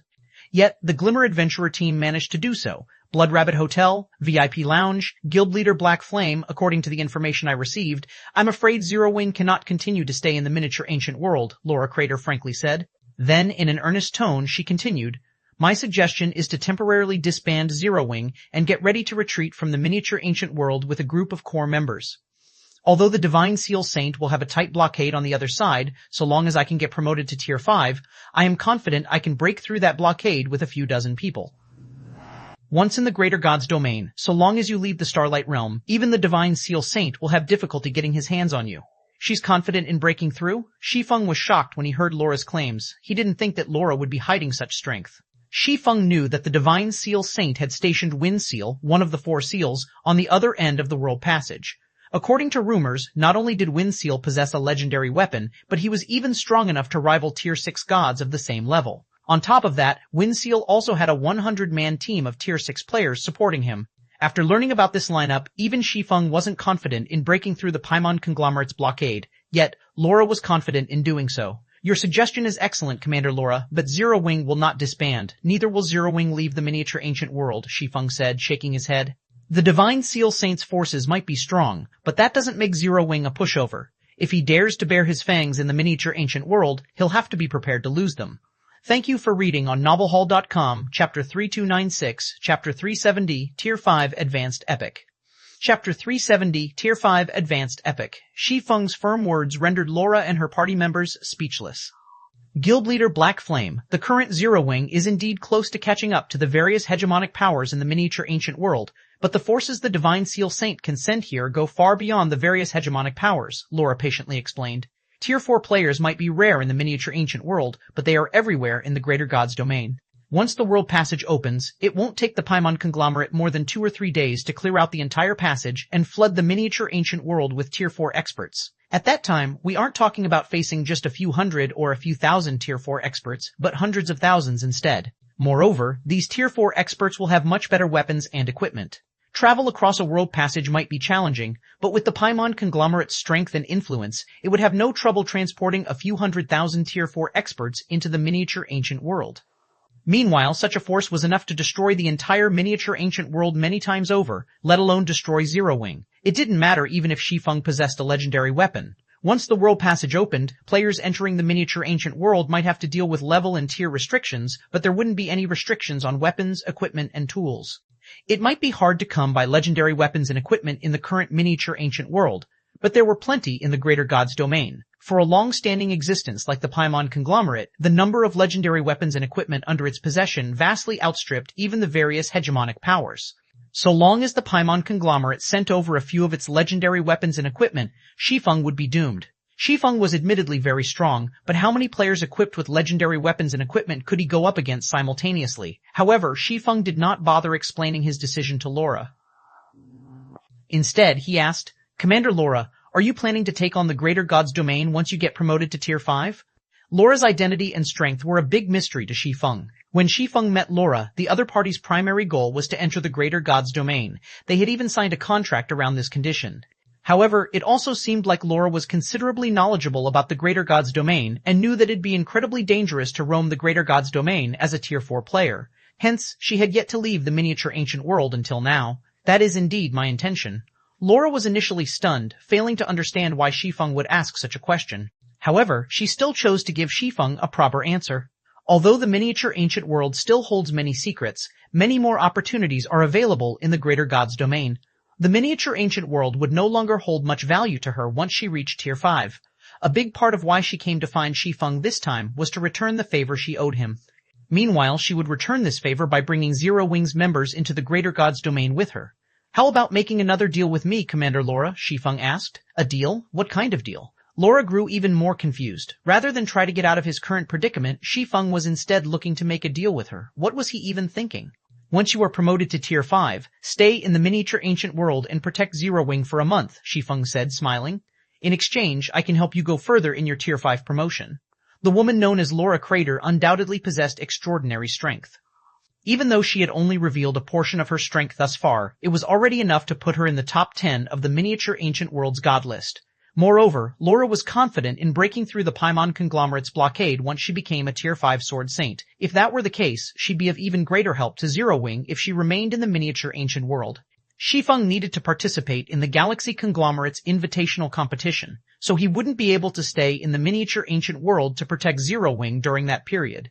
If Zero Wing could have Laura protecting it, he could participate in the competition without any worries. Go further in the Tier 5 promotion? An elderly male elementalist from the Glimmer Adventurer team laughed when he heard Shi Feng's words. "Young man, do you know what rank Commander Laura can achieve when creating her Tier 5 mana body?" Aside from the elderly elementalist, the three other unfamiliar faces in Laura's party also laughed. "Epic rank, right?" Shi Feng said blandly. Apart from reaching level 140, Tier 4 players seeking to get promoted to Tier 5 in God's domain also needed to create a Tier 5 mana body that suited them. Meanwhile, the Tier 5 mana bodies players created would vary in strength, the ranks going from Bronze, Silver, Gold, and Epic. For most Paragons in the Greater God's domain, their lifelong goal was to create a Tier 5 Epic mana body. That way, they could become a powerhouse in the Greater God's domain once they reached Tier 6. Meanwhile, the Divine Seal Saint was one such powerhouse. It was also why many Paragons refused to get promoted to Tier 5. Only, out of the many Paragons in the Greater God's domain, less than 1% of them would succeed in creating a Tier 5 Epic mana body. "You are indeed insightful, Guild Leader Black Flame," the elderly elementalist said, nodding. Then, with a proud smile on his face, he continued, "You are correct. Commander Laura can already create a Tier 5 Epic mana body. So, do you still think you can be of any help to her?" In the Greater God's domain, even conglomerates would celebrate for 3 days and 3 nights if one of their Paragons managed to create a Tier 5 Epic mana body, while hegemonic powers would celebrate 10 days and 10 nights if they gained such a Paragon. In response, Shi Feng looked at the elderly elementalist before saying, "What if I say I can help Commander Laura push her mana body to the Advanced Epic rank?" The Advanced Epic rank. The elderly elementalist didn't believe Shi Feng's words for even a moment. "Are you playing a joke on this old man, Guild Leader Black Flame?" It was true that the Epic rank wasn't the limit for Tier 5 mana bodies. Above Epic mana bodies were Advanced Epic mana bodies. However, even acquiring a Tier 5 Epic mana body was already an astounding achievement in the Greater God's domain, let alone a Tier 5 Advanced Epic mana body. According to his knowledge, individuals capable of reaching this standard were all mythical figures in the Greater God's domain. What did it mean to be a mythical figure in the Greater God's domain? It meant that every one of these individuals was qualified to antagonize Apex powers. Thank you for reading on novelhall.com, Chapter 3297, Chapter 371, Legendary Reward, Chapter 371, Legendary Reward Blood Rabbit Hotel, VIP Lounge. This time, the elderly elementalist wasn't the only one who doubted Shi Feng's words. Even Laura couldn't believe what Shi Feng had just said. Guild Leader Black Flame, it is nigh impossible for me to create an advanced epic mana body, Laura said, shaking her head. Just creating an epic mana body is already my limit. The difficulty of creating an advanced version is several times greater. If there really exists a way that can help me create an advanced epic mana body, I wouldn't have chosen to get promoted to tier 5 now. Which is why I said it is a transaction, Shi Feng calmly said to Laura. I will help you create an advanced epic mana body. In return, you will help me protect Zero Wing for a month. I'm sure this is a worthwhile transaction for you, right, Commander Laura? After all, you know how hard it is to create an advanced epic mana body. Are you really sure about that, Guild Leader Black Flame? Laura asked, a confused look appearing on her face as she looked at Shi Feng. Ever since arriving at the miniature ancient world, Laura thought that she had already learned everything there was to know about Zero Wing and Shi Feng. So, she couldn't help but be puzzled by the conditions Shi Feng was presenting her with. The advanced epic mana body was akin to a myth in the greater god's domain. It was something even conglomerates and apex powers could only hope and pray to obtain. Yet, Shi Feng spoke as if attaining it wasn't a challenge. Instead, it was only a matter of whether he wanted to or not. If Shi Feng truly did have a way to help others achieve an advanced epic mana body, any paragon in the greater god's domain wouldn't hesitate to work for Shi Feng for even a decade, let alone a month. Of course, Shi Feng smiled and nodded. We can even sign a god's domain contract on it. If you fail to create an advanced epic mana body, you won't have to protect Zero Wing in the miniature ancient world. The creation of an advanced epic mana body was indeed a massive challenge. Even during his previous life, Shi Feng had only ever managed to create a standard epic mana body. However, he now had the complete 100 Refinement Building in his possession, and the 100 Refinement Building's second floor was specialized in helping players create mana bodies. After experiencing the effects of the complete 100 Refinement Building's first floor himself, Shi Feng was confident that Laura, with her talent to create an epic mana body without any help, could easily create an advanced epic mana body with the hidden construction's help. Honestly, with how massive of an opportunity he was offering to Laura, he would have been well within his rights even if he had asked Laura to protect Zero Wing for a much longer time. The reason he only asked Laura to help Zero Wing for a month was so that he could have an easier time pulling Laura to his side. He had never heard of Laura's name or her nickname of Shimmering Sword during his previous life. Yet there was no doubt that Laura's strength and talent far surpassed Wordless Ember and Slumbering Quicksand. If Laura could safely develop herself, her future achievements would undoubtedly surpass Wordless Ember and Slumbering Quicksand. Okay, you have a deal, Laura said. I promise you that so long as you can help me create an advanced epic mana body, I will ensure nobody, not even the Paimon conglomerate, can harm Zero Wing in the miniature ancient world for a month. I will also owe you a huge favor on top of that, and you can use this favor to ask me of anything. I will even go against an apex power if you want me to, Commander. The elderly elementalist was shocked by Laura's words. He didn't think Laura would offer such a condition to Shi Feng. Others might think Laura was joking when she said she would go against even an apex power, but those who knew her would know that she wasn't joking. Let's sign a contract then. However, I'll put it out first, but you must keep my methods a secret. Unless I allow it, you must never tell a third party about my methods, Shi Feng said as he took out the God's Domain contract he had prepared in advance. That won't be a problem, Laura agreed without hesitation, then signed Shi Feng's contract after seeing no problems with it. After both parties signed the contract, Shi Feng brought Laura away from the lounge, leaving behind Cassio and the others. Blood Rabbit Hotel, VIP guest room. While Laura was wondering how Shi Feng would help her to create an advanced epic mana body, Shi Feng took out a stone tablet and opened a space-time passage. When Laura stepped through the space-time passage, she couldn't help but be shocked. Isn't this the Greater God's Domain? When Laura sensed the world suppression unique to the Greater God's Domain, she couldn't help but turn back and look at the vanishing space-time passage in disbelief. Traveling between the various worlds of God's Domain was a very troublesome affair and could normally only be achieved through world passages. So, in a situation where a world's world passage remained closed, it was nigh impossible for players to travel into and out of said world. Yet Shi Feng had shattered this rule, accomplishing interworld travel without the use of a world passage. That's right. We are currently in the ancient River Kingdom's Gazing Moon City, Shi Feng said, nodding, but we don't have a lot of time. I also have quite a few problems here, so we'll need to travel incognito. After saying so, Shi Feng used the sacred phantom ring to alter his appearance into that of a young swordsman. He also changed his ID to Ye Feng, the one he had been using throughout his previous life. Then, after doing all that, he put on a black cloak. With this, even if others used advanced identification skills on him, they would only see the information hidden by the black cloak. They wouldn't be able to tell that this information was falsified. Laura was not surprised by Shi Feng's transformation. After putting on a black cloak, she followed Shi Feng out of the Gazing Moon Hotel. Fortunately, they did not attract any red players' attention and safely arrived at the 100 Refinement Building situated in the western parts of the city.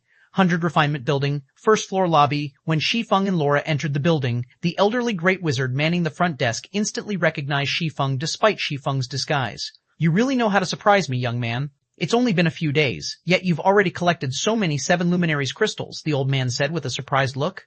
Then, he sighed and continued, had I known you were so capable, I should have asked for 1,000,000 units instead. You've really gotten yourself a bargain, young man. Here are the promised 7 Luminaries crystals, Shi Feng said, rolling his eyes at the old man as he took out 89,000 units of 7 Luminaries crystal. I've completed the quest, right? It should be known that 100,000 units of 7 Luminaries crystal were not a small amount. If he didn't get lucky and acquire Dira's wealth, he would have needed to expend a lot of effort to gather the required crystals. Fine. After accepting the 7 Luminaries crystals, the great wizard sighed again and said, your quest is complete. All of this 100 Refinement Building now belongs to you. After saying so, the elderly great wizard passed a crystalline key to Shi Feng before vanishing without a trace. Immediately afterward, Shi Feng received a series of system notifications. System, congratulations. You have completed the legendary quest 100 Refinement Mana Body. Rewarding Demon God's Key, 10 levels, and 30 free legacy skill points. System, you will have to pay a monthly management fee of 10,000 units of 7 Luminaries crystal for the 100 Refinement Building. If you fail to make payment for 3 consecutive months, Gazing Moon City will repossess all authority over the 100 Refinement Building. System, you have activated the second phase of the legendary quest 100 Refinement Mana Body. Quest content, create a Tier 5 legendary mana body within 50 days. Rewards unknown, penalties unknown. Thank you for reading on novelhall.com, Chapter 3298, Chapter 372, Astonishing Second Floor, Chapter 372, Astonishing Second Floor. There's a second phase to this quest? The system notification dumbfounded Shi Feng. A legendary quest was originally more than enough of a headache already. Previously, Shi Feng had no choice but to accept one because of the 100 Refinement Building. Yet, after going through so much effort to complete it, he was now told that there was a second phase to this quest. Moreover, of all the things he could have been asked to do, it just had to be the creation of a legendary mana body. A legendary mana body. This was something he had never even heard of. Shi Feng's original goal in acquiring the key to the 100 Refinement Building's second floor was to go beyond the epic threshold and create the mythical advanced epic mana body. Yet now, he was required to create a legendary mana body, and he had to do so within 50 days. At this point, he couldn't help but suspect if this quest could even be completed. Guild leader Black Flame? A look of confusion appeared on Laura's face as she looked at Shi Feng. She noticed Shi Feng's level instantly increasing from 140 to 50, so it was obvious he had just completed a considerably challenging quest. Normally, this should be a cause for celebration, yet Shi Feng did not look happy at all. On the contrary, he looked gloomy and frustrated. I'm fine, it's just a minor problem, Shi Feng explained. Then, he made his way to the second floor while saying, let's begin. The quest was forced onto him, and he couldn't abandon it even if he wanted to. So, his only option now was to create a legendary mana body. The layout of the 100 Refinement Building's second floor was the same as the first floor, having only 4 training rooms, so only up to 4 people could train at the same time. However, compared to the first floor's training rooms, the second floor's training rooms cost a lot more. It only cost 100 units of 7 Luminaries crystal to use the first floor's training rooms, but the second floor's training rooms cost a whopping 10,000 units. Even guilds would have difficulty affording such a price, let alone individual players. It should be known that there were many expert players at the third floor standard in the Greater God's domain. At this standard, players were already strong enough to ascend to Tier 6. Yet, in reality, not even a fraction of these third-floor experts were Tier 6 players, and the reason causing this was that most of these third-floor experts lacked the 7 Luminaries crystals needed to challenge their Tier 6 promotion.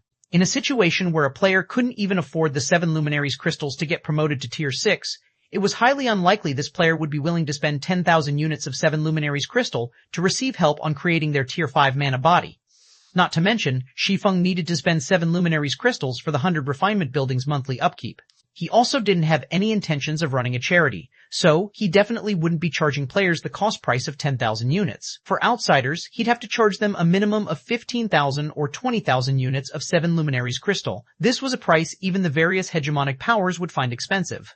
After Shi Feng was done inspecting the second floor, he handed 10,000 units of 7 Luminaries crystal to Laura and had her enter one of the training rooms to start creating her mana body. Then, he entered a different training room to experience the second floor training room's effects himself. Inside the training room, Shi Feng couldn't help but be stunned after he paid the 10,000 units of 7 Luminaries crystal to use the training room. Eternal energy. Unimaginably dense eternal energy. No wonder 10,000 units of 7 Luminaries crystal are needed to activate this room. Just being able to stand in this eternal energy is already worth the price. The concentration of eternal energy in this room was at least 5 or 6 times greater than what was available in the first floor training rooms. Just standing in the room allowed him to experience a qualitative transformation in his brain activity. Moreover, he felt as if he was put into a constant state of enlightenment, or, more specifically, all-knowing, system creation assistance mode activated.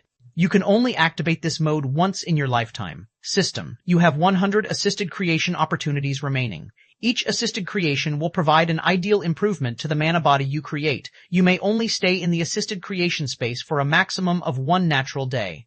If you do not use up your assisted creation opportunities in 1 natural day, your remaining opportunities will be automatically forfeited. What a pity. If more time is given, it might even be possible to learn a gold combat technique in this space. Shi Feng felt a little disappointed when he saw the time limit given. The first floor's training rooms allowed players to spend up to 5 natural days in them. That was more than enough time for players to use up all 100 simulation opportunities, and players could even use their excess time to train in other things, such as combat techniques and mana techniques. With the second floor training room's superior environment, players could learn even gold combat techniques and saint rank mana techniques if given enough time. However, God's Domain's main god system obviously knew this was too good of an opportunity. Hence, the main god system gave players a choice, either use the given time to create a better mana body or improve on other things. In a situation where the creation assistance mode was present, unless a player was completely uninterested in having a better mana body, they would definitely choose the first option rather than the second one. Begin the first assisted creation. Realizing the importance of time, Shi Feng promptly began his first assisted creation. In God's Domain, players needed to create a mana body that suited themselves if they wanted to step into the Tier 5 threshold. Meanwhile, the process of creating was basically using one's existing mana body as a template and coming up with methods to strengthen it. However, depending on the rank of the template used, the strengthening requirements would also differ. The higher a template mana body's rank, the lower the strengthening requirements would be. If players were to use a bronze mana body as their template, they would need to strengthen it by 500% for it to get promoted to Tier 5. However, if a gold mana body was used as a template, players would only need to strengthen it by 300% for it to reach the Tier 5 standard. This was also why it was crucial for players to obtain a high-ranking mana body at Tier 3. Of course, strengthening a Tier 3 gold mana body by 300% was only the minimum requirement to create a Tier 5 mana body, or, more specifically, a Tier 5 bronze mana body. If players wished to create a higher-ranked Tier 5 mana body, they would need to strengthen their Tier 3 mana bodies even further. In the case of a Tier 3 epic mana body, it would have to be strengthened by 200% to qualify as a Tier 5 bronze mana body and 320% to qualify as a Tier 5 epic mana body. Although the percentage requirements were lower, the difficulty of strengthening an epic mana body was significantly greater than that of a gold mana body. So, even getting it to 320% was nigh impossible, let alone 350%, which was the minimum requirement for a Tier 5 advanced epic mana body. Needless to say, the difficulty of strengthening a Tier 3 legendary mana body was even more of a nightmare. Although it only needed to be strengthened by 150% to qualify as a Tier 5 mana body, it had to be strengthened by 200% to reach the epic rank, 240% to reach the advanced epic rank, and 270% to reach the legendary rank. Thank you for reading on novelhall.com, Chapter 3299, Chapter 373, Great Grandmaster. Chapter 373, Great Grandmaster. 100 Refinement Building, second floor training room. After Shi Feng integrated the 12-array magic world he had used to create his Tier 5 mana body during his previous life into his current mana body, the creation assistance mode quickly started doing its job. In less than a minute, a mana body that had perfectly integrated with the magic array he provided appeared before his eyes. System, congratulations. You have successfully constructed a new mana body. The constructed mana body's strength is at 18.2% of your current mana body and has reached the Tier 5 standard. The created mana body is evaluated to be at the gold rank. Do you wish to replace your current mana body with it and get promoted to Tier 5? It managed to improve the mana flow to such an extent? Shi Feng had difficulty keeping his mouth closed when he saw the system-improved mana body. To reach Tier 5, players needed to create a mana body that was strong enough to alter their life rating to the Tier 5 standard, which was why Tier 5 players were typically much stronger than Tier 4 players. There was a qualitative difference in the mana bodies of the two tiers, and the difference was especially stark in the mana condensation aspect. Meanwhile, out of all the steps players needed to go through to create a tier 5 mana body, the most troublesome step would have to be determining the flow of mana. Because players would be creating a mana body of their own, they would need to construct and integrate a significant number of magic arrays into their existing mana body. And as these magic arrays would have varying effects, they would also need varying amounts of mana supplied to them. If players wanted to ensure all of these magic arrays could function properly and efficiently, they would usually have to invest a lot of time and effort into the endeavor, much more than what they had invested when they were integrating these magic arrays with their existing mana body. Players also couldn't haphazardly decide their tier 5 mana body's mana flow, as there would be a significant difference in the mana body's performance between partial activation and complete activation of the mana body's magic arrays. So, exactly how one could achieve complete activation was the biggest headache players faced when creating their tier 5 mana body. However, the creation assistance mode took care of this problem for players. One assisted creation was essentially equivalent to or better than 100 creation attempts made by players themselves. It wouldn't be an exaggeration to say that the creation assistance mode was divine assistance. A legendary mana body truly is something. The 12-array magic world is enough to strengthen a tier 3 epic mana body to the tier 5 epic standard, yet it only managed to strengthen my tier 3 legendary mana body to the tier 5 gold standard. It seems I won't be able to use these magic arrays. Shi Feng couldn't help but reveal a wry smile after he was done inspecting the mana body presented before him. The 12-array magic world he had used during his previous life was a Grandmaster mana-gathering array created by a saint, and it was the key factor that allowed him to create a tier 5 epic mana body. However, the 12-array magic world was evidently lacking for his current needs. Or, more specifically, the 12-array magic world was incapable of condensing mana that was sufficiently dense to effectively strengthen his tier 3 legendary mana body. Although it should be possible to improve the 12-array magic world's effectiveness by restructuring it, even then, it could, at best, leave him with a tier 5 epic mana body. It was highly unlikely he could achieve a tier 5 advanced epic mana body with the 12-array magic world, let alone a tier 5 legendary mana body.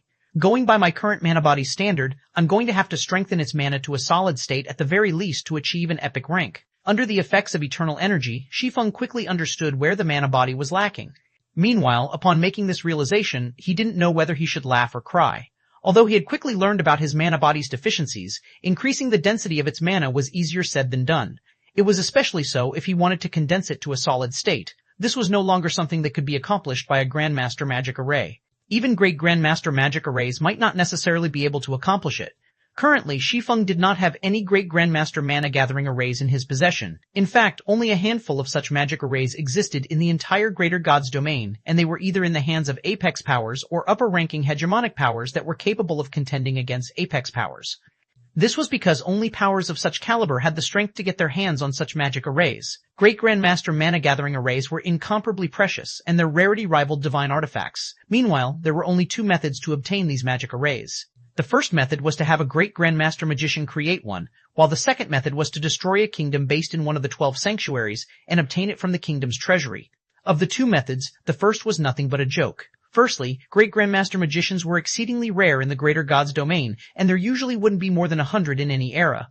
Secondly, a great Grandmaster magician would need many months to develop even the simplest great Grandmaster magic array.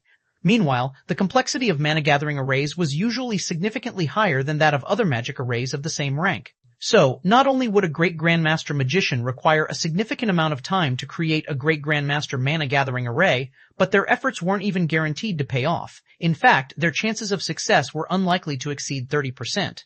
Hence, rather than wait and hope for a great Grandmaster magician to succeed, it'd be much quicker to destroy a kingdom in the 12 sanctuaries and search for a great Grandmaster mana-gathering array in the kingdom's treasury. No, I'm not out of solutions yet. Thinking up to this point, Shi Feng suddenly came up with an idea to obtain a Grandmaster mana-gathering array. The Ancient Abyssal God's Legacy. The Ancient Abyssal God's mana usage method that was recorded in the stratified Abyssal Realm's Abyssal Tower was more profound than even that of saints. So, it might just be possible to create a great Grandmaster mana-gathering array by referencing the Ancient Abyssal God's Legacy. Not to mention, Shi Feng had already reached the limits of a Grandmaster magician. So long as he could create a great Grandmaster magic array, he could become a great Grandmaster magician. Immediately, Shi Feng started testing his theory by restructuring the magic array in the Ancient Abyssal God's Legacy, continuously expanding it and filling in the gaps.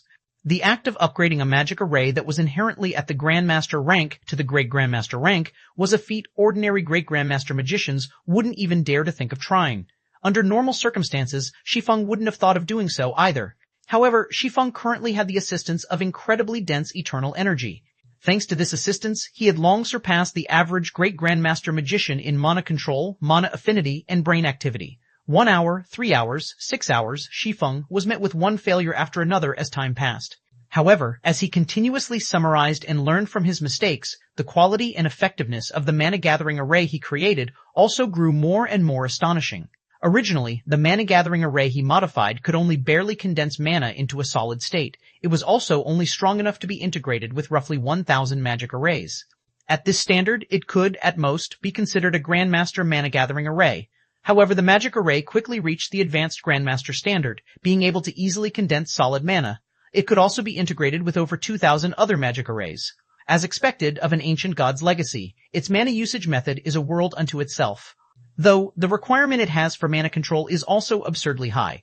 If not for my current environment, I doubt I can even move 2,000 magic arrays with it.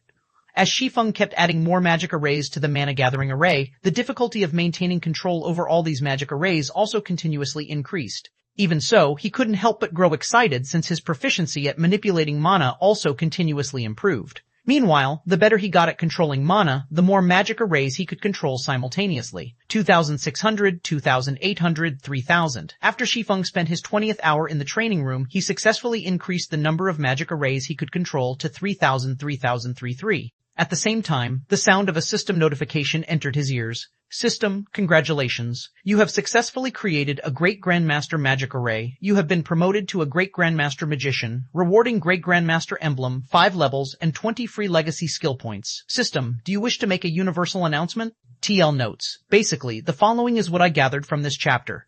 T3 mana body template, plus many magic arrays of varying functions, plus mana gathering array, mana flow, power supply, T5 mana body EI, better mana gathering array, more magic arrays, better T5 mana body. Thank you for reading on novelhall.com. Chapter 3300, Chapter 3300, Chapter 3300. Chapter 374, Great Grandmaster Shi Feng, TL notes, changed universal announcement to realm-wide announcement. A realm-wide announcement? The system notification stunned Shi Feng, a Great Grandmaster magician. Out of the many subclasses in the game, the Magician subclass was the most favored by combat players. On top of being able to create magic scrolls, the Magician subclass also allowed players to gain a better grasp over mana. The subclass was especially useful for magical class players. In fact, the subclass was a must-have for magical class players since it let them have a better understanding of magic arrays and gave them an easier time casting spells. Only, unlike other subclasses, most players would hit an unbreachable wall once they reached the Grandmaster rank for the Magician subclass. If players wished to become a Great Grandmaster Magician, they would need to create a Great Grandmaster Magician. Meanwhile, to accomplish this feat, players would first have to do a lot of research on Great Grandmaster magic arrays. However, Great Grandmaster magic arrays had already become a lost technology ever since the Great Ancient War. Outside of the 12 sanctuaries, finding Great Grandmaster magic arrays was nigh impossible. Their rarity rivaled fragmented divine artifacts. Hence, it was almost impossible for players to get their hands on a large number of Great Grandmaster magic arrays to research. It was also why there were so few Great Grandmaster magicians in the Greater Gods domain. Originally, Shi Feng had only thought of attempting to create a Great Grandmaster magic array. After all, this was the only solution he could think of to create a Tier 5 legendary mana body. However, he never thought he would actually succeed. He couldn't believe he had just become a Great Grandmaster magician, an existence that wouldn't number more than 100 in any era in the Greater Gods domain. While Shi Feng was in a daze, he received another system notification. System, do you wish to make a realm-wide announcement? Smiling, Shi Feng said, make the announcement. Realm-wide announcements were extremely rare in the Greater Gods domain. Normally, players could only trigger a realm-wide announcement after completing a main storyline quest in the Greater Gods domain or making great achievements such as slaying one of the Greater Gods domain's calamities. Meanwhile, realm-wide announcements were a great way to increase one's fame. Now that Shi Feng was given the opportunity to spread his fame across the Starlight Realm, he naturally wouldn't refuse it. After all, this would make it a lot more convenient for him to do various things. System, do you wish to make the announcement using your current false identity of Shi Feng? Yes. Shi Feng agreed to the prompt without hesitation. Although he could use his true identity to announce his Great Grandmaster status, doing so would expose his ability to travel freely between worlds. Rather than invite unnecessary trouble for himself, he would be better off announcing his achievement under a false identity. Very few people could see through the Sacred Phantom Ring's disguise effect anyway. Immediately, a system announcement echoed throughout the entire Starlight Realm. System announcement: congratulations to Shi Feng on becoming the first person to reach the rank of Great Grandmaster Magician in 100 years, rewarding 20 Starlight Realm reputation points. The announcement repeated 3 times, stupefying many players across the Starlight Realm. Someone got promoted into a Great Grandmaster Magician? Amazing. Incredible. I always thought players couldn't become Great Grandmaster Magicians. I didn't think someone would actually succeed. This is beyond incredible. This is a Great Grandmaster Magician we are talking about. There aren't even 100 of such existences in our current era, and every one of these existences is a big shot that even Apex powers will try to recruit as honorary elders. Isn't that just nonsense? We are only talking about a magician here. Even if the various Apex powers place great importance on Great Grandmaster Magicians, there's no way these powers would use an honorary elder position as an enticement. That position holds as much authority as the Vice Guild leader position. Even the helmsmen of conglomerates will have to show respect to the honorary elders of Apex powers. How ignorant of you. Don't you know that Great Grandmaster Magicians can already draw Great Grandmaster magic arrays? Those are magic arrays used to safeguard Outer Realm fortresses and cities. Do you have any idea how big of a difference there is between a stronghold that's protected by a Great Grandmaster magic array and a stronghold that isn't protected by one? 10 times. There will be a 10-fold difference at the very minimum. 10? Isn't that too much of an exaggeration? Not at all. Grandmaster magic arrays can, at best, reach the Tier 5 standard, but Great Grandmaster magic arrays can reach the Tier 6 standard. Any city protected by a Great Grandmaster defensive magic array can easily withstand a bombardment of Tier 6 spells. With the support of such a defensive magic array, the various powers can drastically reduce the number of Tier 6 experts they dispatch to protect these foreign installations. They can then use the additional manpower to do other things or establish new Outer Realm fortresses and cities. So, do you still think Great Grandmaster Magicians aren't incredible? Many players expressed their confusion toward the latest system announcement, failing to comprehend the significance of a Great Grandmaster Magician. However, when the Starlight Realm's various powers saw the system announcement, they instantly went into an uproar.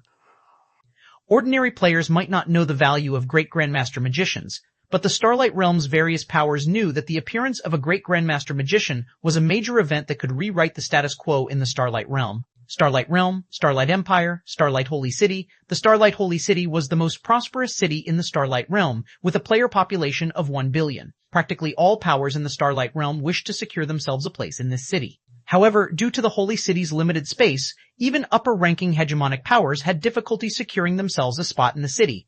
Currently, on the top floor of a humongous battle arena in the Holy City, to level 220, Tier 6 players clad in legendary equipment sets and wielding legendary weapons were duking it out with one another.